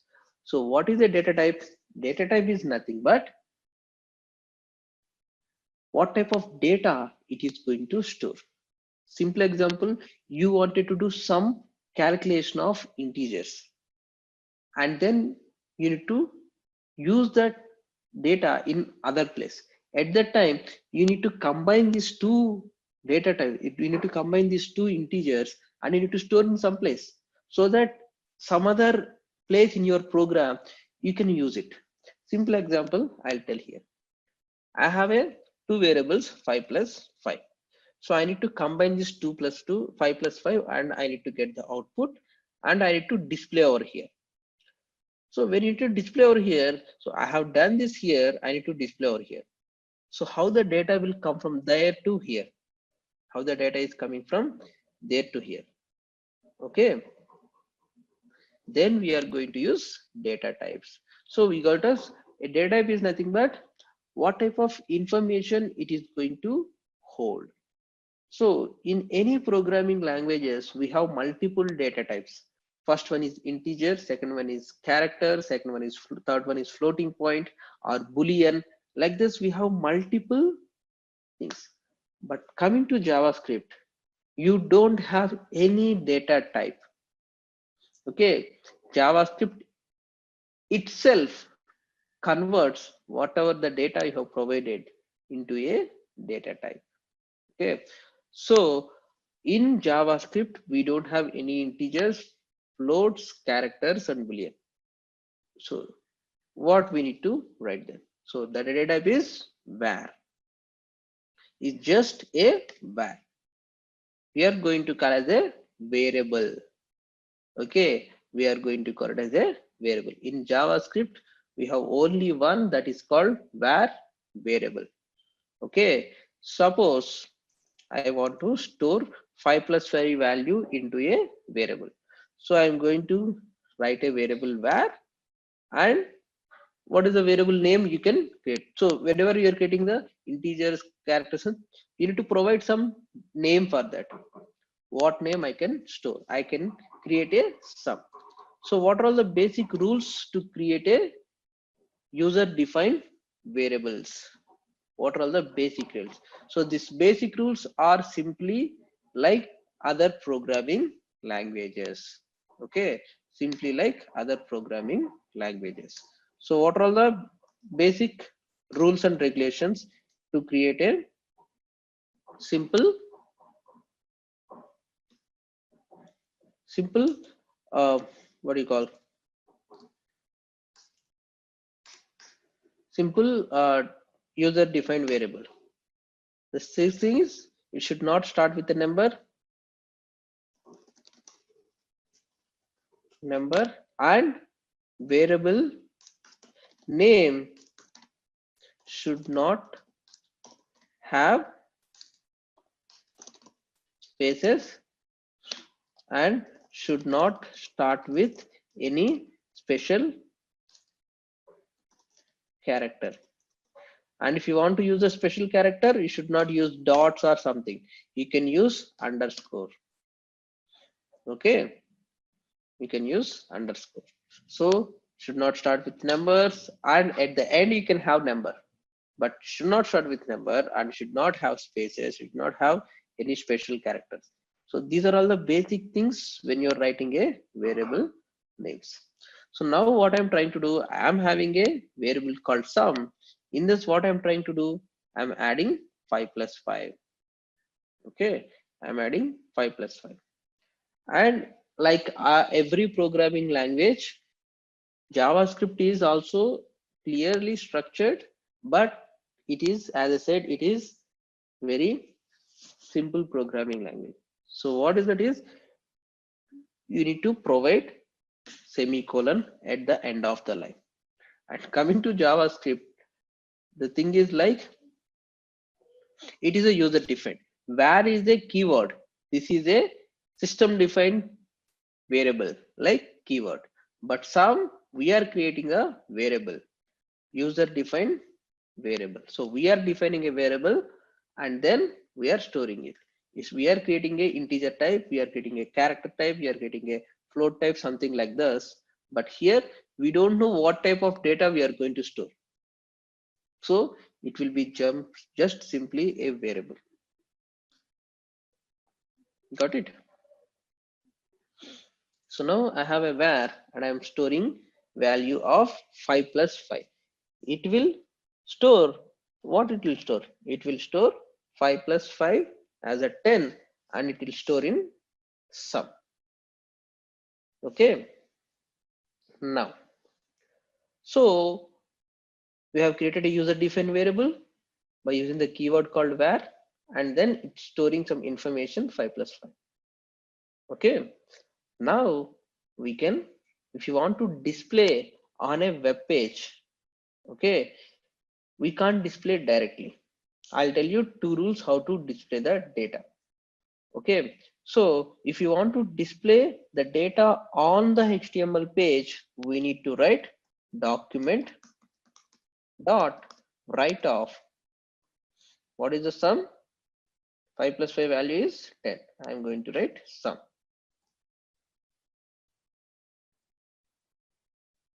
Let me execute this thing.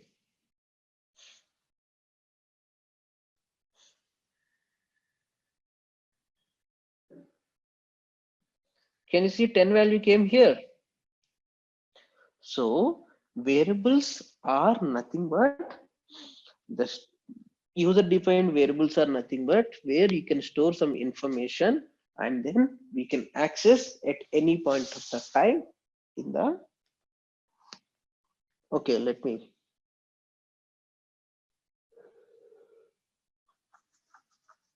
can you see the output?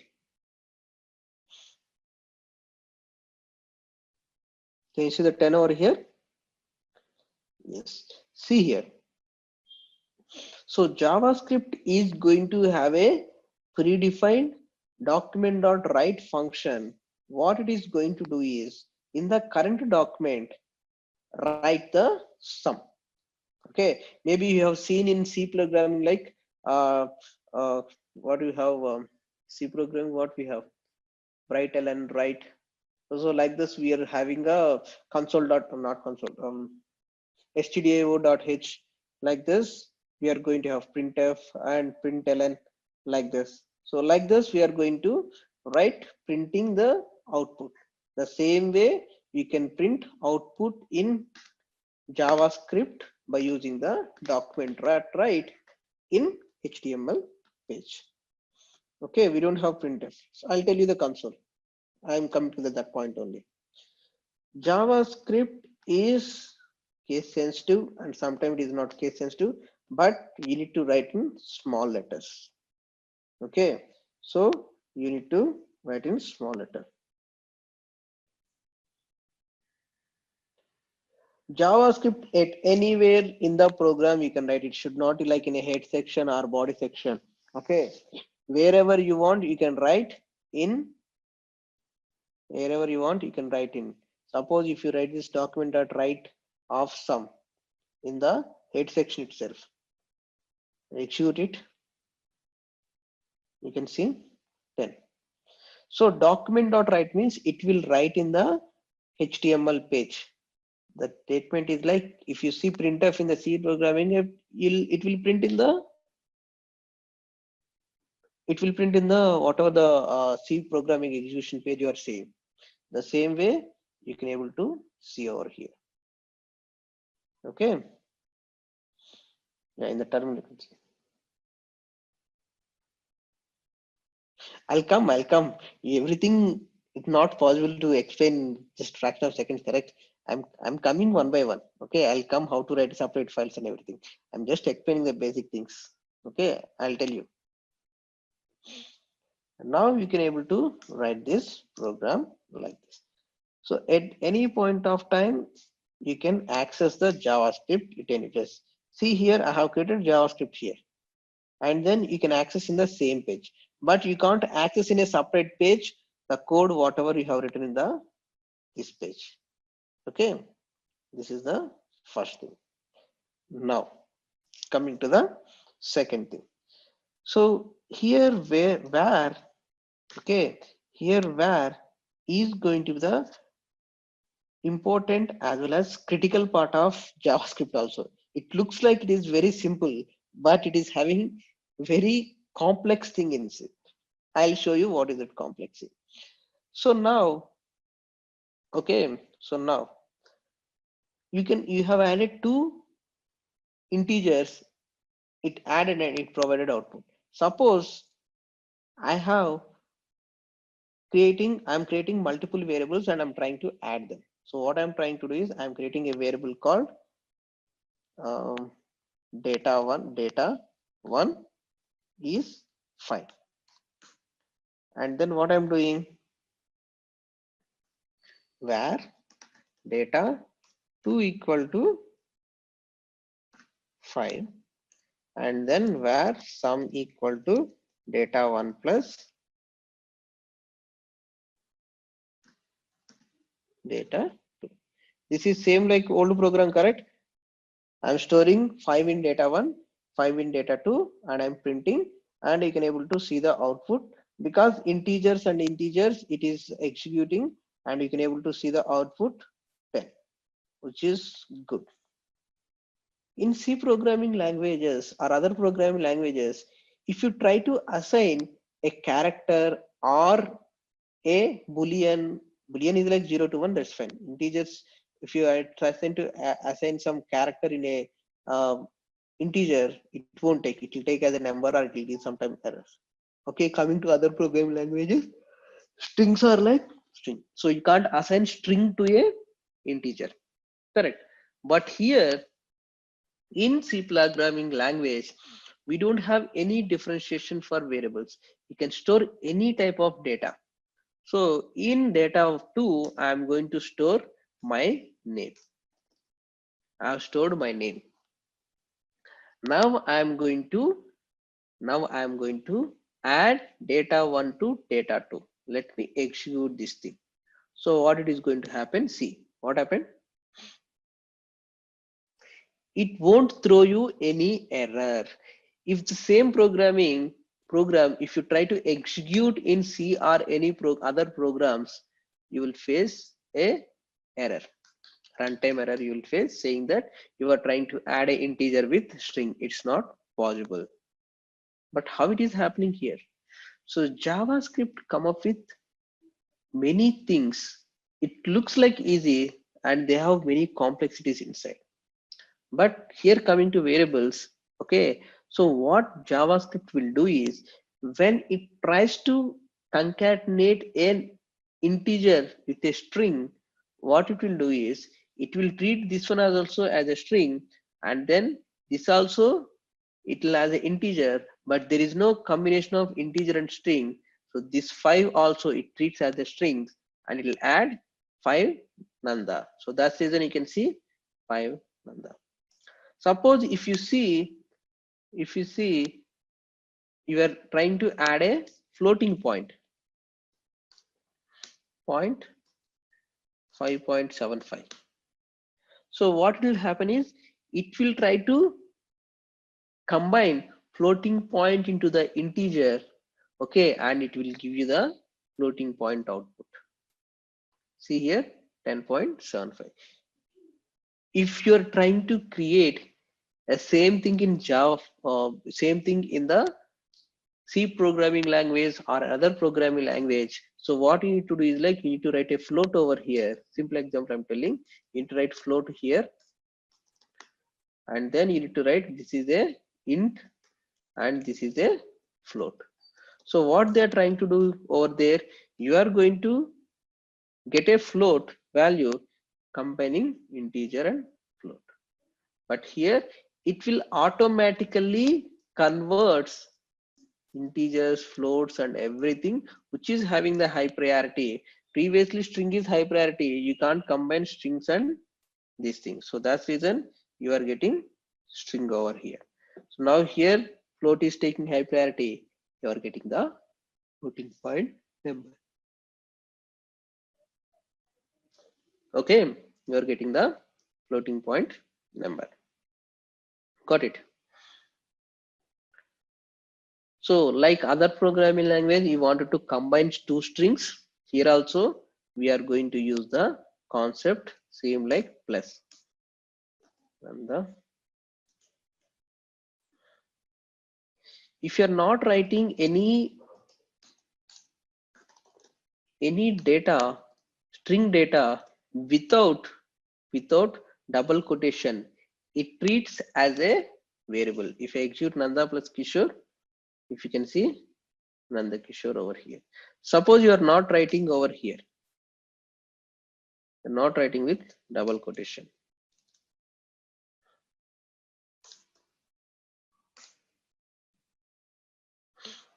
Execute here, word is coming undefined. Okay, so what is this undefined? In JavaScript, at any point of time, you have created a variable. Okay, you have created a variable like var data. If you create any variable like var data, it will be defaultly assigned to undefined. Okay, means you have a variable, you have not defined any data in it. Got my point? So whenever you created a variable in C programming language, it is an integer, you will get sometimes 0. If it is a floating point, it will come 0. If it is a string or character, it will say /n as the ending of the string. Okay, and float, it will take 0.00 by default. But in C programming, JavaScript programming language, we don't have this thing. Whatever the data you have in any variable, you have created a variable and you have not added any data for it, it will call as it will store the data as a undefined, which means boss, you don't have any data in the variable. In the data variable, you don't have any data, you need to assign it. That's what it is telling. So if you write document.write of data here, you will see as undefined.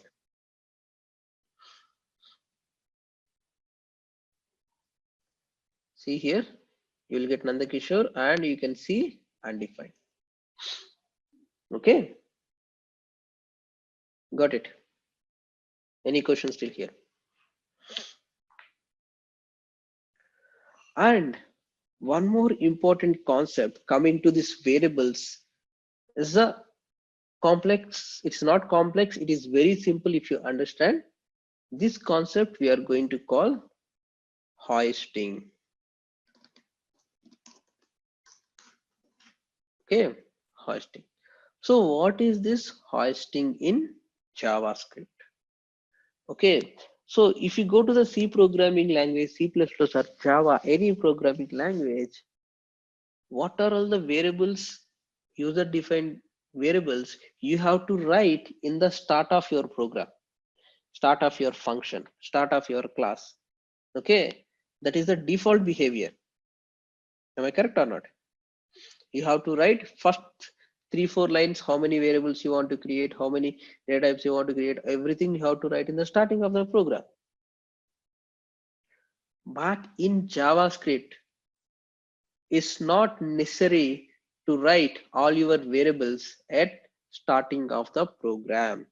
Simple example I'll tell you here. Okay, I'm just hiding this thing, all these things. Okay, so what I'm trying to do here is, okay, what I'm trying to do is here is I'm going to write document dot write of data. So I'm trying to print the data in HTML page. See here the concept. I'm trying to print the data in HTML page. And if I execute here, you're not getting any data. Let's go to the console. So why we need console? If you go to the inspect, you will see console here. So what is this console? Console is nothing but it is a reference. Sorry, it is a reference where you can see all your JavaScript errors or any warnings, or if you wanted to log something, those information will be available in console. Console is mainly to get your what? Get your errors, warnings, or if you wanted to log something, you can able to log the data over here. Okay, so coming to JavaScript, to write comments, we are going to use by using double slash, or you can't write like this. Okay, because you already in a separate programming language, you can't write like HTML. This is HTML way of commenting. This is a HTML way of commenting. JavaScript is double slash is one way of commenting, and slash star and then slash star slash is the way to comment multiple lines in JavaScript. To comment multiple lines, you can use this way. To comment single line, you can use double slash. And also one more thing, like other programming languages, it should not be like starting in a new page, new line. At any point of the line, you can write double slash and comment from there. Sorry, comment from that point to end of the line by using the double slash. Okay, double slash. Fine. This is the way of commenting in JavaScript. Now, see here, document dot write of data. So I don't have any data variable in this current JavaScript. I have it, so everything is commented. So it means that there is no lines of code. And now if you see, I have written document write of data. So this is the error, correct? So that's reason you can find in the console, saying that what are all the errors, what are all the warnings, and everything you can able to see over here. So here you can see uncaught reference data is not defined. So what is going to happen? So you're trying to write document dot write of data, but the data value is not presented in your program in the starting or anywhere. So that's reason it is telling what it is telling. Data is not defined.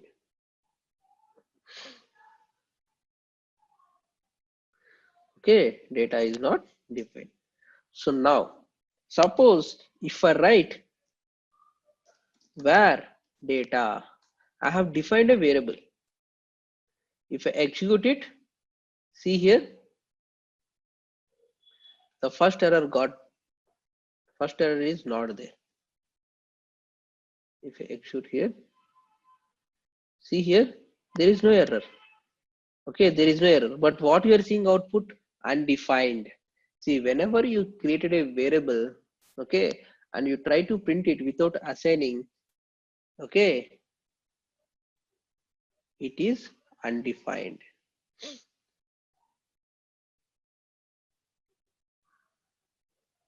Okay, it is undefined. Okay, I'll share you the schedule today. Okay, I'll share you the schedule today. Team will update you on the schedule, what we are going to discuss from next class. Okay, so that's reason you are getting undefined. Now, there is a concept I told you called JavaScript hoisting. So what is this JavaScript hoisting?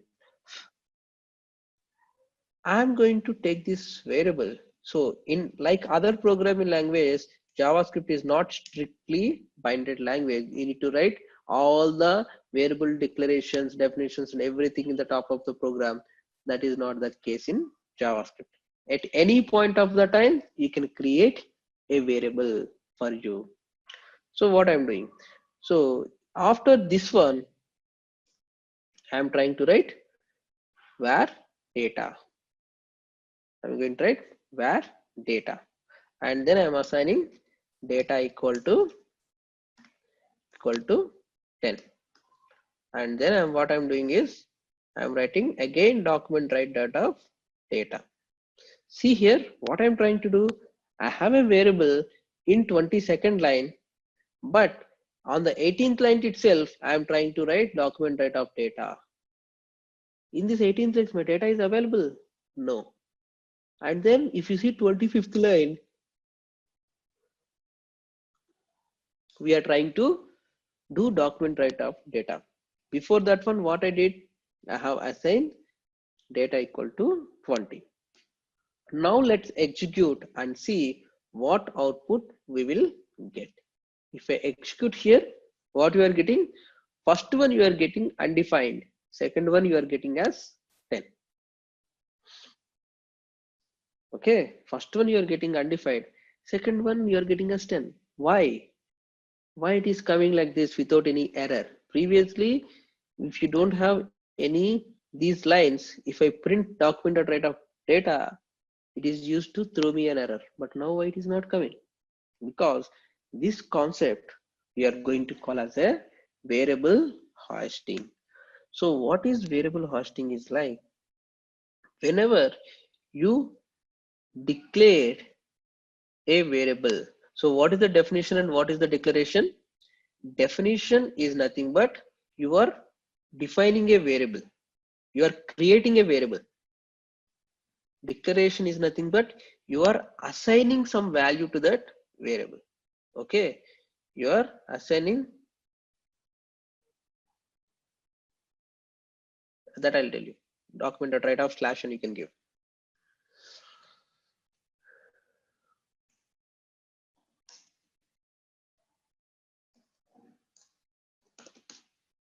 Okay, so what is the definition and what is the declaration? So this is called definition. This is called definition. Here you are defining a variable. So I'm defining a variable called data. So it can store any type of data in a JavaScript. It may be character, it may be string, or it may be floating point, or any type of information you can store. What is the declaration? You are assigning some data.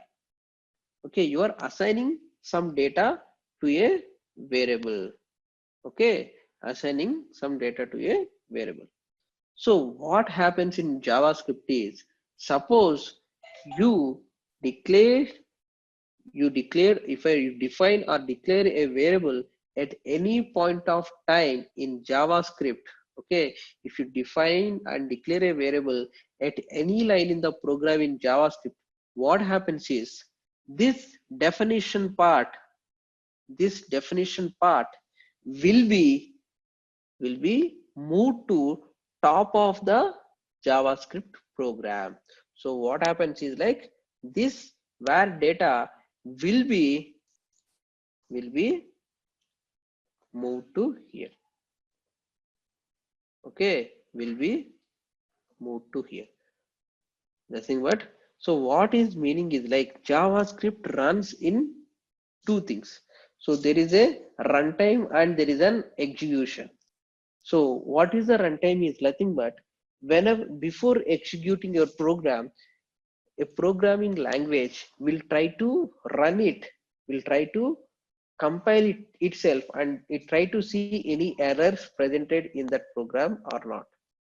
Okay, in any programming language, compile time and runtime. So it will just compile your program, or your program, you have written your program successfully. So in C programming language, you may need to first, when you try to execute your program, first it will compile. What compile it will do? All the syntax are correct or not, everything it will compile. It sees your program is correct, then it will create a bytecode. That bytecode, you are going to run it and you are going to see the output. The same concept here also works, but it won't in JavaScript. It will do the compilation, but not like other programming languages. First it will compile and then it will run. So compilation, execution time, everything will happen same, one after other. Okay, one after other. Anything inside double quotations is going to be a string.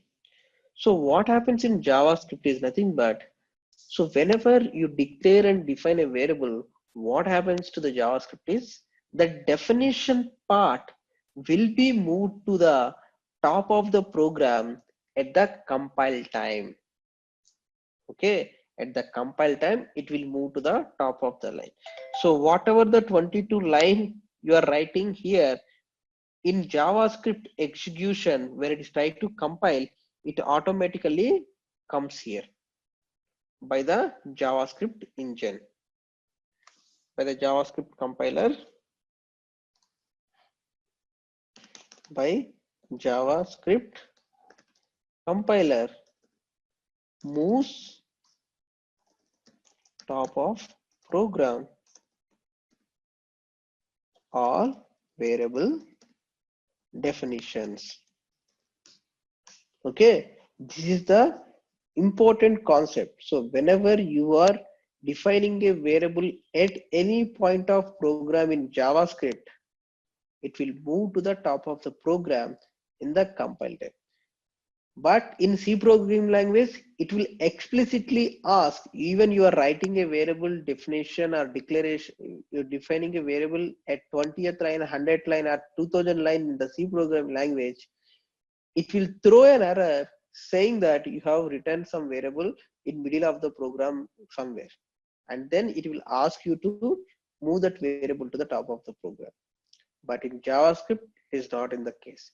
Even you can write this variable after 10,000 lines, 20,000 lines of JavaScript program, but in the compile time, this variable definition is going to move to the top of the program. Like it, you can think like in the 0th line of the program, it will define all the variables.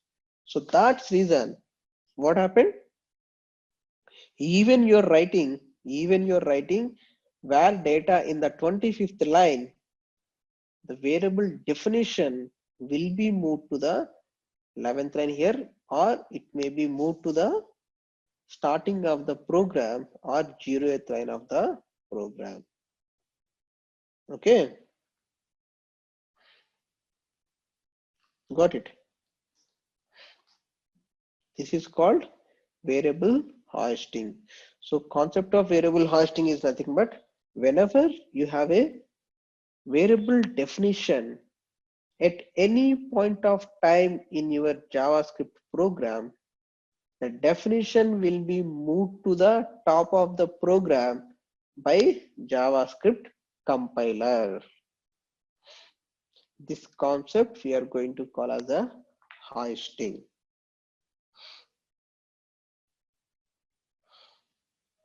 Got it?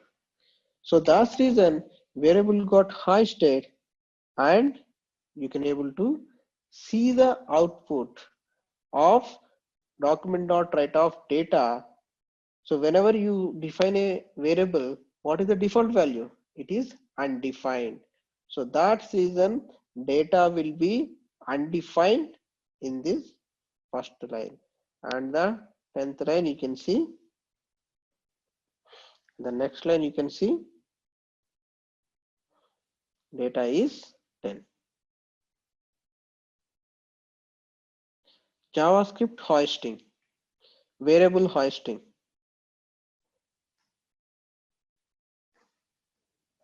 We called as a hosting, but hoisting we are going to call variable hoisting or function hoisting or anything.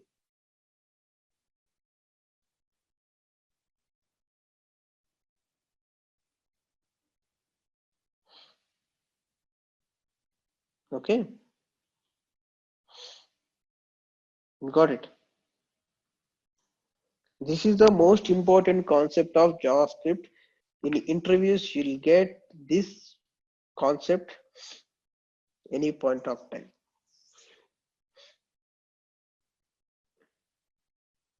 Got it?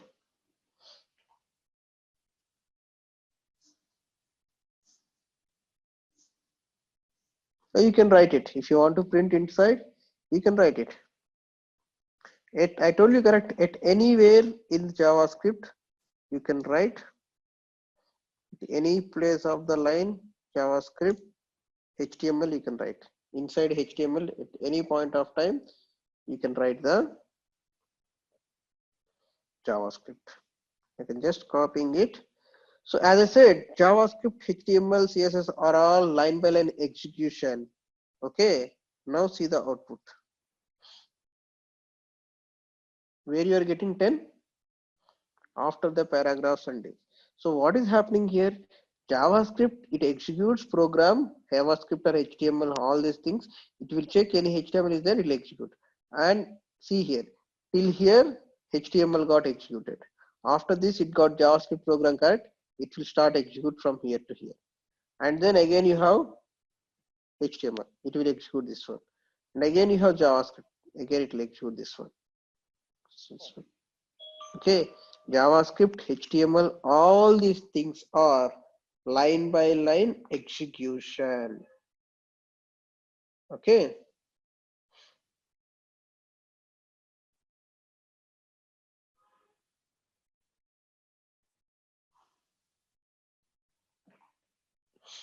So this is called, this JavaScript program we are going to call line by line execution. Now we'll see one more concept that is called console. So what is this console? So console is the place, see here, you are trying to execute some program and you can seeing in the content. Suppose sometimes you don't want to see some outputs on the HTML page. Okay, you don't want to execute some outputs on the HTML page. At that time, how can we do those things? We can just write concept called console.log and you can provide data. If I execute this one,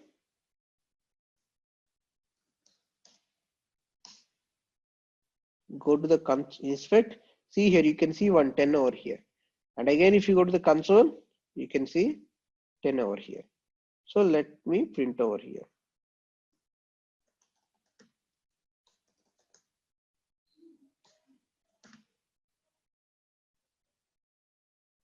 See here, console value is 10. So here, by providing the single quotation, you can able to provide some content to display on the console. And if you want to concat two data here, you can provide comma. If you provide plus also plus, see what happens. It will also provide the same thing, but normally we are going to use comma. So whatever you want, whatever is feasible for you, you can use it. Okay, you got it. Any questions? So this is the way how you are going to write the programs.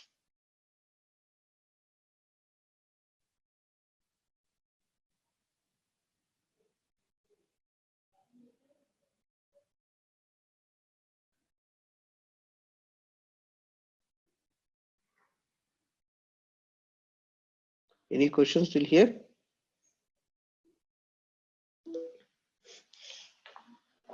Okay. So the important concepts you need to understand is variable hosting. Okay, variable. Okay, I'll show the code.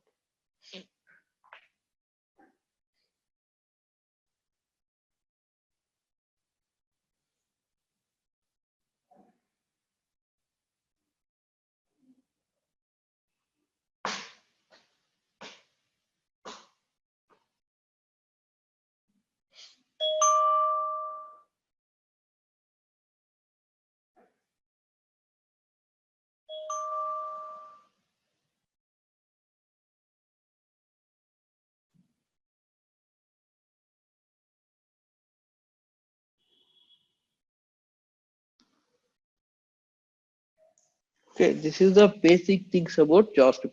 So, and now I'll stop the session here. But for the next class, what I want you people to understand is like, because I want to make some JavaScript program as well. So this is a basic concept I told slow. But the next concept I want you people to understand, analyze. I don't want you to do any research or something. What I wanted you to is, you wanted to do some learning on yourself by using your C skills like arithmetic operations, logical operations, and if else loop. So these things I'll provide, I'll go in the fast way in the next class. So, but I want you to understand those. So if loop, if else loop, for loop, switch, and all those things we are going to cover in the next class. So these things we needed, but you have some basic knowledge of C++, you C programming language, you go through them. I'll also explain, but I'll explain in very short period, and because these things you already known, I don't want to spend much time on those things. But this variable concept is very important in JavaScript. If you're going as a fresher level or something, and if you are executing the programs, you'll face a lot of issues because of this variable. Because even after 5 years experience, people also, when I'm seeing going to this concept, I still see there are a lot of misunderstanding regarding the variables in their thing. So the next three things you need to go for the next class is arithmetic operators, logical operators, and basic conditional operators like if else, else if ladders, and loops, for loop and do while loop, and then last one is switch. These are all the prerequisites I need you people to go through them. I'll go through the examples in the next class with the program, but I'll go in a fast manner, but you need to go through them. If you have any doubts on those, I'll explain them and I'll clear your doubts on the conditions, loops, and everything. Okay. So I'm telling you again, what you need to go through is like arithmetical, logical operators, arithmetical, logical operators,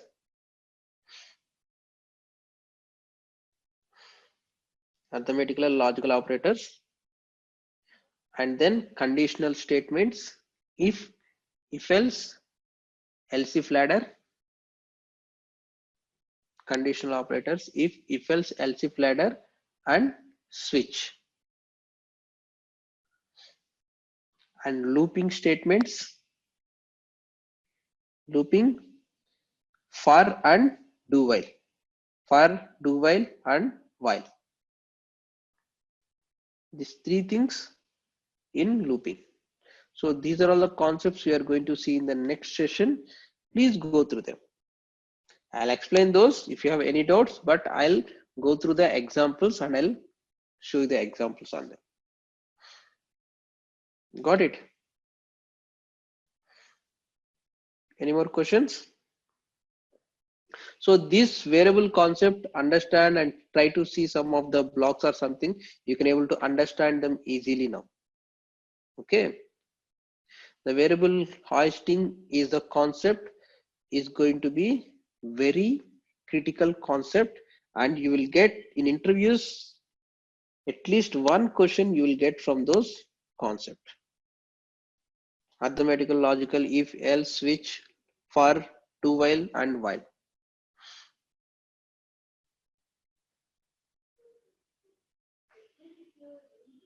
Yes, tell me, Akash, what's your doubt? Yeah, so to link JavaScript from other,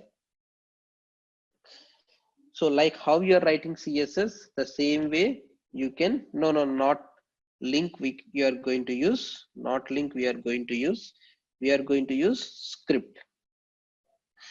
Okay, we are going to use script src we are going to write.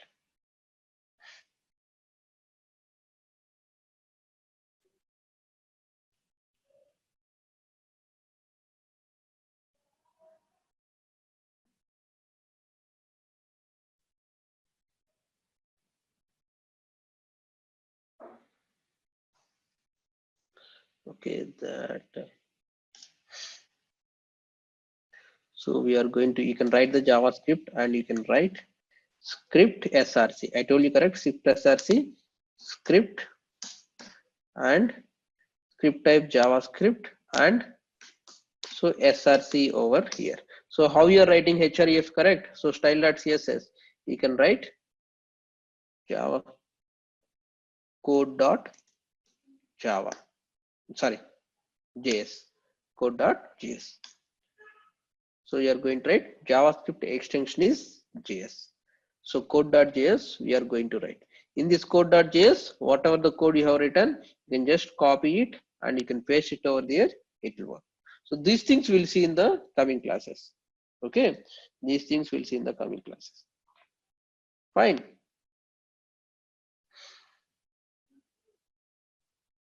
No, we can write some other part that is not needed, but what we are trying to tell to the script explicitly is this: we are going to write a JavaScript code inside this file and we are going to read from that. So we are going to read the JavaScript type of file from that. You can write other things also, that is not needed for us. Okay, fine guys, meet you in the next class. Have a great day. Good night. Stay safe.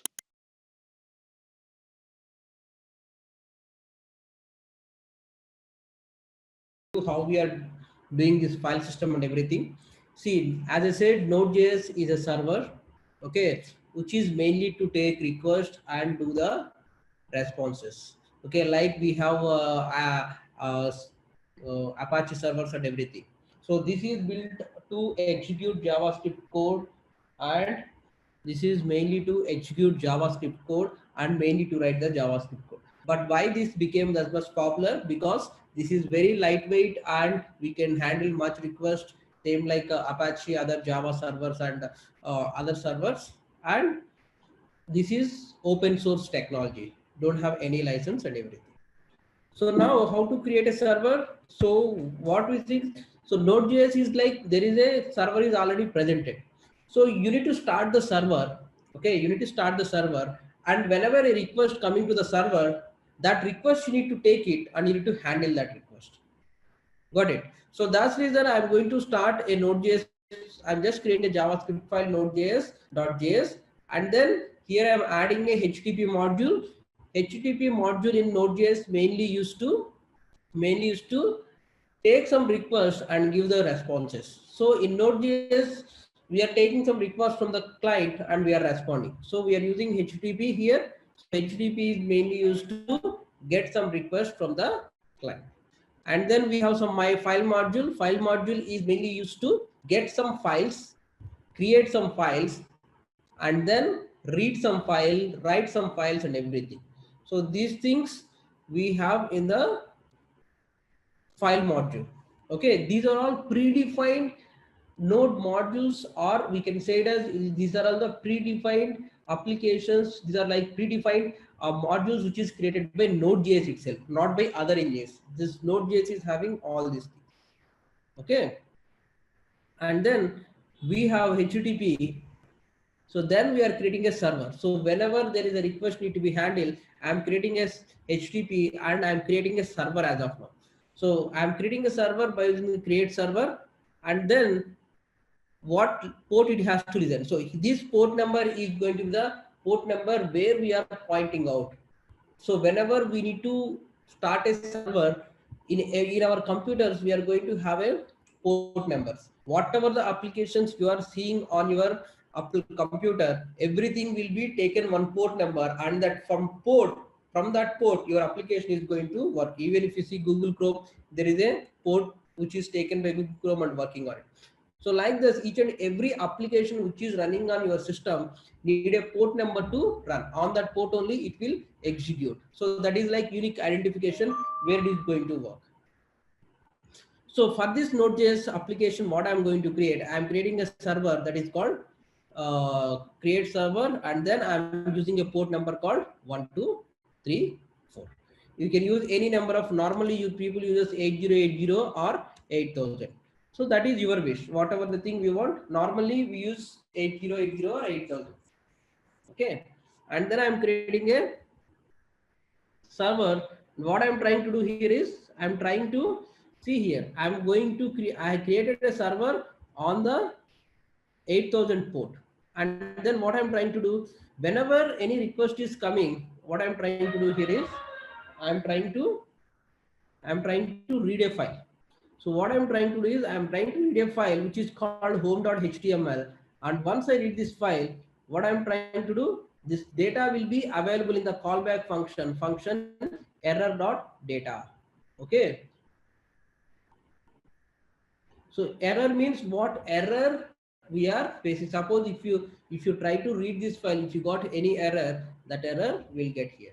And here the data, what data we got once we read HTML home.html file.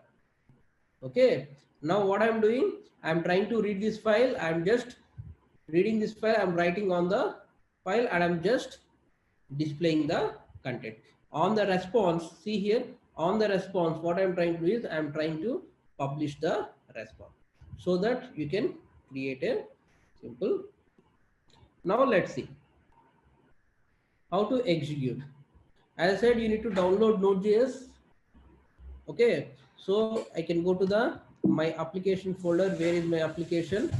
So I can just go to the folder where it is there.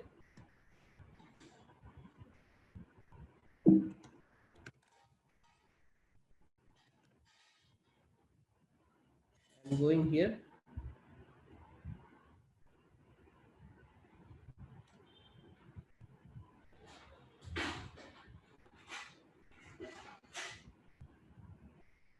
Okay, and then I'm writing node space node.js. So now the server is started. So now this JavaScript server is started on 8000 port. So if I execute the same thing, I can go to the localhost 8000.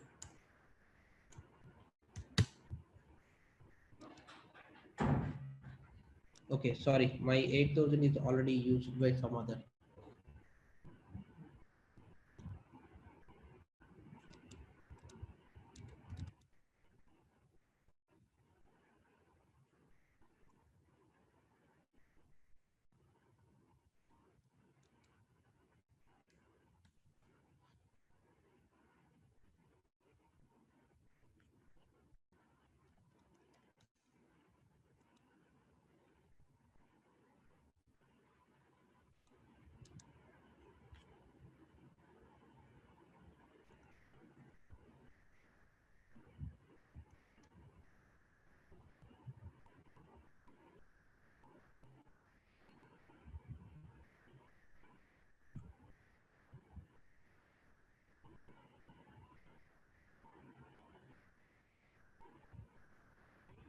There is no sample file. Okay.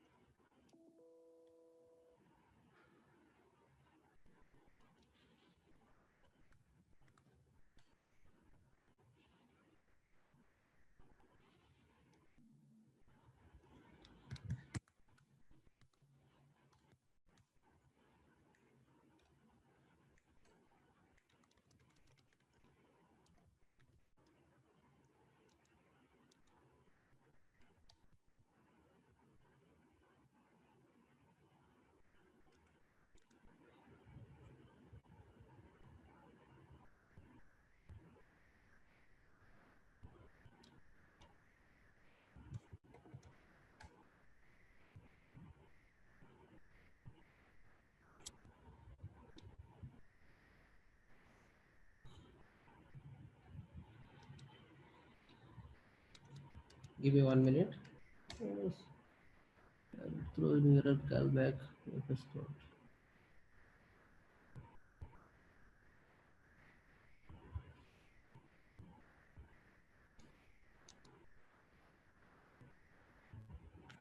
Sorry. I have written some code because of I have not finished that code because of that, but it is giving issue.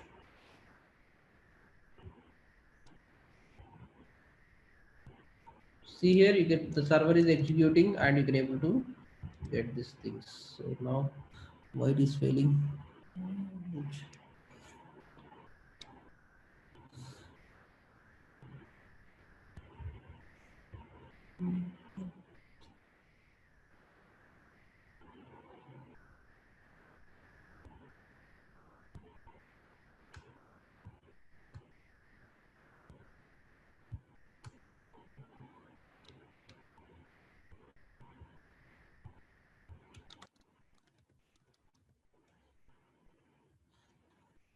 Give me 1 minute. Fs dot read file function.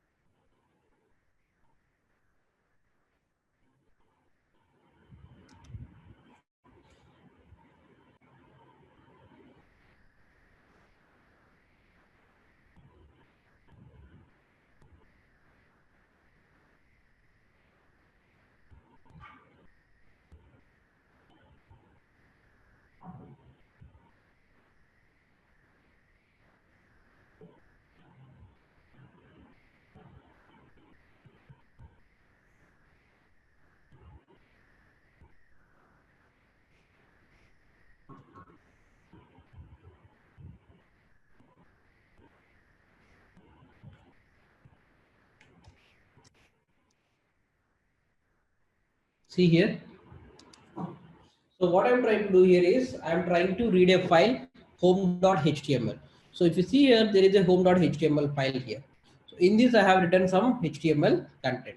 Now what I'm trying to do, I'm trying to take this home.html file, okay, and then what I'm trying to do is I'm reading this HTML file here, and then I'm trying to print over here. Okay, this is the way. What we can do is we can just start a server and we can do a normal coding on your Node.js project. But here, if you see here, you are not able to create a whole project. You can just create one line application and you can just do a create server and you are just reading a file or doing some sample programs over here. But how can we create a new project itself and you start working on that project? Okay, so how can we do those things? To do those things, Node come up with couple of commands. We can use those commands and create a sample Node project. Let's see that one. So by using this Express.js, okay, we can create that project. Let me create that project. I can show you. So before going to this thing, we need to know mainly two things. First thing is, if you go to the console of your Node application, any application, once you install Node.js, and if you go to the console, there you can see, if you type Node, you can see there is a console prompt. So where you can able to do some simple like how in the what you say in the command prompt, how you're executing commands, those you can see here. Just you can provide console dot log of 10. Okay, 10 plus 10. You can see there is a sample command. This is simple command prompt tool where you can able to execute a simple project. But how can I create end-to-end project by using Node, and we can do it? So let's see how can we do those things.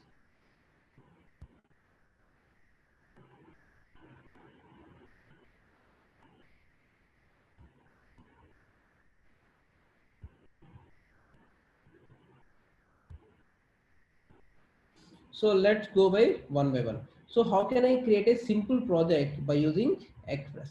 So Express.js is a tool, or it's a library to create simple projects. Okay, Express.js is a simple library to create a simple project and make sure it links multiple pages and we can do a simple project. So let's try to create a simple Node.js project and see how we can do those things. Okay. For that, first thing what we need to know is what is the Node version we are using. So just provide Node -v here. You can able to see Node version over here. Okay. And then what we need to know is we have one more important thing in the Node.js, that is called npm. Okay, that is called npm. So what is npm meaning? So npm means Node Package Manager. So what is this Node Package Manager is nothing but, so as of now Node is giving few libraries like fs module, http module. So like this we have couple of modules which is Node is providing to us. But that is not only the modules we are going to use. We need to use many modules, and even we can create our own module, we can publish. So anyone, so how we are using JavaScript, we are creating simple JavaScript files used by many users. Same like this, we can create a multiple node modules and we can use it. So that's the reason we are going to use npm. Okay, so let's create a simple Node.js project. Okay, simple Node.js project with Express. Okay, simple Node.js project with Express. So Express, instead of writing this Node.js project, create server and everything, Express is came up with couple of predefined structure. Instead of calling HTTP module, instead of calling those things, we can just call few things and we can create it. So let's do a Express project. So I'm just creating a express.js file, and then what I'm doing here is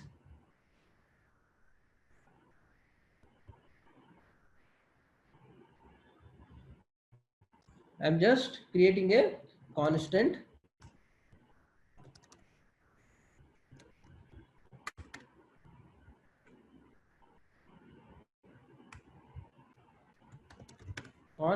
express equal to require express. So there is a express module which is available on the Node.js itself. By using this, we can just create a simple express. If you want to provide the version of the express, we can create it. And then I'm creating a simple application over here, simple app. So why we need to use Express? So as of now in the Node.js, you can just create a server and every time you are calling only one API or one URL you are copying. But sometimes you need to call multiple URLs and we need to change between the URLs whenever you can do it. Okay. So let's see here. So I'm going to create an application with Express. And then I'm using a port called, So whatever the port you want, same like previous, I'm creating 1 2 3 4 port. Okay, now what I'm doing here is app dot listen. So how we have created http dot create server, same like this. Express came up with a concept called app dot listen, and here we need to give the port number,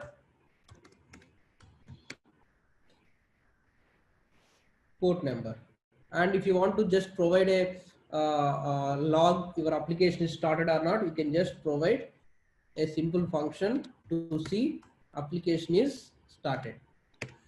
Okay, express is started. So your app express JS app is started with port number 1234. Now what I'm trying to do here, so app dot get off. Okay, previously I have provided I'm trying to do app dot get off whatever the URL you wanted. Okay, I wanted to use here just a slash.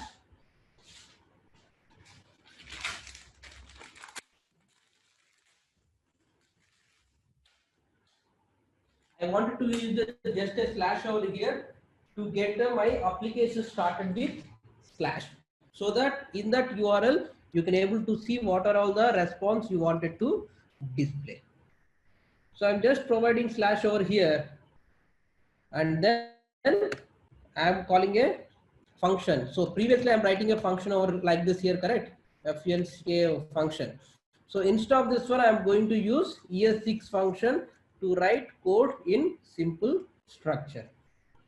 Okay, request response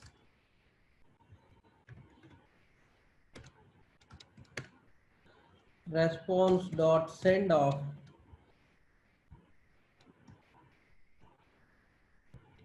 my first express application.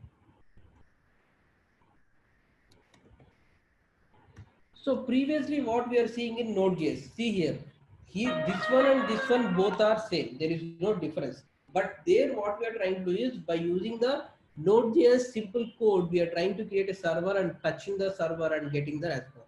But by using the Express, it is giving a clear structure to create URLs, and then by multiple URLs, you can able to call multiple responses. So let execute this express.js file. Node express.js. I have not closed this file.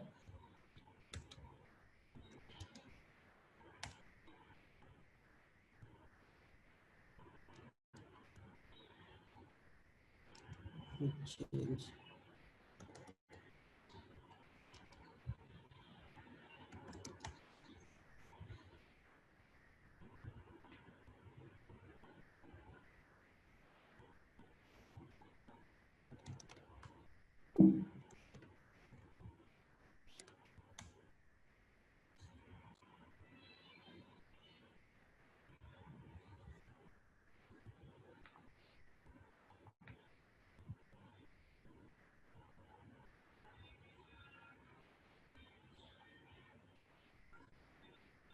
Sorry.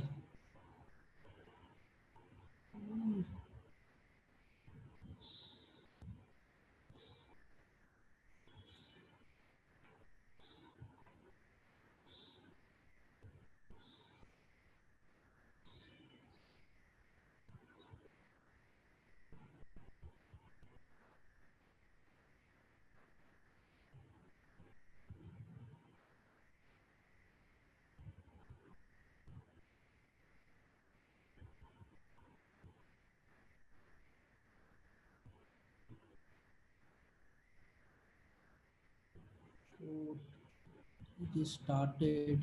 Okay.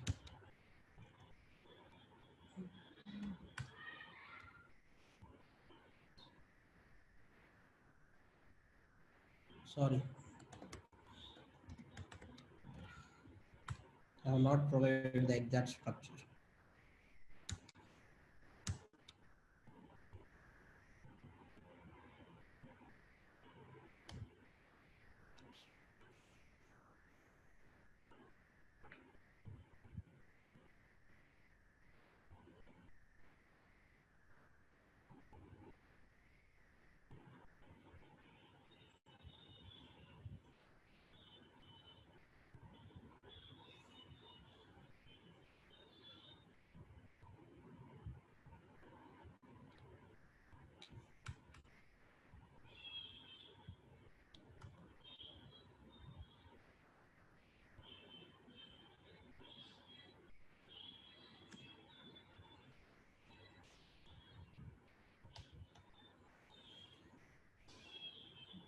1 minute. Sorry for the trouble.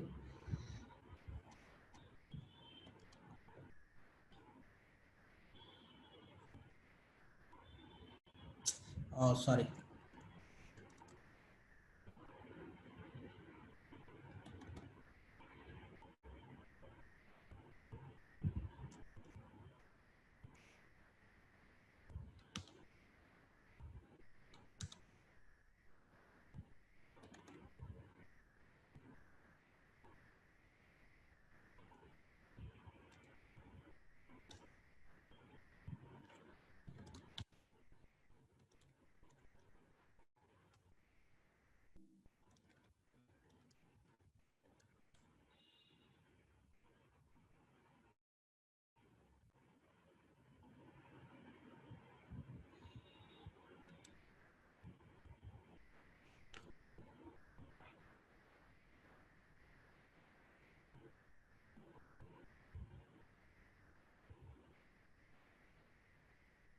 Okay.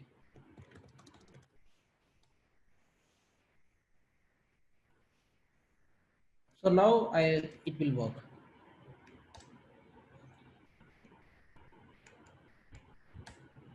See here, what is the problem you are facing till now?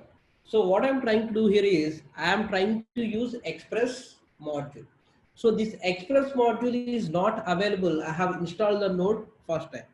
So that's reason what happening is like this Express module is not able to find by the Node.js. So that's reason what we are doing here is I did a concept called npm install express. So what is this npm install? So npm means node package manager. So what is the node package manager? So node package manager is nothing but it is going to have all the packages. Okay, it is going to have all the packages which can be downloaded by the users, as well as npm is a package manager, is a library where if you wanted to create a library, suppose you created a library with the concept of what you can say, if you want to create your own library with the validations or anything, so those things you can create your library and you can just push it to Node.js. So by using the npm, just go and search for npm.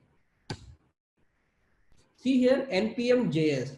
So here is the all terms npm is private packages. So it is like these are all the packages which are available in the market for free of use. Okay, for free of use. So if you go to the here GitHub, you can find n number of packages which are available over here. So here if you can see, here you can see feature comparison. So everything is maximum, everything is free with the npm because this is a package manager where users can do it. If you want to create your own packages, you can create it, but you can create in a private project. In the companies, what they'll do is they'll create their own packages. They won't publish to the Node.js. They'll publish to their own organization. Okay. So here you can search the packages. If you see, if you type the express, you can see express. Okay. Here you can see the package. So how to use the package? See here the simple application, whatever I have created just now, those things you can see here. They have created a simple express package using, and they have created the app and app.get. So whenever you're typing localhost colon 8000 or 3000 slash, this response it will give. So what we need to do, you need to do the npm install express. So you need to type npm install express on your Node.js console, then the package will be installed and you can able to see the package name over here. Okay, this one we can see. And then let's execute node express.js. See here express is started. Whatever I have mentioned over here console dot, you can able to see here. Let's try to open this in the URL. Localhost colon, what is the port number I have provided? I have provided port number 8080. And if I provide slash, you can see my first express application. Now this express is supported by defaultly with URL support. So Node.js, you don't have URL support. You just have the request you're doing, any URL you are touching, you can do. But Express upgraded the things. So whenever there is a URL on the browser, it tries to compile what URL you are providing and what response your Express application need to use. Here I'm going to provide contact. This is my contact page. Now let's try to stop this server and start it again and do it this way. Okay, and now localhost /, if you provide, this is my first Express application. Now what I have provided, /contact. So if you provide /contact, see here what you are seeing, my first contact page. Okay, got it.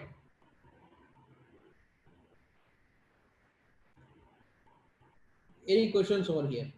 So like this, what we can do is, you can do things. So this is going to be a get request. Suppose if you wanted to do a post request, what we can do, here you can see there are multiple requests in the URL. So this is app.get. Suppose you wanted to do a post request, means someone is posting the request from HTML page. That response you need to consume over here. Then what we can do is, you can just do express.post of app.post of and contact page correct. I am just getting as sample, and then here you have request response.send correct. By using the request, you can able to see the request parameters. Okay, by using the request, you can see the request parameters. Okay, like this, we can able to create a request and responses by using the get and post calls. Okay.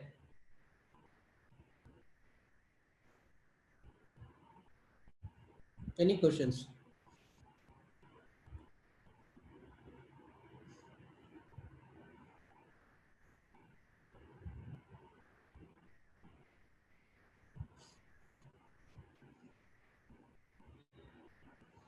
Yes, if you want to get a response as a HTML page, okay,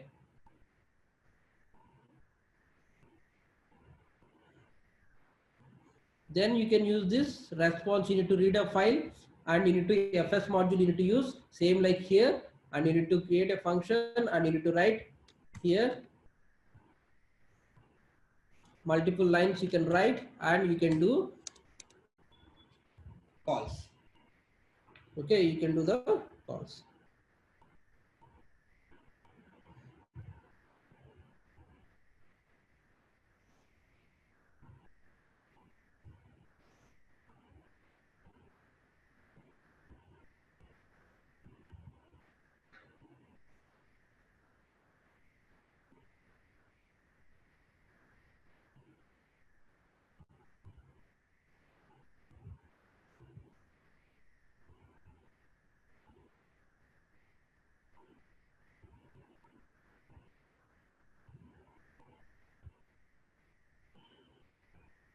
So you can create node project with command prompt also. Okay, you can create Node.js with command prompt also. Let's see how can we create a simple Node.js project with command prompt.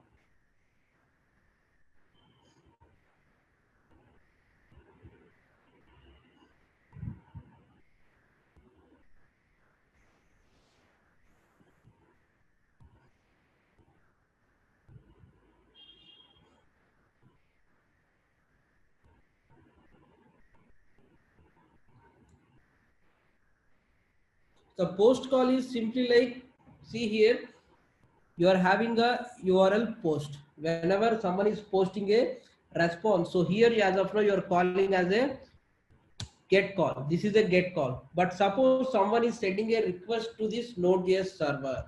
So how can we receive those things? So those at that time we are going to use the app.post. By using this post, we can able to get the post request.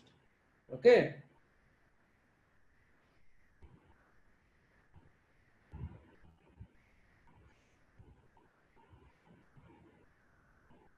Fine. Let me go to the next one more concept.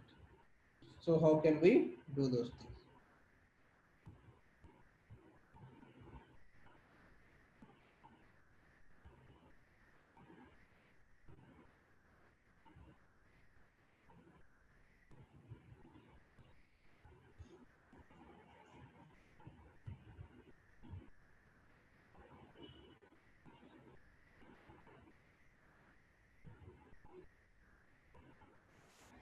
Okay.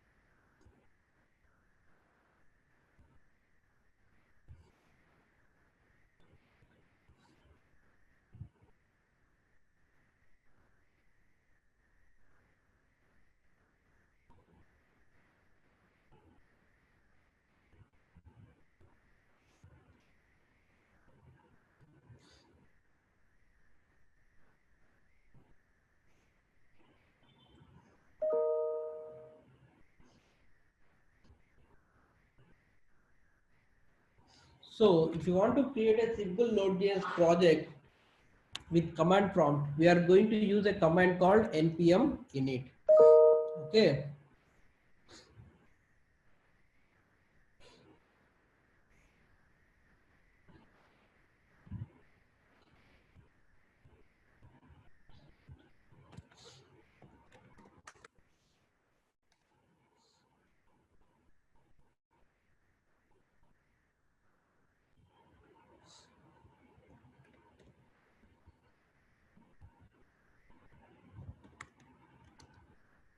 See here what it is asking.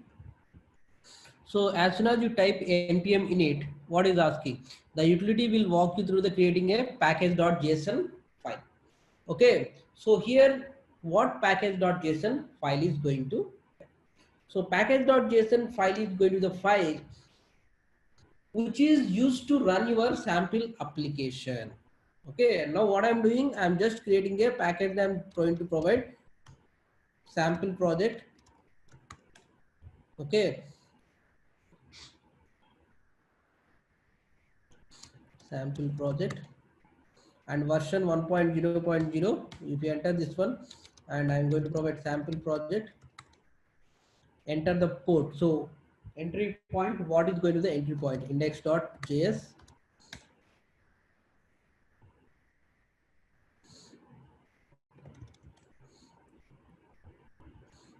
No keywords, no author.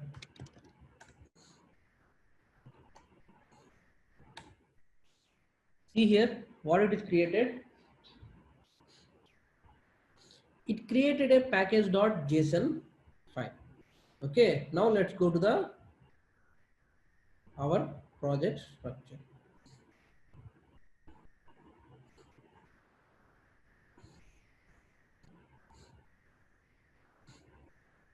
This file is yes, yes. So if you go here,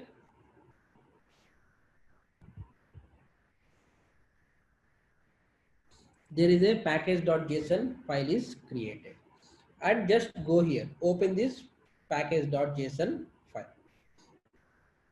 Here, this is the sample project you are going to create, and then what we are going to do over here.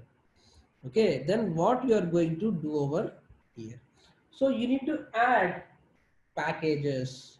What packages you wanted to add? Okay, so you need to add express in the project. Okay, you need to add express in the package. So what you are going to do here? So when you wanted to do package into this project, what you need to do is here is you need to do simple point over here. You can go to the command prompt and you can provide npm install, okay, express hyphen save, okay, hyphen save, and just press enter. See here, as soon as you press enter, it downloaded and it is installed. Go to the, see here what it did, over here. So you can see it created a node modules folder. It created a node modules folder. See here in this node module folder, what are all the required things for Express.js? Everything is downloaded. Okay, and now if you see here in the package.json file, there is a code change. Okay, there is a code change. What is the code change? Dependencies express equal to version 14.7.1. Okay, so 14.7.1 project got downloaded of Express.js thing downloaded. Previously, I did npm install Express. So at that time, what happened is like Express.js got installed in the npm of node of your application, node of your system itself. But here, what is happening is, so what is the Express.js that will be downloaded to your node modules folder inside your project. Okay, inside your project. So now what we can do is you can create a number of packages. So previously we used Express, we used FS, we used HTTP. Those things, if you wanted to use here, we can download it over here. Okay.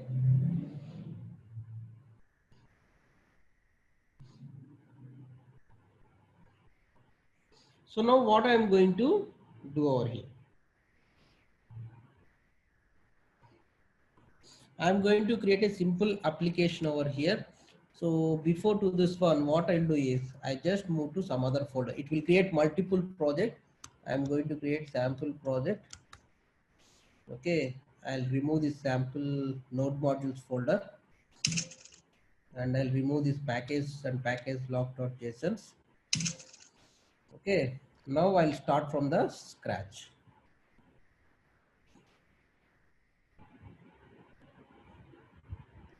Now I'll start from the scratch.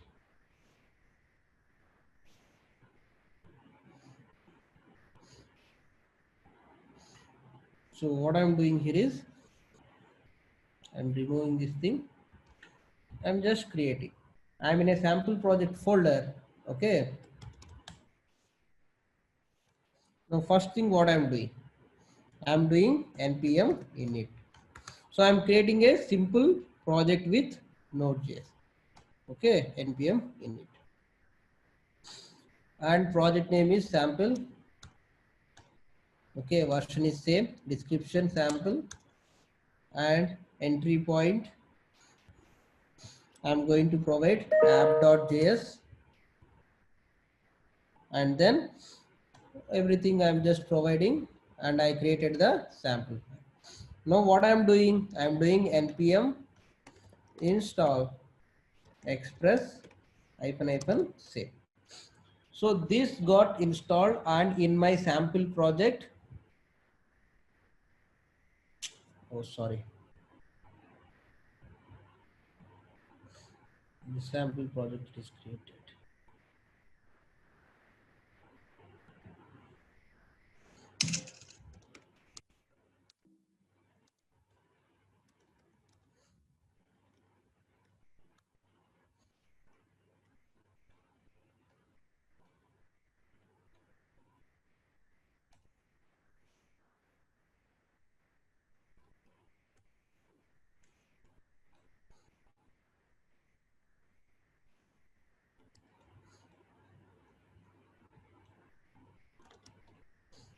So I'm doing saving npm install express -save. So what is this save command? Save command, what happens is like it adds express and what is the version you are downloading in the package.json file. If you open the package.json file now, there you won't see any node modules. There you are not going to see any node modules. Now what I'm doing here is I'm going to do -save. When I do -save, now go to the this thing, just you can see express got installed in this project. Okay, now previously what I did, I have created the app.js file, correct? Let's create the app.js file.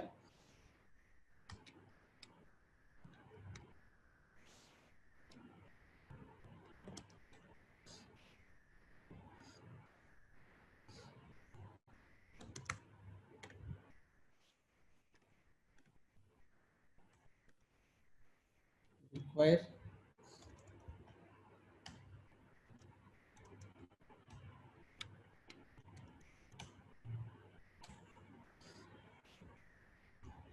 constant app equal to express of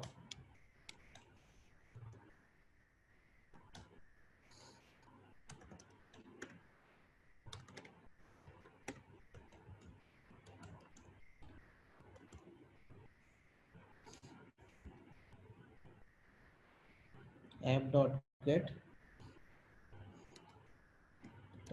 get slash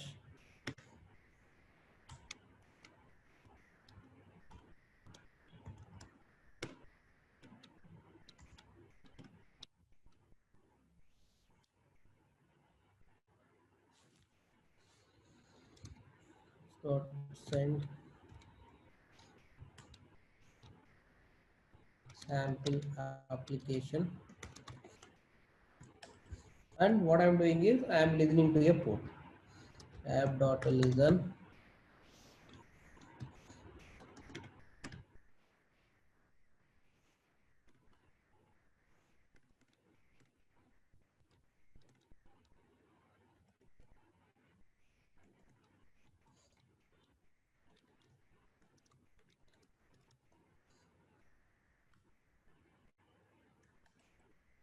Right. Now let me start this node.js. Go to cd sample application ls and start node app.js.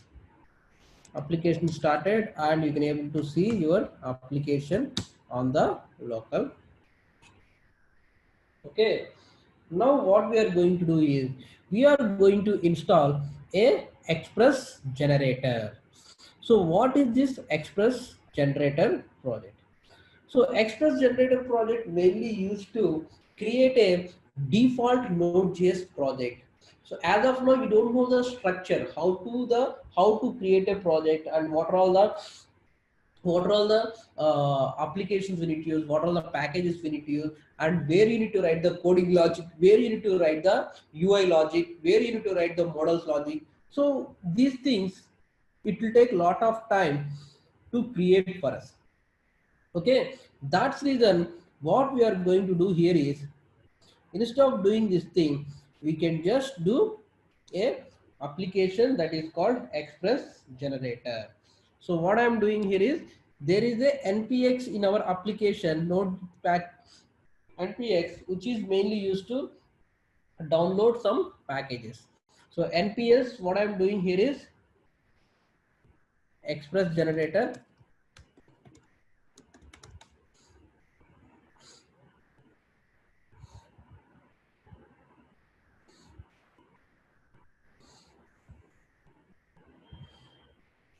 Sorry,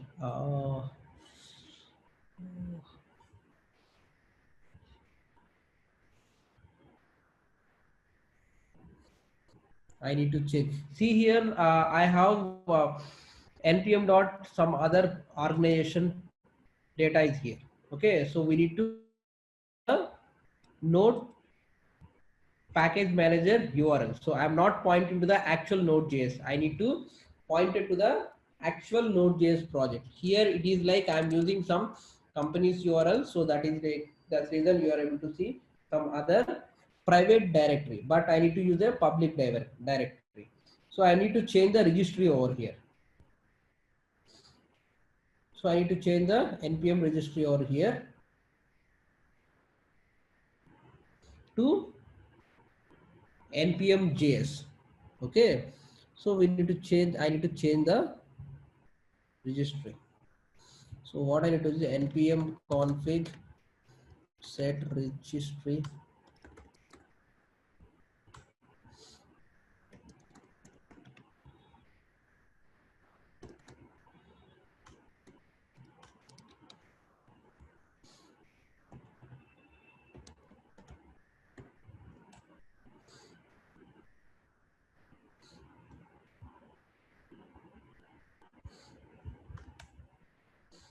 So now I can able to npx express generator.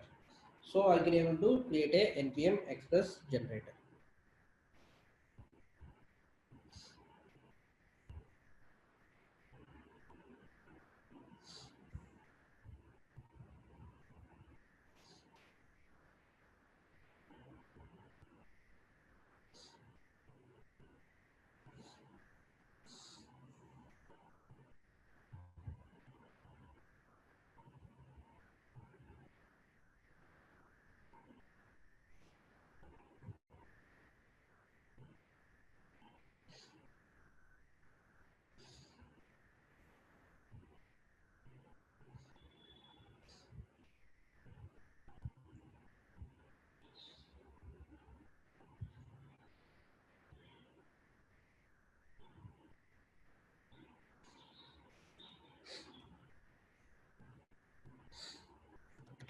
Let me create one more folder.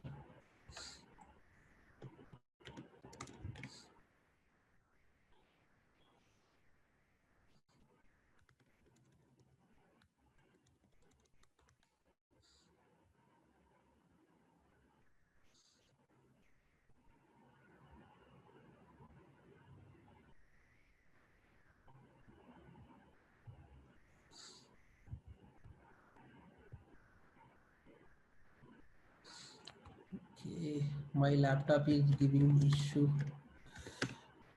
Stress.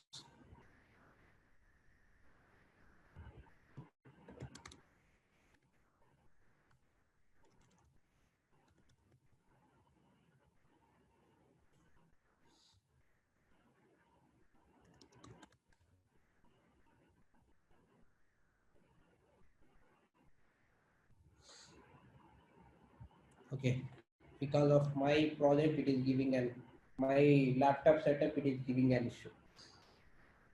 Okay, give me 1 minute, let me do one more way.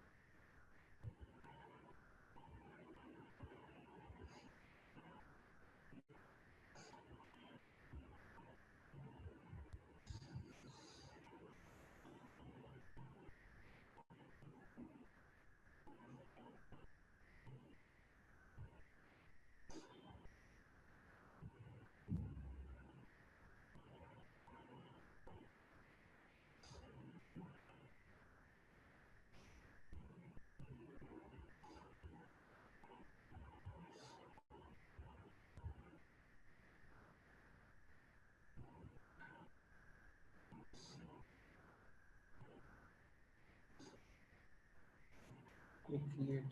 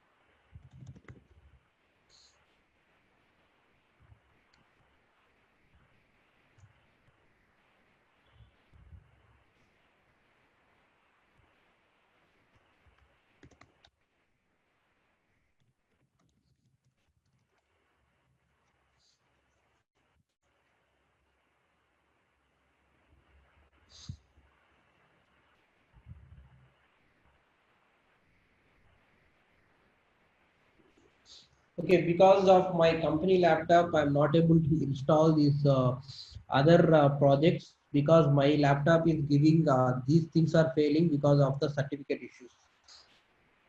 Okay, my company is not allowing the my company laptop is not allowing the uh, download express packages, different packages. Okay, let me see what I can do here.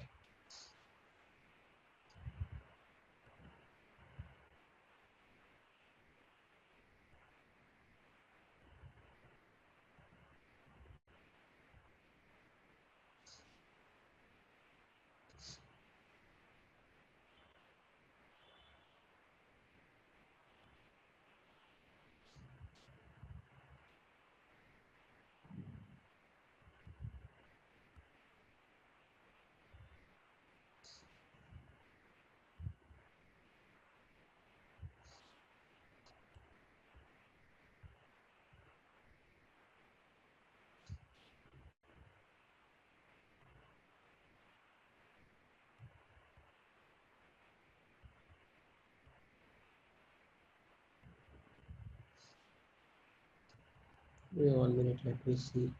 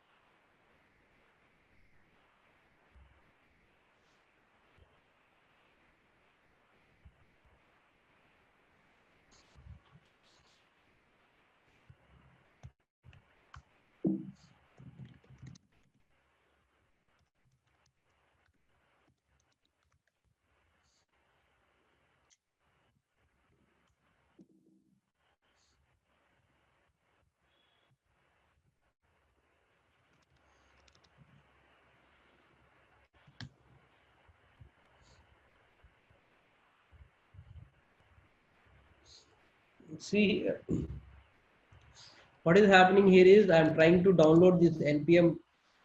See here, request to the register is unable to get the local issue certificate. So I have this URL already available, but I'm trying to install this npm install express generator. I'm getting some issue. So what it will do is like npm registry, it will create, we can just create a Node.js project with a simple structure. Okay. So we can see the simple structure. I'm getting this laptop issue. That's the reason I'm not able to show you exactly.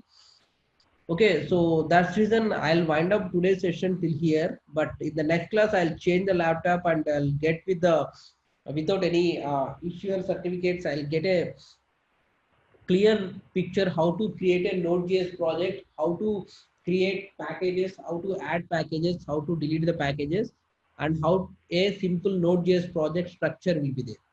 I wanted to show this today because of this thing. I am not able to show you because of my certificate issues. Okay, my laptop certificate issues because of this office laptop. I'm not able to download the packages which are restricted. That is only the problem. Okay, so in the Wednesday class, what I'm going to do show you here is I'm going to create a project for you. In this project, we can go and see how to create multiple requests in get request and post request, and how to create a simple project. And in this project, how a web page we can able to see means you can create a sample form in the HTML page, and that form if you submit, how the post request is handled, and that request can be seen by the programmer. And then we'll create a React.js sample project. Okay, React.js sample project we'll see and we'll do this. So in the next class, as I'm closing this early, so in the next class, these are all the things I'm going to show you with the other laptop, how to install a project with simple Node and Express, and then how to do a routing with Node and Express. Then we'll go to the creating a new React.js project. Okay, that will be in the next session. I'll be covering. So sorry for the inconvenience because of my laptop issue. I'm not able to show you much things because of the permissions. Okay. Fine, guys. Have a great day. We'll meet on Wednesday and we'll try to close these things on Wednesday. Okay. Okay. Thank you. Thank you very much. Bye.